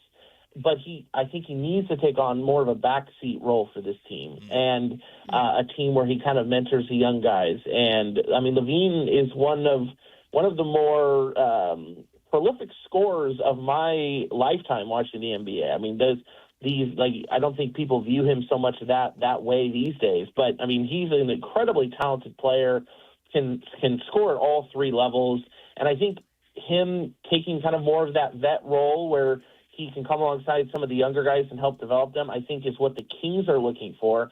And I think in the long term will bode well for him. Obviously, he's not at the end of his career necessarily by any stretch. He's only 31, like I said. But teams are going to look a lot at how he handles this season, and they're going to look a lot at how, what his attitude is like out there on the court and within the locker room for the Kings. So I think it's up to Zach, and I think the Kings will play him in a role that he kind of, commands. And at the end of the day, I think that's the way it works in the NBA for stars. And unless the relationship just completely fragments and falls apart, he's going to determine a lot of how his role looks. And one way is good for the Kings, and one way is not so good. But I think it's mostly up to Zach LaVine. That is Jeremiah Salmonson from Sports Radio Service joining us, covering both the Sacramento Kings, of course, and the Athletics. You'll see him out there at the ballpark, Sutter Health Park in West Sacramento all the time. If you do see him, come up to him. He loves to sign autographs. He loves hugs, and he especially would love it if you ask him about his San Francisco Giants. He'll definitely give you an even-killed, not emotional answer about the state of the Giants. So go and see him when you do that. Jeremiah, miss you, brother. Looking forward to seeing you at the California Classic very soon, my friend. Thanks for taking the time. Always a pleasure. Thanks so much, Matt and Kayla, both, for having me on. Thanks, Jeremiah. The great Jeremiah Salmonson from Sports Radio Service. Good stuff. I remember I got to meet him when I went to the first Kings game. You got to experience a dinner with Jeremiah. I love it. He's random just like me. Jeremiah is, the Dos Equis commercials, the most interesting man in the world. Jeremiah is a version of that. For sure. There are two people in this city that can make me laugh until my stomach just hurts. Yeah, like were you getting literally a six-pack? One is Frankie Cardicelli. I do not know why, but that man's dry humor and suffering just makes me laugh. He's funny. Oh, he told some story that time about the cabin. I don't know. It was like the most random story while we were eating dinner. I love Frankie to death. He makes me laugh so hard. The other one is Jeremiah. Mm-hmm. Jeremiah just has the craziest stories, does the craziest things, travels the world. His interactions with other human beings are just... He's just something, man. There's always that one media person. Oh, he's the best. We will sit down around the dinner table before a Kings game and be laughing our asses off and just crying laughing. People are like at the other table, shut up. Are looking at us like, is everything okay with you guys? And then sometimes we'll be fortunate enough, sometimes Gary Gerald will be in, the G-Man will join us, or we'll have Katie Christensen join us, and they're always mortified by whatever the hell we're talking about. And then Jeremiah will always bring, G-Man, what do you think about this? And poor Jesus, I don't know. What are you talking about? Katie should be used to it with Dave. Yes, Katie, right? For sure. That's fair. Yeah. Every once in a while, though, G will weigh in and just drop like a one-liner, and it gets everybody rolling because G-Man is so also funny. hilarious. I love it. I can't. That's truly one of the best things about Kings season is getting together with those guys, and their coverage is phenomenal as well. We'll take the break. When we come back, let's check in on our very short MLB mini season today. Only a 3-day week for us, as we're going to be off for the remainder of the week due to our early 4th of July holiday and the California Classic. So our MLB mini seasons updates coming up next before we're joined by Whitey Gleason and Alan Stiles, the Drive Guys, here to wrap up the show. It's Matt and Kayla on Sactown Sports. This Green and Gold Injury Report is brought to you by the law firm of Gingery, Hammer, and Associates. If you've got an injury, just call Gingery. Zach Geloff has been placed on the 10-day IL with a right hand contusion. Mark Leiter has begun throwing on Monday after recovering from a hip injury, and Denzel Clark has started to play catch and a swinging progression while still on the 60-day IL. Luis Severino has been transferred from the 15-day IL to the 60-day IL. Hi, I'm Justin Gingery. One of the most common questions I receive is, what makes us different from other law firms? At Gingery, Hammer, and Associates, we handle your case from beginning to the end. Whether your case reaches a settlement, whether it must go into litigation, or whether it has to go all the way to trial, we will be with you along the entire way.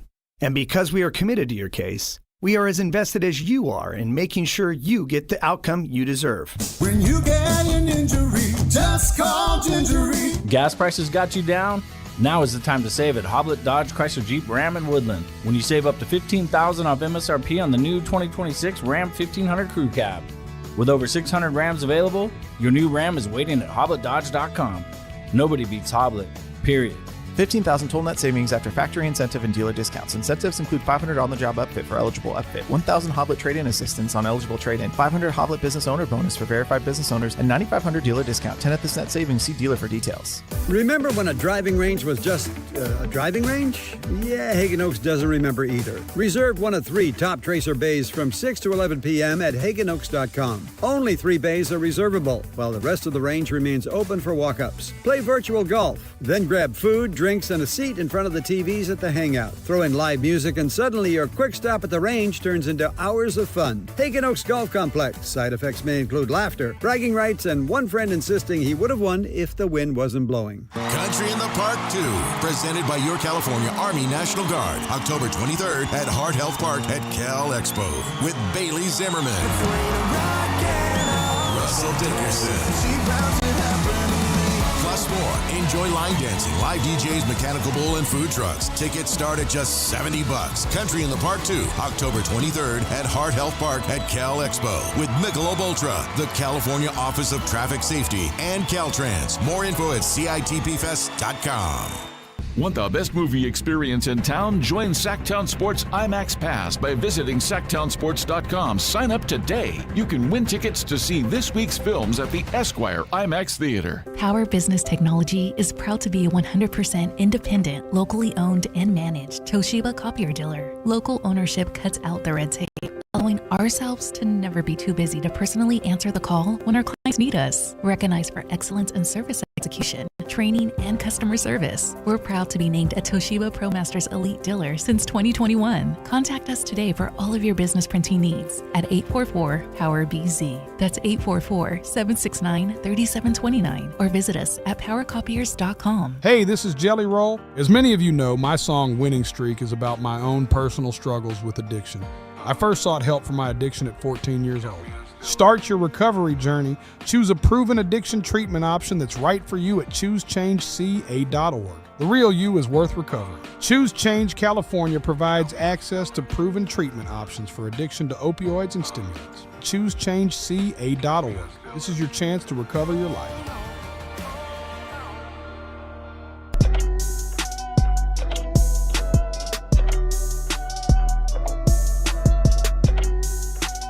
Matt and Kayla on Sactown Sports 1140.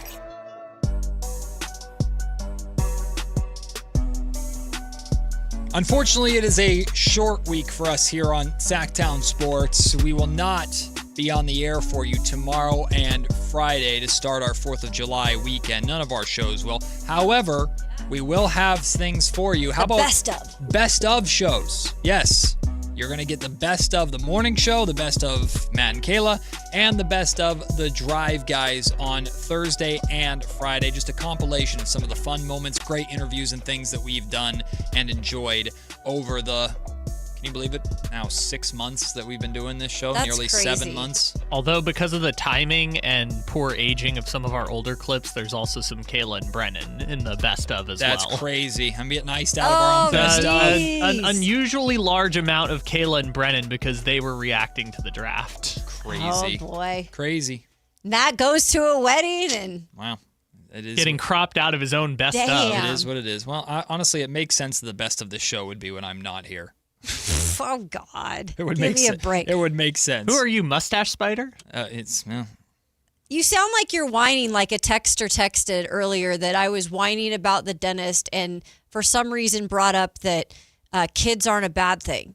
Yeah, I didn't understand Not quite that text. sure where either of those things came I from. was also confused because I was the one whining about the dentist because I hate the dentist. It was such a weird text. Sometimes... There it is. That was- now That's me when I have to go to the dentist. that is me whining. God, that is annoying. It also sounds like awful. Boone, the cat that I adopted. That's this noise he makes all freaking night. I can't even remember what that was from. I don't either. It's dated March 3rd. It was something wow, about so a long cry. time ago. Like remember? a crybaby. Yeah. Maybe Will Hardy. Let's never. I think you were just making fun of somebody. Probably. Probably. God, that's disgusting. Kyle, we have to ban it for the rest. We've reached our Matt limit. can't handle I it. can't. It makes me. I have a child. It makes me cringe. It's a it is pretty month-long good. limit. I'm using it up on July 1st. Yeah, we're geez. done. We're over the limit. Nope. That'll be $1,000 every time you go over. There's a fine. Time to check into our MLB mini seasons really quickly, and it truly is a mini season this week. Checking in yesterday, Kayla, you took the Braves over the Cardinals. Bad day for the Braves. They lost 5-3 yesterday. What a Dude.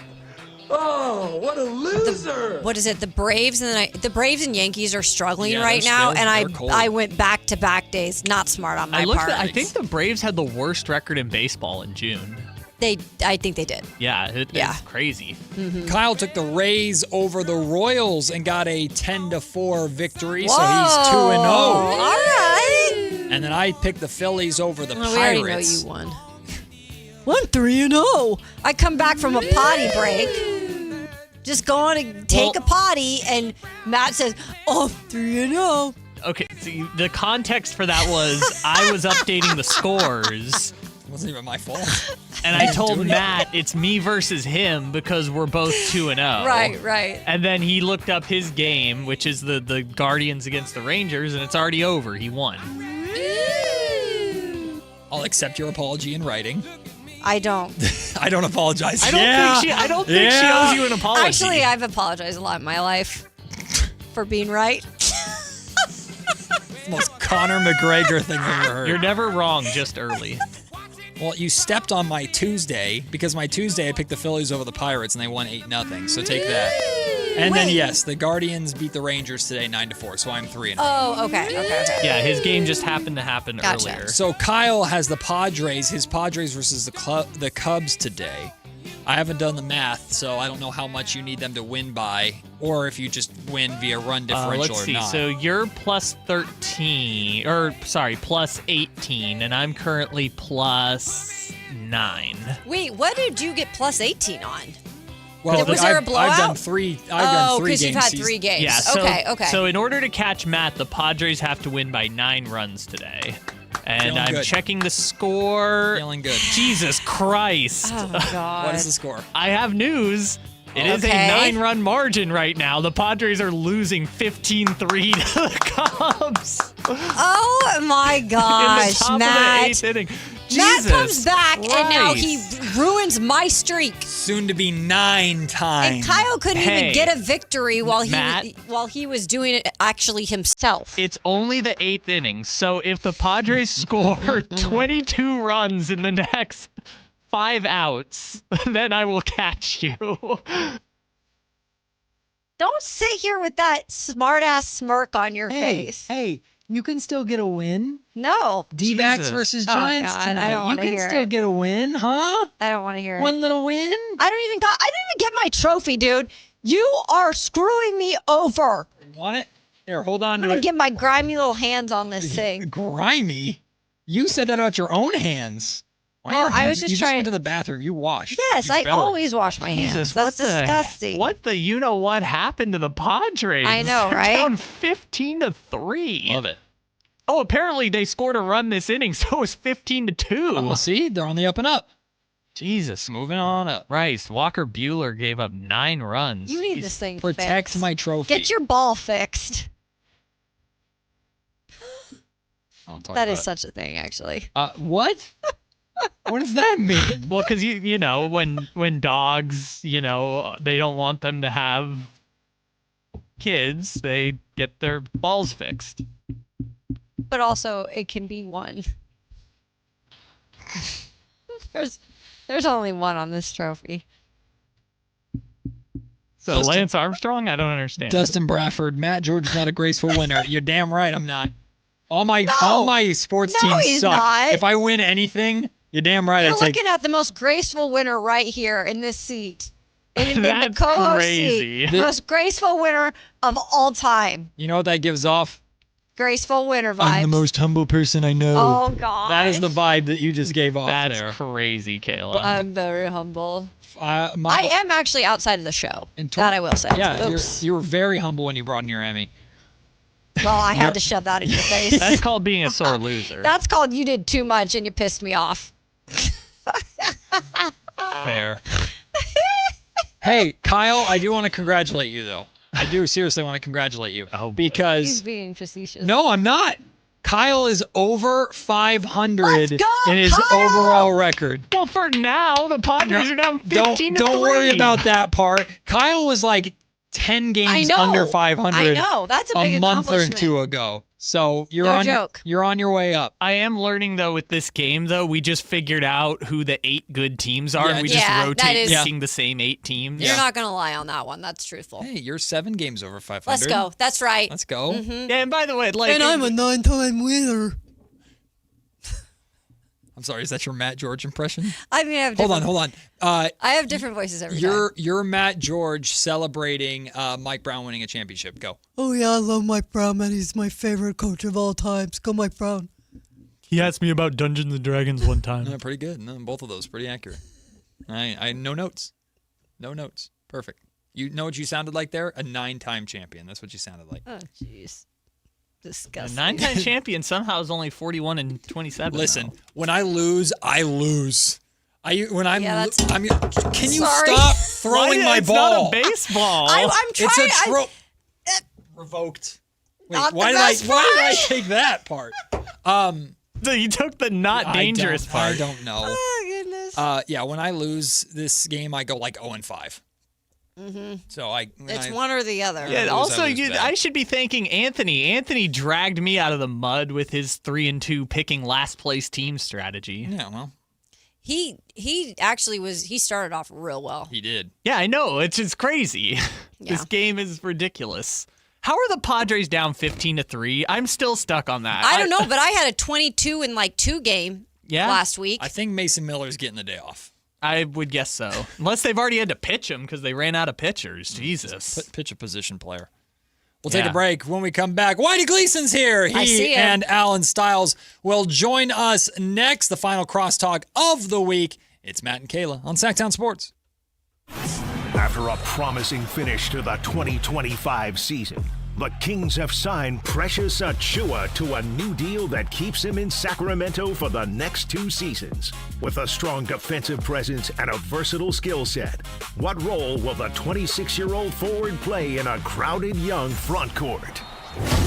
Your exclusive home for Kings basketball. Sactown Sports 1140.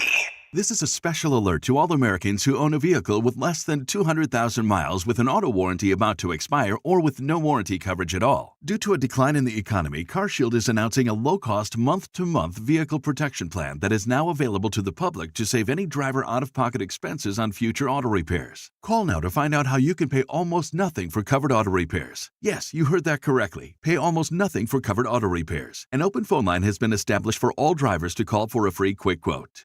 Call 800-330-8323 now. Drivers who are covered will not have to pay for covered repairs again. This protection plan is at an all-time low. Additionally, drivers who activate this vehicle protection today will also receive free roadside assistance, free towing, and car rental options at no additional cost. Call us for your free quick quote today. 800-330-8323. That's 800-330-8323. What do you have to lose? Call 800-330-8323. Again, 800-330-8323. Summer is heating up, and July is absolutely packed with unforgettable matchups and can't-miss promotions. From spectacular patriotic fireworks and exclusive kids giveaways to our Filipino heritage and Bravo-themed nights, there's a reason to be at the ballpark all month long. Plan your ultimate summer under the lights and score your tickets now at athletics.com/tickets. That's athletics.com/tickets. Toyota's 4th of July sales event ends soon. Hurry in today for a new Toyota truck. This 4th of July, get 3.99% APR plus $500 finance cash on 2026 Tacoma SR5. Or get 2.99% APR on Tundra. The 4th of July sales event is almost over. Don't miss out. Toyota. Let's go places. Offers available through TFS to buyers with premier-rated credit and can't be combined with other offers. Cashback offer excludes Tundra TRD Pro ends 8326. The Travel Guys, new on KHTK 1140 every Saturday at 11 a.m. We'll make you a smarter traveler. Tips you can use on the road and at the airport, plus reports from top consumer advocates. The Travel Guys, 11 a.m. on Sactown Sports 1140. Patrick was way behind on his IRS taxes. I was in way over my head. The total amount ended up being somewhere just over $30,000. $30,000. Then the IRS came to collect. Started getting letter after letter. A lien had been filed against me. They were going to basically hang me completely out to dry. He had to do something. That's when I reached out to Optima Tax Relief. Patrick's life quickly got a lot easier. It was very easy, pretty much hands off. They picked up the ball and ran with it. And how'd it go? I couldn't believe it. I had to ask 2 or 3 times. I saved an incredible amount of money. How does Patrick feel about Optima? Couldn't be happier. They definitely helped me. Optima Tax Relief, the best place to call. They're the best in the business. Do what Patrick did and call Optima Tax Relief for a free consultation. Call 800-375-2922. 800-375-2922. 800-375-2922. Optima Tax Relief. Testimonial from an actual client. Some restrictions apply. For complete details, please visit OptimaTaxRelief.com. Patrick was way behind on his IRS taxes. I was in way over my head. The total amount ended up being somewhere just over $30,000. $30,000.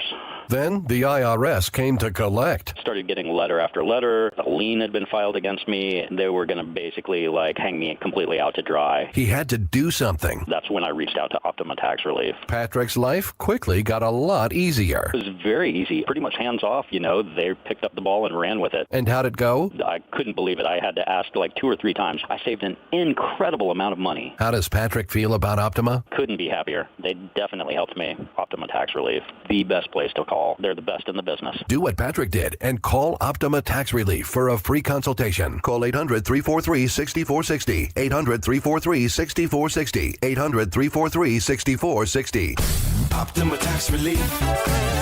Testimonial from an actual client. Some restrictions apply. For complete details, please visit OptimaTaxRelief.com. And we're live from the living room as Doug eyes up the match day spread. He's reaching for the Buffalo wing. Perfect. Hang on, what's this? Oh, he's gone for a can of Pepsi too. Incredible. What a finish. Sensational combination. Look at the delight on his face. There's no doubt about it. It just tastes better. Match days deserve Pepsi. Food deserves Pepsi. Grab a pack of Pepsi Zero Sugar for today's match. It's poetry in motion. It's the 4th of July Sell-A-Thon at Folsom Lake Ford with employee pricing. Plus, get 2.9% financing. Plus, $1,000 trade assistance on select new Fords. Hurry to Folsom Lake Ford today. FolsomLakeFord.com. On approval of credit, see dealer for details. George and Kayla Anderson on Sactown Sports 1140.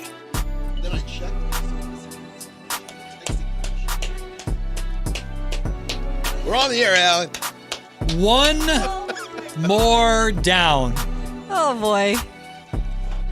With the Tobias Harris signing for the San Antonio Spurs, that means the Spurs are out of the LeBron James sweepstakes. So now it's down to 28 teams, including your Sacramento Kings in the running for LeBron James. No Lakers, no Spurs. One step closer. I don't think he's going to Memphis. The King in the 27. Yeah, that was actually There funny, we go. Kyle. The King with the Kings. Come on. Hey, where it all began. Everyone thinks, it began in Cleveland. No, it began in That's right, Alan. Sacramento. So, that's why so he funny. should come here. That's Wait, right. what do you mean? Right? I don't understand. Oh.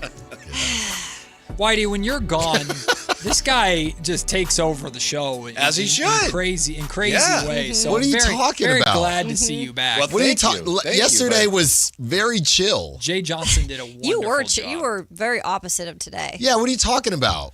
Please. But thanks for picking me up, teammate. Anytime. Yeah. Good to have you back. Kevin Michael. Thank you. That's right. Going out in the weekend in style. That's right. Well, I always am. That's true. You know what I mean? It's your last name. I. You know, Some people like a Y, but I go I. Good Lord. So what's hot today? Everything. The weather. Walker, you're giving up 2 swaps, your firstborn child, 3 more firsts. That reeks to me of a GM who knows, I'm not going to be here. Yeah, exactly. yeah. Seriously, Good right? to whoever takes over. It was like that picture, and they're like the big 3, and I'm like, Yeah. oh God. Yeah, I saw somebody play what was it? The OC. Did you see that? The OC intro for the Lakers. You know the old sitcom. The Real Housewives of Orange County. Yeah. So shout out them. It's an interesting team. I don't know. Interesting. Them. I don't know what to do with half these Western Conference teams. The Lakers, the Timberwolves. I don't know. I have no clue. Really? I'm pretty sure. I like the Timberwolves still a lot. They're going to play each other in the 4-5 game and knock each other out. Yeah, I mean, they're thin, right? I feel like they're thin. I like Jaden McDaniels. I like who they have, but I don't know what their bench is. Didn't they bring back Bones Highland? I think they did. And they're thin. That's all. I just feel like they're thin. Only the good Lord knows what the Rockets are. Oh, geez. So We I don't had know. a little I don't combo know about them. They're tough. They're gritty. I mean, That's what they what's are. Kevin? Şengün. What's Kevin Durant? Bogdan I don't know. Bogdanovic You know? is there now. Marcus Smart is hard to guard. I thought Marcus was coming here. Hey, so I'm pretty sure. I love him, by the way. The Kings are probably going to go get Gabe Vincent, right? We know that now. Oh, do we? Really? I mean, I feel like it's a fit. Local guy. The Birdies? We asked Local about that guy. today. Shouldn't be too expensive. We talked about Colin Sexton yesterday. Okay. A little too expensive. Would you bring in Gabe as your backup point guard? Yeah, you don't have a backup really point guard. That's- I know if yeah. you look it up, he's not point this. guard. He's a shooting baby. Can't guard. do this. Not today. He's not a point guard. Anyone but you. Oh, jeez. If you bring him in to be your backup point guard, that's a mistake. And I they won't agree. do it. Yeah, they won't do the that. Kings need a backup. But then what are you doing with Malik? I don't think when have you ever heard Scott Perry talk about Malik as a point As a guard? backup. Oh, no, I don't think he's talked about I Malik just as don't a think they point- have one. I would agree A with vet that. one at but that. if you're not going to have Malik play your backup point guard minutes and just hold it down, because the Kings aren't going to be able to move Malik. I don't think there's any market for Malik with his contract now. It's $20 million. It'll be a $21 million player option next year. I don't think you're moving Malik, period.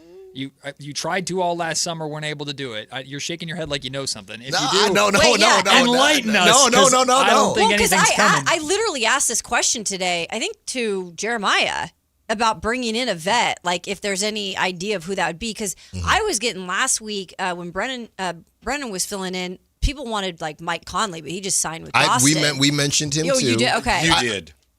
We as we're a team. Yep. It's the same show. Yep. But you know what's funny?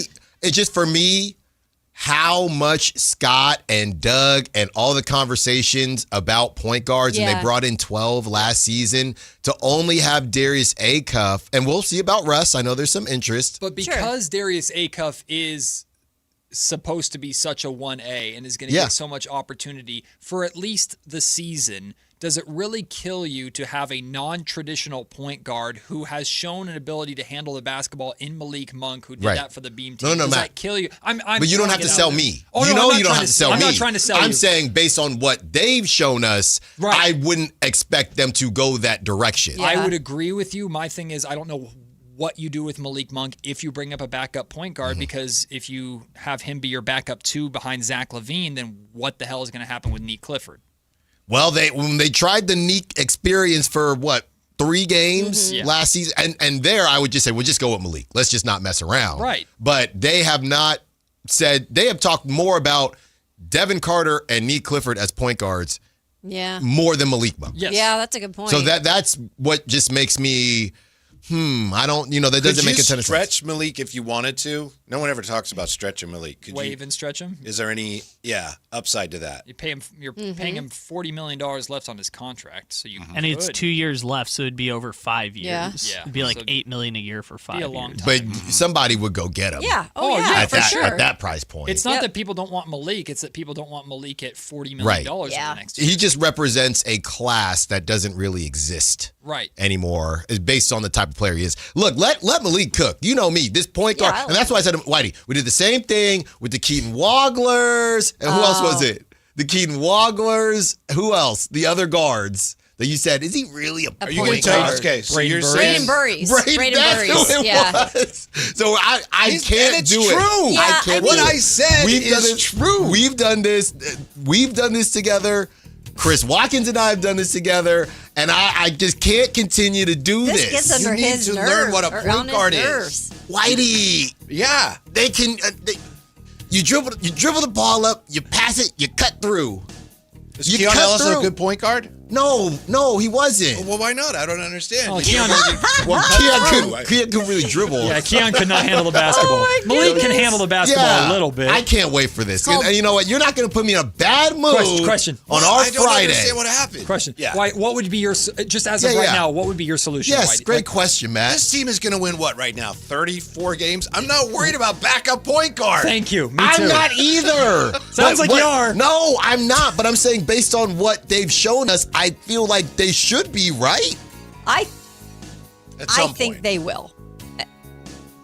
There's other things. You think they will bring in a backup point guard? All we hear is point guard. They brought in 12 point guards last season. But I think there's other things they're trying to do right now. Russ, best I can do for you is 12 minutes. Oh, God. Last year they did at a Jeez Louise. Thank you. Thank you. You know what? I can't wait for this. I can't wait. What are we waiting for? What is this? That's a good question. Lead guard versus point guard versus combo versus shooting guard. It feels like red fish, blue fish, green fish, two fish.